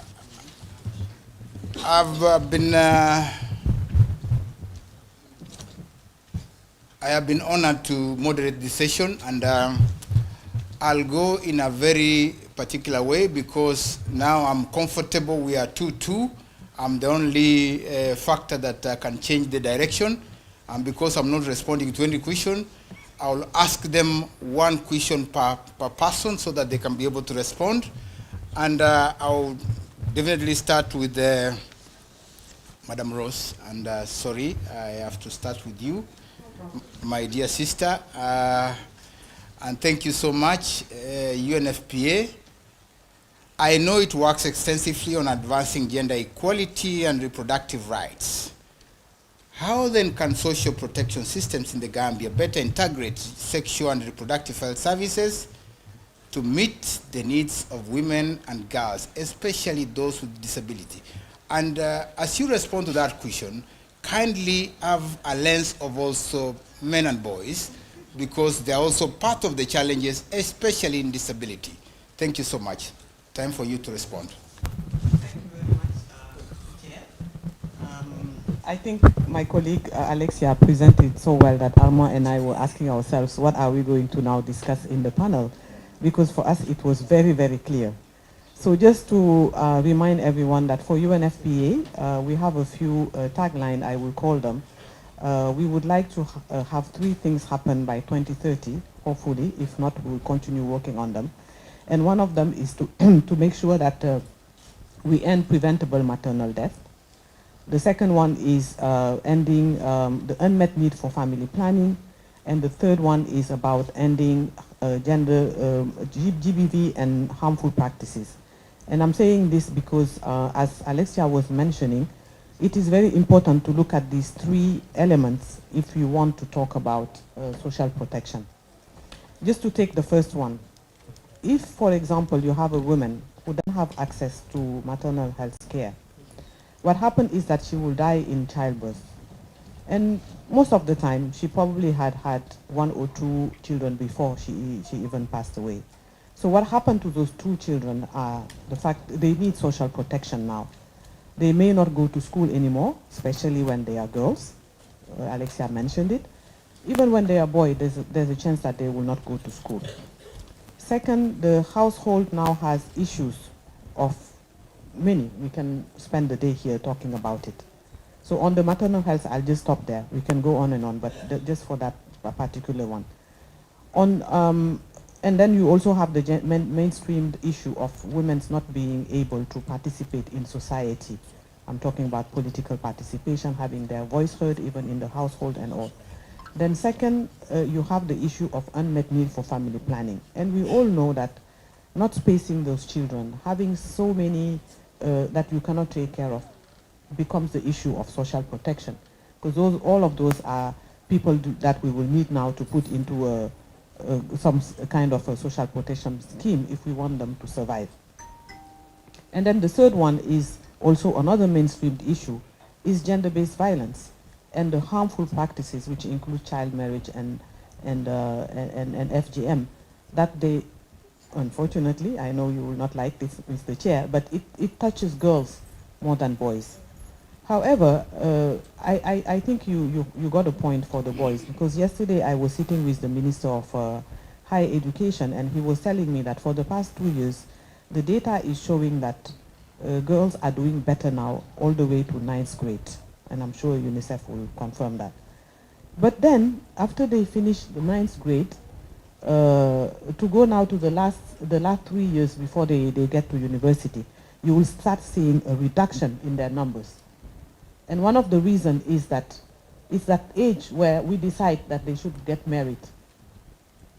Because of poverty, for example, not being able to take care of them as a household, and social protections comes in as well. So I think it's important to say that beside the fact that social protections is touching each and every one of the poor household, it does affect more girls and women in poor household. I don't know if I've answered your question, because I can go on and on. Thank you so much. Well articulated, and I really appreciate that you taking very bold steps toward especially ending GBV among the communities, and of course making sure that marriage of young girls does not happen again. And this really touches on UNICEF and their role and mandate. And I have worked with UNICEF for quite many years, and I know that they talk about children. My other job is being a children officer, so don't worry about that. I'm concerned about children with disabilities, who are often among the most marginalized in social protection programming. And yesterday I asked that question when they were presenting the data. I wanted to know where they are placed. And being that I was given some kind of a blanket response that they are among the households, and you add that, I'm wondering what are the strategies that UNICEF recommend to ensure that these children are effectively included and benefit equally from the national social protection systems that are available in the Gambia and even beyond. My brother from UNICEF. Thank you so much. And you are fully right. Saying that it is important to know clearly where children with disabilities, where they stand.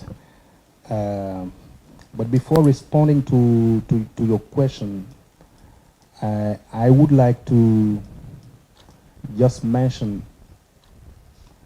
that last year, the Gambia Bureau of Statistics, based on the mixed data,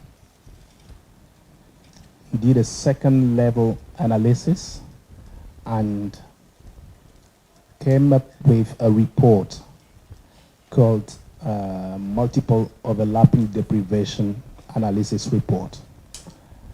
And this model report showed where vulnerable children live in the Gambia in terms of geographical targeting based on a number of indicators. But that being said, even within the regions which are identified as the most deprived, children with disability are even more vulnerable. Therefore, it is important when we are working on national policies and strategies, but also working on programs and projects to make sure that we have full consideration of their needs, aspiration, participation, and contribution. From UNICEF perspective, we look at this from a rights-based perspective, because it is not just about getting access to service. It is, first of all, a right for children with disability to be fully considered in all what we do as a country. And the response starts at policy and strategy level, as I rightly mentioned. The Gambia has ratified a number of international protocols and international conventions, including the Convention on the Right of Persons with Disability, and has domesticated through national legislative framework. We have the Disability Act that Alexia mentioned earlier. And so the work at this level, policy and strategy level, needs now to be complemented by a good understanding of the needs and aspiration of children with disability. How do we make sure that as a country, when we are talking about disability, we are not focusing only on physical disability, and we take time and we invest in understanding the other types of disabilities if we want to address them? And beyond this, now when it comes to participation of children with disability and their inclusion, it is not just about calling them in meetings. How do we make sure that they are fully involved in areas and around the table when decisions are made regarding the solutions to be provided, the action to be taken to solve or to respond to the special needs? Now when it comes to services, as UNICEF, and I'm sure everyone in this room will agree with me that education is a key entry point for children with disability to participate actively to the development of the country. Accessibility of our schools. But before that, the community awareness for every household, for all parents, all communities to understand that children with disabilities have the right to education. They need to be sent to school. We need to invest in them. And once that is done, accessibility of our schools and access to assistive devices, because for some forms of disabilities, there is a need for children to have access to this, to these systems and devices to be able to learn like, their fellow children. And now, in addition to that, our investment in children with disability is also related to, their rightful inclusion in all activities in their communities and in their society, to be just children like other children. And education is a good entry point. So better and more resources, better investment in education, but also in all social services that will contribute to promote the right of children with disability are equally important. We work on different aspects. This includes the disability budgeting, because in the national budget, we need to have provisions of resources across all social sectors, not only for cash transfer, but across all social sectors to invest in children with disabilities like other children. So this is, in a nutshell, what we're doing. But as Rose mentioned, we can talk and talk and talk again. I don't know how many hours and days around this, because there is a lot to say. And of course, we are happy in this work to collaborate with the Gambian Federation of Persons with Disability, and my brother Kuribali here represented will probably speak more so on much. that piece of work. Thank you so much. And I really appreciate the way you brought it out. And I want to bring the slogan that is known worldwide, nothing for us without us, which is a slogan that is basically for persons with disability. And I am so happy that Coulibaly is a principal magistrate and he can lock all of us anytime. Unfortunately, he's also the chairman of the Gambia Federation of the Disabled. Now, holding all those titles brings me to a very particular question. From the perspective of persons with disability, what are the most pressing gaps in the current social protection systems and schemes in the Gambia, and how can they be addressed to ensure two things? One, inclusivity, and two, making sure no one is left behind, especially in both the legal and the social protection mechanism. So you have about 3 minutes to respond so that we can also run again the other questions. Thank you, Coulibaly. Sorry for being asked you. You're a magistrate, so I know. Thank you.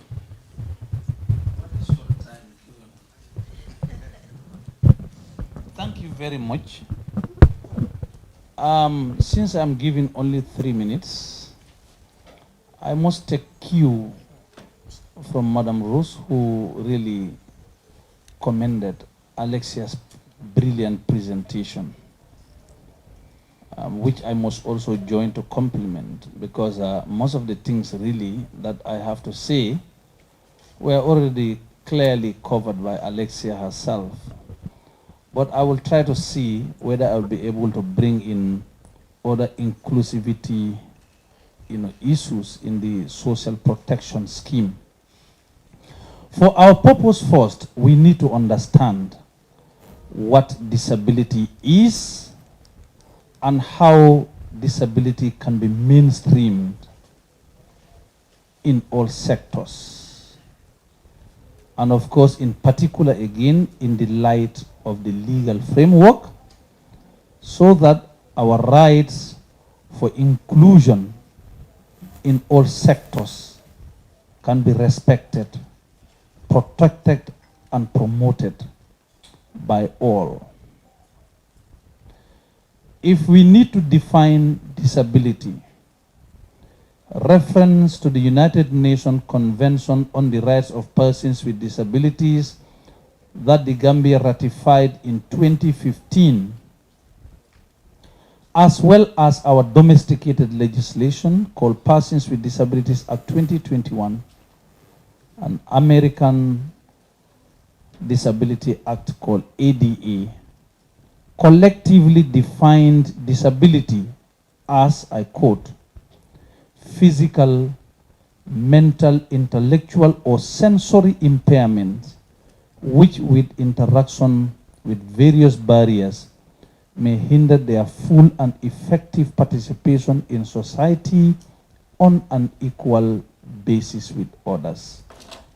So if you have any of these anomalies, you are deemed to have disability. In the light of this definition, it is always important also to bring into light that persons with disabilities who must coexist have principles which must be upheld by everybody. some of the important principles as enshrined, for instance, in Article 3 of the Convention on the Rights of Persons with Disabilities, as well as Section 4 of Persons with Disabilities Act will include, I will not mention all for the purpose of time, but non-discrimination, full and effective participation of persons with disabilities in all sectors, accessibility, equality of opportunities, equality between men and women, respecting the evolving capacities of children, including respecting the rights of children with disabilities in order to preserve their identities. Now, these being our uncompromising principles that must be upheld by all, there are still huge gaps which duty bearers or stakeholders do not actually bring into account in the light of the social protection scheme. Our rights to be included in social protection are well guaranteed, in particular by the National Social Protection Policy, and it must be practicalized. And if you see Article 28 of UN Convention on the Rights of Persons with Disabilities Act, Article 20 of AU Protocol on Disability and the Rights of the Older Person, all cautioned duty bearers, service providers to ensure adequate social protection and to live independently by persons with disabilities. Some of these in line with that of our principles, to which gaps exist are, for instance, lack of including or considering persons with disabilities in terms of providing services. Even though sometimes some of the service providers will argue that yes, we provide services generally that could actually include persons with disabilities. The fundamental question that could be raised is to bring about full litmus test that these services must actually be fitting to persons with disabilities, which are availability, affordability, accessibility, acceptability, and of quality. For instance, Gambia radio and television services. We'll say we provide services by broadcasting news. The fundamental question is, how about those hard of hearing community or individuals? Do they provide sign language interpretation or interpreters to all their programs and services? The answer is left to us to answer, because we have viewers of television every day. If we talk about rolling out some of the social protection benefits, because remember I've given you one of the principles as equality of opportunities. The question will be whether that is equally extended to persons with disabilities without discrimination in any kind. Again, I want to leave the answer to us, or I must just quickly say no, so that we can put them in future considerations. So taking into light that disability is cross-cutting, which is found everywhere, we are being discriminated against in terms of equal opportunities, in particular on employment, which is one of the rallying cries of persons with disabilities. Of course, this is social protection. Remember the status and instruments caution living independently and be included in the community. Article 19 of the Convention on the Rights of Persons with Disabilities. Whereas state parties are cautioned that persons with disabilities have the right to live and be included in the community, whereas the states should ensure that we live, we have the right to choose where we want to live, with whom we want to live, thereby discouraging what we call institutionalization. So the state has an obligation to ensure that we are provided with all facilities and services to ensure our independence and inclusion. I don't want to speak against the time or the limited time given, and I'm quite sure that another question will follow subsequently. Thank you. So Thank this you is so much. a very good take home for all of us. Thank you. Thank you so much. I have really gotten a lot of discussion on that, and I'm sure that the principles as enshrined in Article 3 and Section 4 of the Act are well articulated, especially non-discrimination, full participation, accessibility, opportunities, and of course, looking at everything that goes with nothing for us without us. And this brings us now to the mainstream government, where we have our sister, Jainaba, and it's very, very specific to you so that you can be able to address now. The government takes it all because all of us are supporting the government. Now it's the government to tell us what key policy or programmatic measures is the ministry implementing or planning to even strengthen gender, child, and disability inclusiveness within the National Social Protection Framework. Madam, it is your time. I think 3 minutes is not much. I hope you wouldn't take offense for that. Thank you. Back to you. Thank you, Mr. Moderator. Make sure I stop at the 3 minutes. Like you said, I will say the Ministry of Gender is the umbrella ministry for every citizen in this country. If I'm permitted to put it that way, since we have the gender, the children, and the vulnerable group, which is inclusive. So, being the mainstream ministry, it has a lot of policies on gender, which is inclusive. You have the children policy and strategy too, and we have like the social protection policy, which included the social welfare policy. So having that, the gender directorate or the gender ministry have been a lot of programs, like they've been working with women groups, training women on different entrepreneurship ventures, having a fund, special fund for that, and not forgetting the disability, the women that are disabled.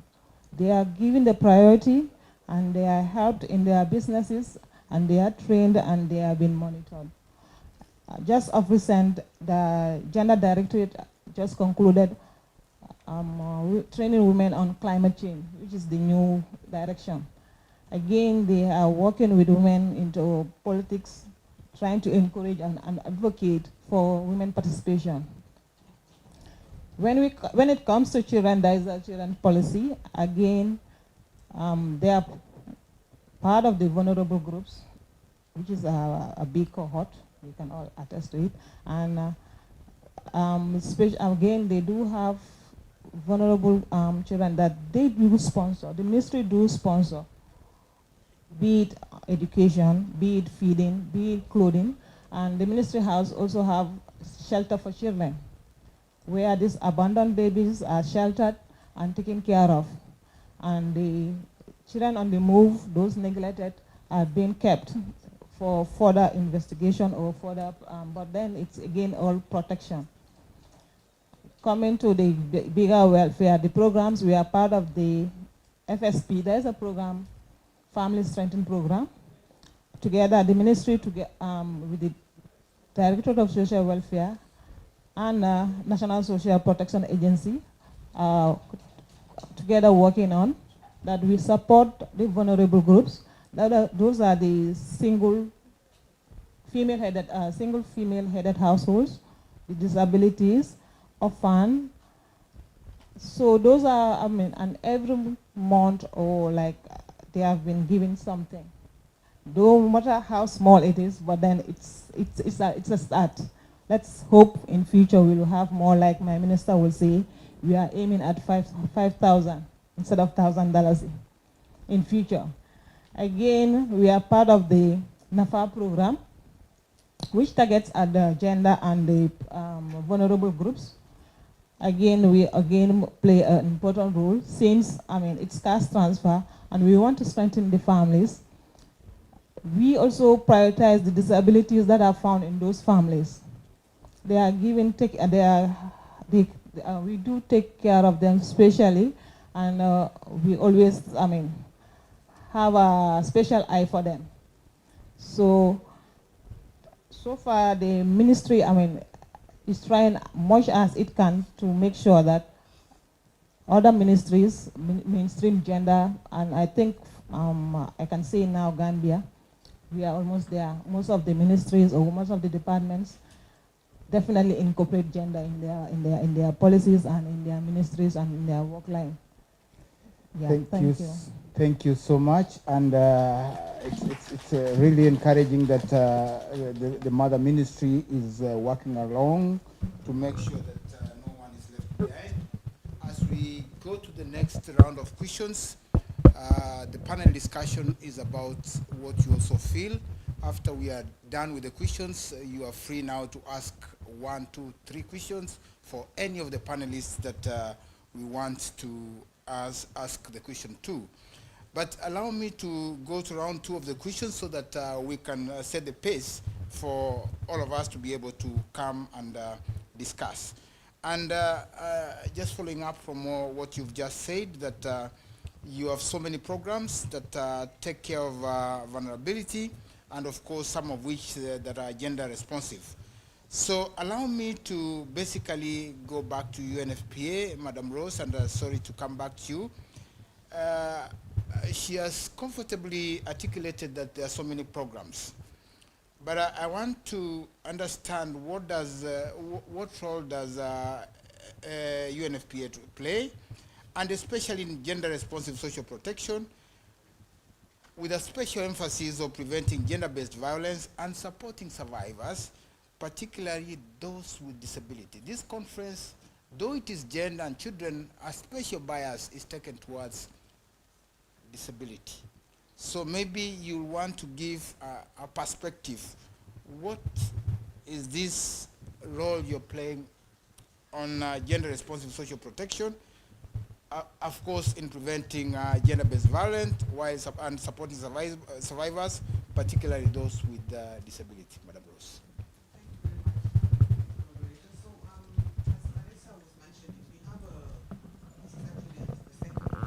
We had a first project after the Disability Act was passed. UNICEF and UNFPA, through a joint project funded by the UN Trust Fund on people with disability. With that project, we were able to, first of all, start looking at how to implement the Disability Act that the government had passed through the National Assembly. And that also means supporting the capacity of the national organization that Mr. Coulibaly worked for. Because it's important, as you mentioned, to make sure that they are at the forefront of it. Then also it's important to assess the different facilities where the disabled are supposed to get the services, but are not always getting it because of the lack of the infrastructures and support, the health workers and the social workers themselves not being prepared. So we also work on that to make sure that the capacity building of health workers and social workers are there. But I think what is important is what the ministry said through Jainaba, is to make sure that we create a sustainable solution, whereas the state is at the forefront of making sure that its citizens are getting what they're supposed to get, particularly those who are suffering from any form of disability or are simply women and girls. Because I forgot to mention in my first intervention about the issue of menstrual health and hygiene. a girl will, in a poor household will most likely miss 5 days of school every month if their parents cannot buy her sanitary pads, or she doesn't have access to the to sanitary pads. If you multiply that by 9 or 10 months the year, it means that she's lost 50 days of going to school. And according to UNESCO, if you miss that many days of school, you are most likely being behind your boy counterpart. So these are things to consider. And then the intersectionality is even worse. So if you are now a girl in a rural area with poor parents and you are disabled, there's a chance that you're not even going to school. So across this whole spectrum, what UNFPA does with other UN agencies is to make sure that we build the capacity. We make available through the Ministry of Health and Justice and Gender what we call, for example, the one-stop centers. But once again, there also the challenge is to make sure that they are there, but they are sustainable. And for us, for them to be sustainable, it's the government who should take the lead. And for example, we all know that we have a shortage of a number of social workers needed to be for these one-stop centers to be fully functional.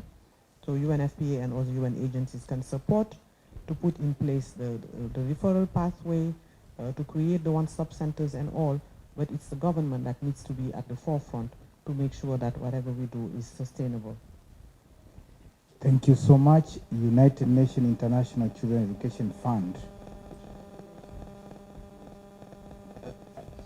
I am the next one. International Children Education Fund, popularly known as UNICEF, is one of the organizations that looks and talks about children. This context of this conference, by extension, talks about disability. I want to believe that the work streams that they are doing as UNICEF not only talks about education part of the child, but also the disability part of the child. So then how can social protection policies be better linked to education and child protection system to ensure that no child, especially girls, and children with disability is left behind, especially the Gambian context? Kindly. Mr. Deprep. Thank you so much. In my previous deliberation, I talked about child rights, but it is important also to go a little bit further and talk about indivisibility of child rights, which is important. And at the same time, when it comes to access to services, we look at inclusive access. You mentioned education, but the same applies to all basic services. Inclusive access for all children, making sure that none of them is left behind. And when I say all children, I'm including children with disability, because once again, they are among the most vulnerable. So through investment in the education sector, but also in other social sectors, in addition to making sure that we have a good identification of what disability is and how we fully consider disability, I think it is important for us to fully consider how service providers are prepared to respond to the specific needs of children with disability. In my previous deliberation, I talked about awareness raising in communities to make sure that children are sent to school, children with disability are sent to school, but when they get there, are the teachers well prepared to provide the required instruction and education to all children, including those with disability?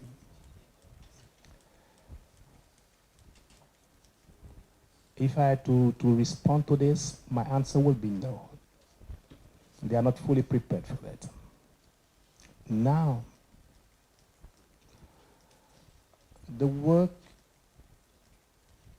needs to be on different aspects, including this one. And what are we doing in addition to their preparedness to handle the specific needs of children with disabilities? That's where social protection comes and provide the support needed. We have vulnerability across the country based on MODA report, and children with disability and girls require more support. And even within this category of children, we have some who are even more vulnerable. Over the past years, for example, to give you an example, over the past years, we supported through the Zero Out of School Children Project, we supported the vulnerable, among the most vulnerable, through cash transfer, to allow their parents to send them to school, to support, let me call it hidden fees, to support some of the hidden fees and make sure that these kids will go back to school, will stay at school. And among these vulnerable children, we had girls and children with disability. But now, this is at project level. How do we mainstream this in national policies? And yesterday presentation made by the National Social Protection Agency was clear on the progress made by the country, and this is the way to go, and this is what we support, and we do it jointly with UNFPA, our sister agency, but also supporting the government once again because they are the primary duty bearer, and working also with the Gambian Federation of the Disabled and bringing National Assembly on board, because the disability budgeting guidelines are developed. We need more resources across social services for a better consideration of the specific need of children and girls, children with disability and girls. But the National Assembly has a role to play.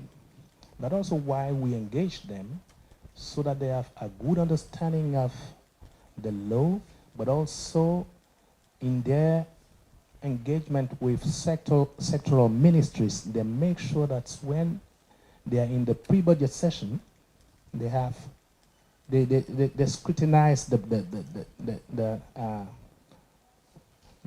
proposed budgets, the draft budgets. Is there any specific investment for children with disability? How the country is increasing this contribution to improve services? So many things.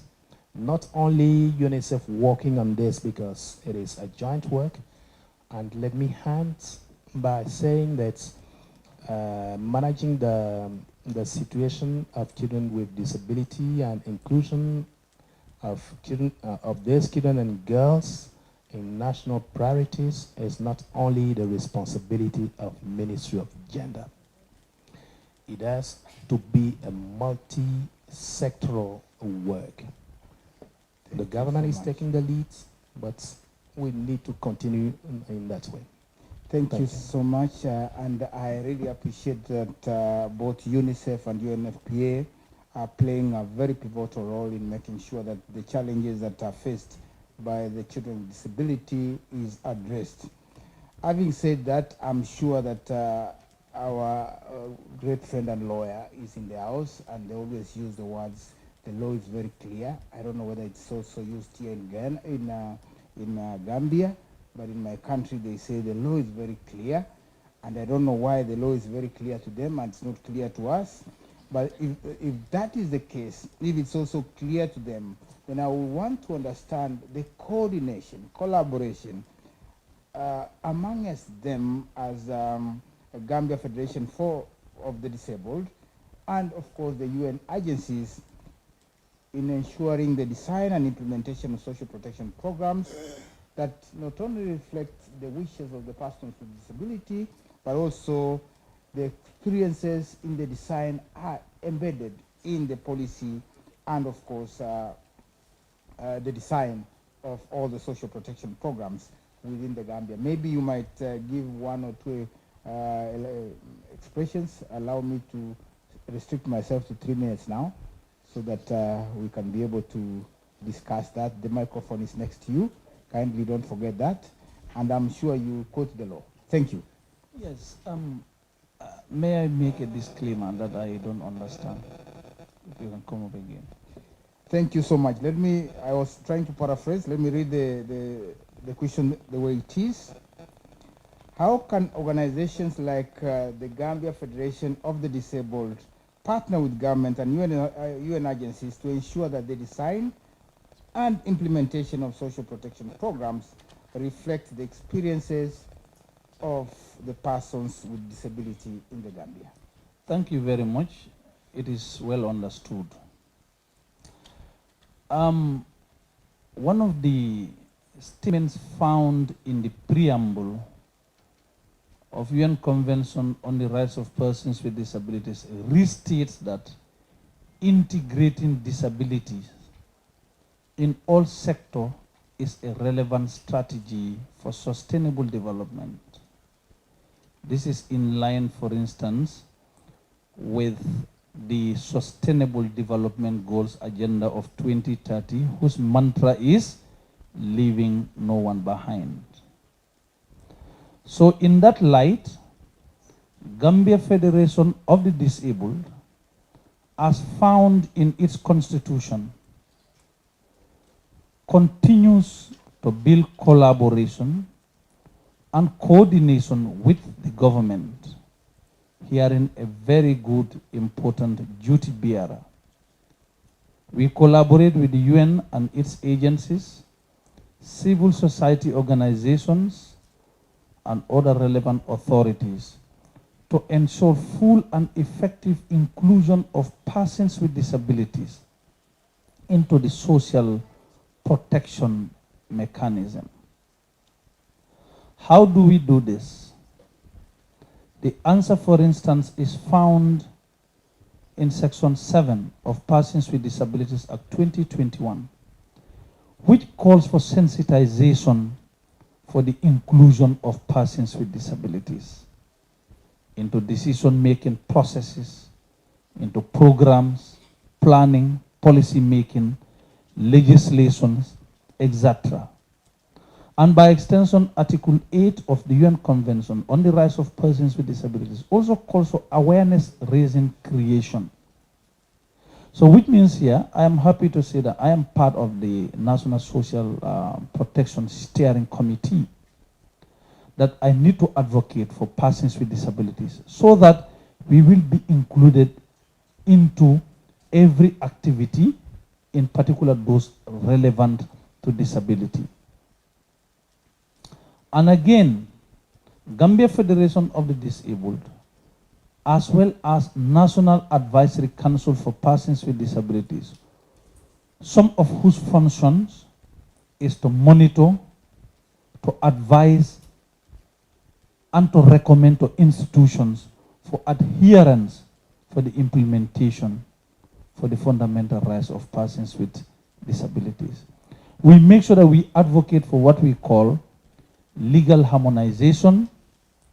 We advocate for legislations and policies to capture the needs, the interests, and rights of persons with disabilities into programs and activities, and for our purpose here into the social protection mechanism or social protection schemes.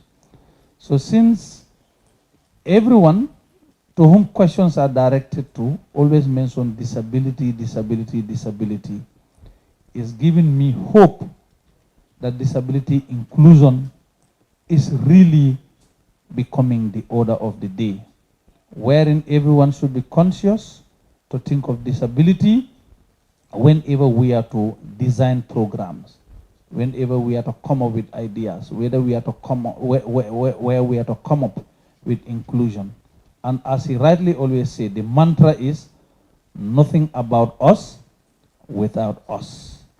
So everyone is actually called upon to make sure that since disability is cross-cutting and it should be multi-sectorial, everyone is expected to put hands on deck to ensure that the rights of persons with disabilities are respected, promoted, protected, and fulfilled. Thank you very much. Thank you so much. Allow me to ask the last question so that we can open it to the gallery. The same question, but now to our friend in the government. Collaboration is essential for inclusive development, especially in the Gambia. How is the Ministry of Gender, Children and Social Welfare working with development partners, those that are here, UNFPA, of course UNICEF, and other civil society organizations to ensure that social protection systems are not only inclusive, but also sustainable and right-based? The two key words is sustainable and right-based. Thank you so much. Thank you, Mr. Moderator. Before I answer that question, I would like to, well, it's still in connection with the question, that I just want to let the gathering or those in the conference know that there is a disability fund since last year, 2024, from the Gambia government. And it was 4 million last year, 2024, which together we work with Your Lordship Mohammed, who is the president of the Advisory Council, on how to spend it, which I think they did justice to it, that the PWDs, those persons with disability groups, each were given an amount, sufficient amount to work on. So, $4 million. That's great. Yes, that's a starting point. That's great. And this year too, we have the same amount. And right now we are working with them. We want to make sure we have an assessment first, then we will disperse the money, inshallah. So from there, I would say, the Gender Directorate do multi-sectoral coordination, where we have committees and technical working groups, where some of these partners, CPA, SOS, and other partners, UNICEF, UNFPA, are all part of that. We work with them hand in hand. And again, I would like us to know that also, when it comes to GBV, gender-based violence, there's a special fund too, which again last year was also utilized, and the same will apply this year. With the help of our partners, UNFPA, we are able to get the Orange Center. So that's definitely means we working hand in hand. That is there to help the victims of gender-based violence. We work with the one-stop centers throughout the country, which are all stationed in the general hospitals. So we are working almost with most of the sectors in this country. Like I said, we are the umbrella body. So not the police, the justice, the disability, the children, and again we have a Children National Assembly that again we work with them, and they also advocate for their rights and what they need, which is also taken on board and by the ministers, and it goes to cabinet and they will deliberate on it. So I think those are all ways of hoping to get a better social protection system in the country. Thank you so much. Now the floor is open for any question, but as they are thinking, anybody who has a question, I want to ask my sister Rose. a very simple question. This is very, very simple, and don't take offense. I'm concerned about the male child, the boy child, and the issues of, if there are survivors around, how they are handled from UNFPA perspective. Then, of course, the DEPREP will respond, especially the child with disability, whether they have safe houses, follow-up clinics, or I don't know whether that exists here, but somewhere in East Africa, there's a lot of sodomy, there's all that. So I've just brought that so that you give us your perspective as UNFPA. No, and when we say gender-based violence, the word gender is not female or necessarily always. And in fact, in what we call the gender management information system, because we put it in place for people to be able to call when they have been subjected to violence, the numbers are staggering, even among boys. So definitely we are taking care of every single person who comes to us as a survivor. We are just emphasizing the fact that, as Alexia was mentioning, 50% of women in partnership, in their relationship, will tell you that they have been beaten. So the numbers are not, we are not saying that there is no male violence. It does exist, especially among children under 5, rapes and the like. We are addressing them. However, the majority of the survivors of gender-based violence are unfortunately girls. First of all, we all know that they are subjected here in the Gambia. The percentage is very high. 75% of women and girls have been subjected to FGM. For us, child marriage is also a form of gender-based violence. But rest assured, we are equally taking care of the boys as well. So whoever has been a survivor of violence is going to be taken care of. It's just that the reality of the matter is that it affects more girls than boys. And in general, across the world, and the Gambia is no exception, at least one person out of 3 will tell you that they have been subjected to violence in the hand of their partners or family members. Thank you so much. And my brother from the DEPREP, from UNICEF, any safe houses, especially for children, boys, and if you have issues of disability, very, very special request, if they are there. And how are you managing, are you funding or fundraising, administrating them, all that, kindly.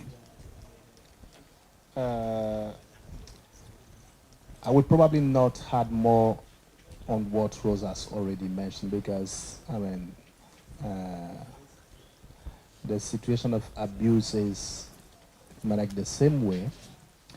Let me just add one or 2 elements related to the community platforms for early detection of any risk.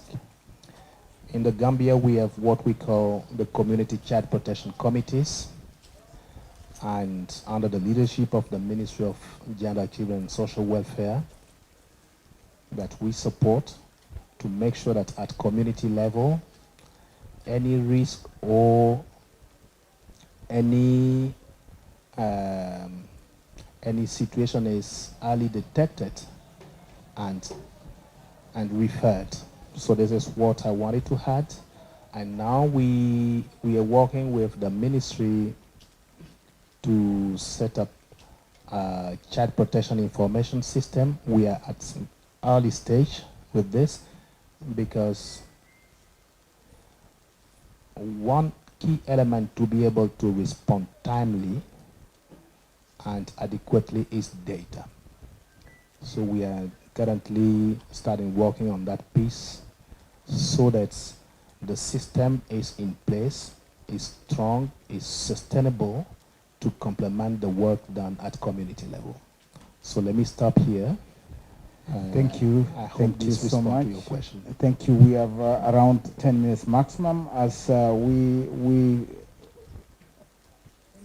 anyone from the audience, before I finish my questions on the other side, I need to see the hands. If there is no hand, okay.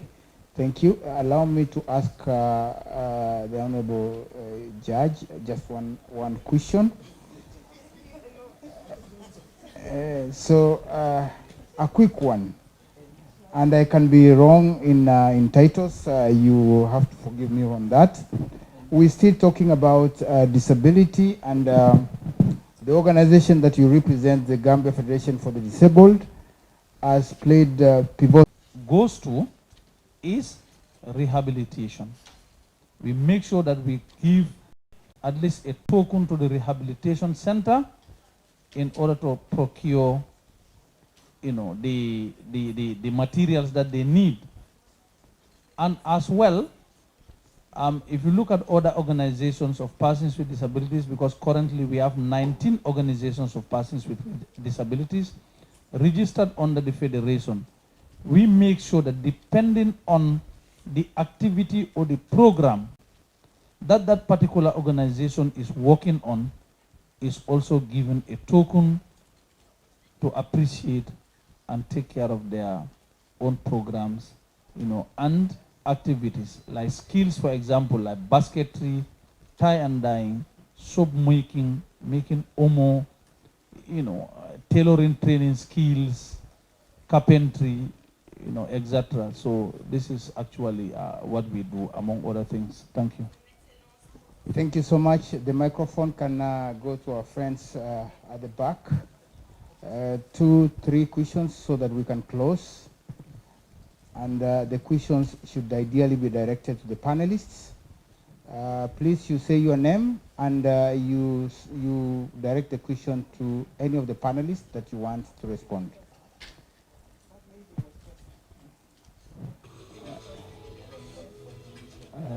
Thank you.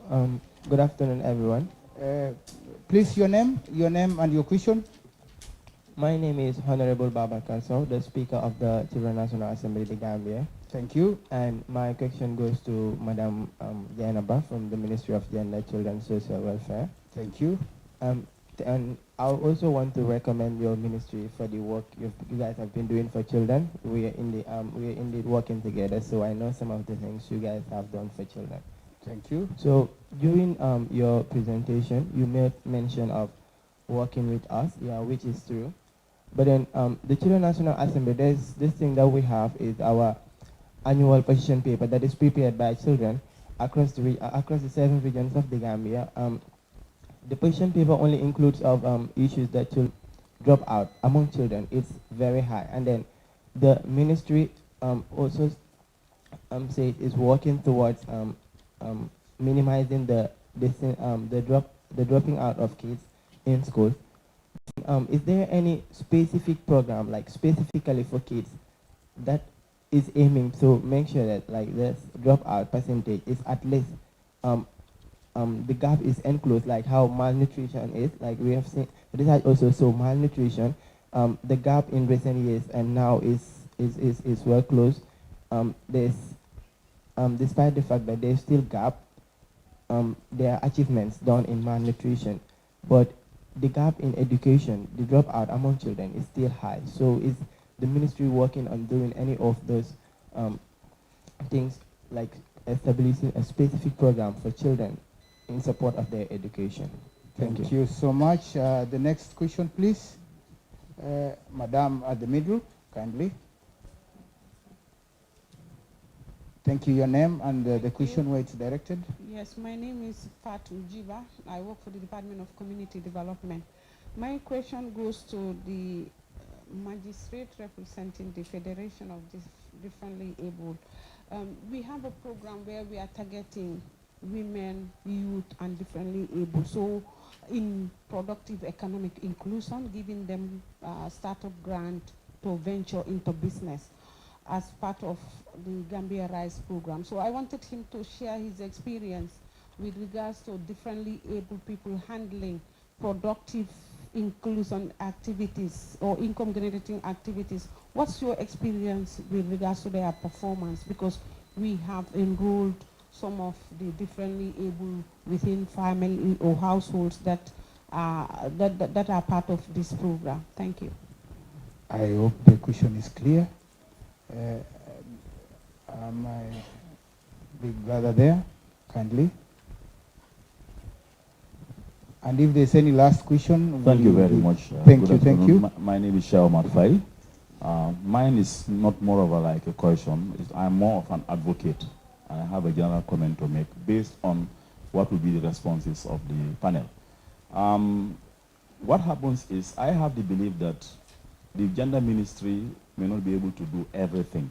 Correct. The UN family may not also be able to do everything. We are all stakeholders in this. And I have realized that an institution of higher learning for education in the area of special needs in this country, I stand to be corrected, but I have not seen that here. If it's not available, I think it's high time that we think about trying to complement the efforts of the Ministry of Gender as well as the UN family. I think that's very important because training, to me, capacity building is one of the most sustainable assets that we can do. It helps a lot. Once it gets here, it sinks. So, and there will be transfer of knowledge, transfer of skills, like for example, autism and some of these other disadvantages that we have around. School of special needs, mostly is a big problem. Like even in the rural area, I stand to be corrected. I think more of that, they are more in the urban area than the rural area. So what is being done about it? So this is my take on it. Thank you. Thank you. And the last one, my brother there, so that we allocate the questions effectively. Thank you. My name is Alaji Jawara. Mine is not a question. It's I'm trying to recognize and remind probably the UNFPA for their laudable efforts that I have realized when I was in the North Bank region, particularly promoting gender activities. For instance, it's like creating synergy with structures, private structures like Ma Foundation, that they came out with changing our community development structure that we built for as a multi-purpose center to a food processing center. Remembering the food processing center paid a lot of dividends for the women in particular in Jokadu.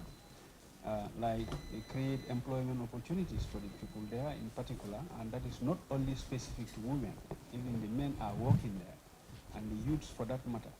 And also the saturation of vegetable produce at the market tend to be reduced because the women had an opportunity to take their produce to a food processing center where they can at least turn those produce into some kind of a processing, a finished good. And this is one of the bottlenecks in the Gambia. Imagine when it comes to mango season, you see a lot of mangoes are spoiled in the streets because there is no light processing industries. So if UNFPA can come out to support Ma foundations to come out with those kind of development, I think it's a plus that I want to recognize with them. Maybe, I think the lady there, I tend to recognize. Thank you. I think you are the very person that we have been interacting with. Thank you very much for that effort. So the synergy is there. UNFPA, thank you very much. Thank you. Allow the responses to come from our panelists. Madam, you will start, then followed by Mohammed Kulibari, then of course the DEPREP and Madam Rose will be able to respond to the last two issues which are complements and how you can team up with the government and of course the other partners like the Gambia Federation for the Disabled to make sure that certain parameters are made available and they can be moved. So, Madam, you will start, then you respond to our honorable Thank speaker. you, Honorable, for that question. You're right to say that, but then as a ministry, we have a planning unit and such. So we got your paper and from the National Assembly. We want to have evidence-based because it can be a lot of contributing factors. Like earlier speakers were saying, for my auntie from UNFPA, to say, who knows, it might be out of poverty or other factors, which is not clear yet. So we, as a ministry, we want to do at least an assessment to see where actually what's the issue, what's the problem. Then only then we can design a program or advocate or even call on our partners to see how best, because like I said, it's we need all hands on deck. It is social protection. So when it comes to children's issues, UNICEF, it's always there, but then we need to know what's the issue is, what's the problem is. After getting the assessment and the analysis, only then we can come up with a program. I guess that answers your question. Right now, we cannot say this is the program. Thank you. Thank you. Thank you very much. And I think I will speak shorter than even before. Madam Jiba, thank you for including persons with disabilities into those economic activities. We've gotten feedback from persons with disabilities who are beneficiaries of such opportunity. We also keep receiving feedback from some of persons with disabilities who are not yet beneficiaries, but we always tell them that they have to realize that sometimes it is a question of progressive realization. You will get there. So in terms of handling issues of income generating activities, this is very crucial or essential for persons with disabilities because it gears towards building their capacities, ensures their independence, self-employability, inclusion, etc. So the feedback that we also receive from some persons with disabilities is that they are quite happy, although sometimes on the economic point of view, they will tell you that human beings are always insatiable, not satisfied at all stages. I just want to add that just complementing your goodwill gesture as equality of opportunity to persons with disabilities, GFD, Gambia Federation of the Disabled, in 2024 also enrolled 25 persons with disabilities on 9 months intensive training skills on tailoring. When they graduated, we've handed over to all the 25 a brand new sewing machine. They are all qualified tailors and they can sew men and women outfit, and they have established their own entrepreneurship. And subsequent to 2024, in 2025 again, we've enrolled a second batch, 25 women with disabilities, again into tailoring training. They have also graduated. We've handed over to each of them a brand new sewing machine, and all those 25 women with disabilities are qualified tailors, and they can sew men and women outfit, and you can really patronize them. Thank you. Thank you so much, Thank you so much. I'll maybe respond across some of the questions that were asked, starting with the one from the Speaker of the Children National Assembly of the Gambia. As I mentioned earlier, some of the responses have to be handled at multi-sectoral level. Your question is more or less related to education. It is asked to Ministry of Gender, and of course, the Ministry of Basic and Secondary Education is at the forefront when it comes to education. So, Ministry of Gender, jointly with other sectoral ministries, will coordinate on the issue you are mentioning. And now, another key point or key issue we are facing in the country is related to data. Data to be able to assess progress. Currently, the Gambia Bureau of Statistics has started the preparatory work for the multiple indicator cluster survey, the mixed survey, which will provide updated information on many of the key development indicators in the country. And we are expecting the preliminary report to be available in April. That will show clearly the situation and will help the decision makers in their coordinating role, bringing all key stakeholders together. Regarding the advocacy on education on special needs. This is a key problem in the country, like in many other countries. Because first, as I mentioned, we need to identify what we mean by disability, then be able to respond to their special needs. During the last local education group co-chaired by Minister of Basic and Secondary Education and UNICEF, one of the suggestions that came from that meeting was to see the possibility of including training of teachers on special needs when they are at the Gambia College, so that we have more teachers with enough skills to be able to respond countrywide. On the comment related to income generating activities,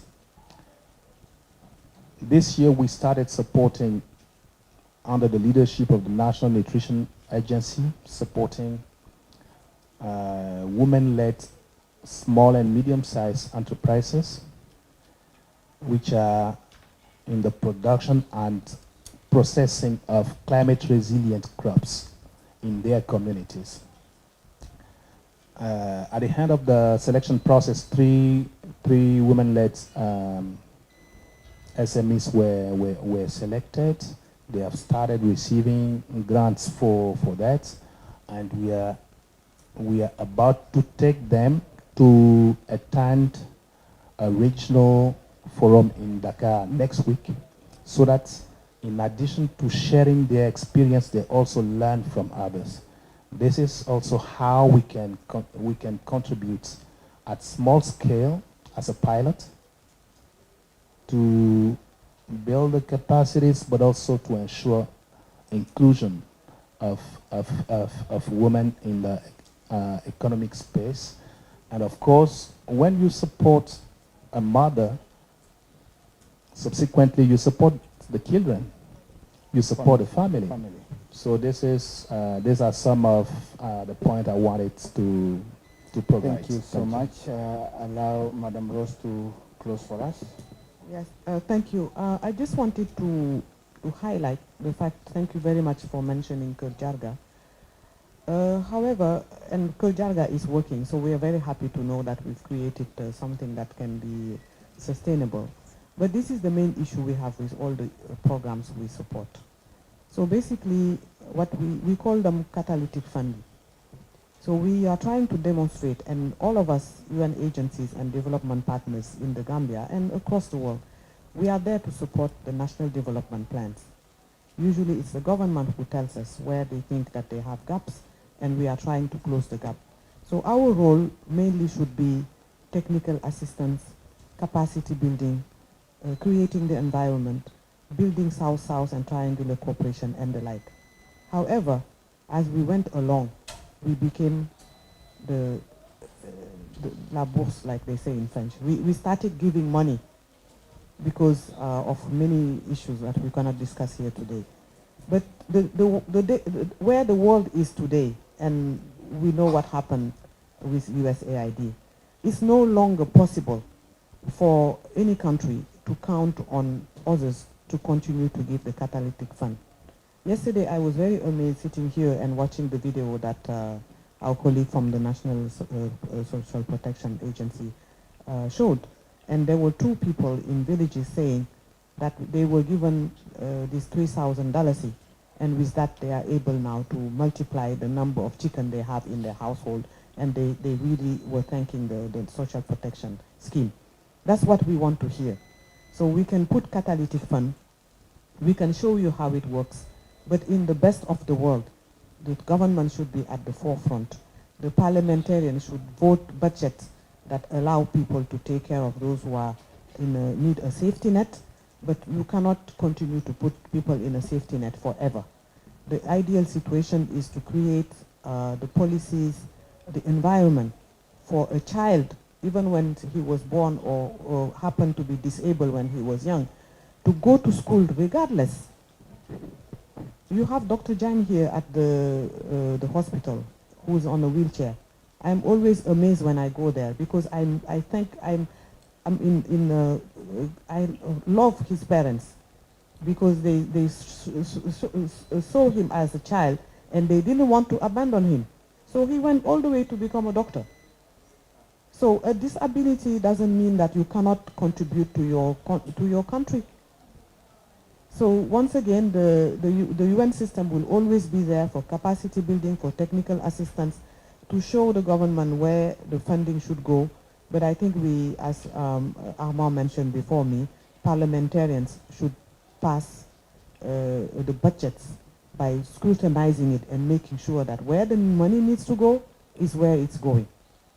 And also when we show the government or the communities that this is working, that when we all leave, Kerjarga doesn't disappear, the program that Armand just mentioned doesn't disappear, the ones that are being trained by our sister there are not, are continuing because we show them how to fish instead of fishing and giving them. Thank you. Thank you so much. I'm sure that we can talk until tomorrow. It's been a topic that not very many people finish. Gender, children, and disability inclusion, social protection. It's a topic that we rarely finish. I want to thank Madam Rose, the country representative, UNFPA, Mr. Anand, of course, the DEPREP, UNICEF. I hope that is the spelling. The Honorable Mohammed Kulibari. I think now I got it right, and Madam Jainaba, if that is okay.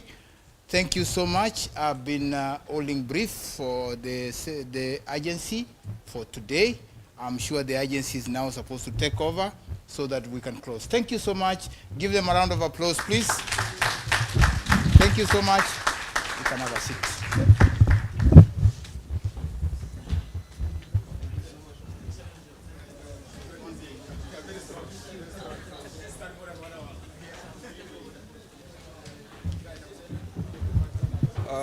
All right, thank you so much for that, Mr. Peter, for the moderation. Yes, so I'd like to thank all our panelists. I'd like to thank UNICEF, UNFPA, Ministry of Gender, and Gambia Federation of the Disabled as well. Just a gentle reminder that tomorrow is the final day and official closing of the conference as well. So we hope to see you all here, especially development partners, as you'll be giving your commitment statements as well. And we will have the Vice President here as well to give us the official closing. So thank you all and see you tomorrow.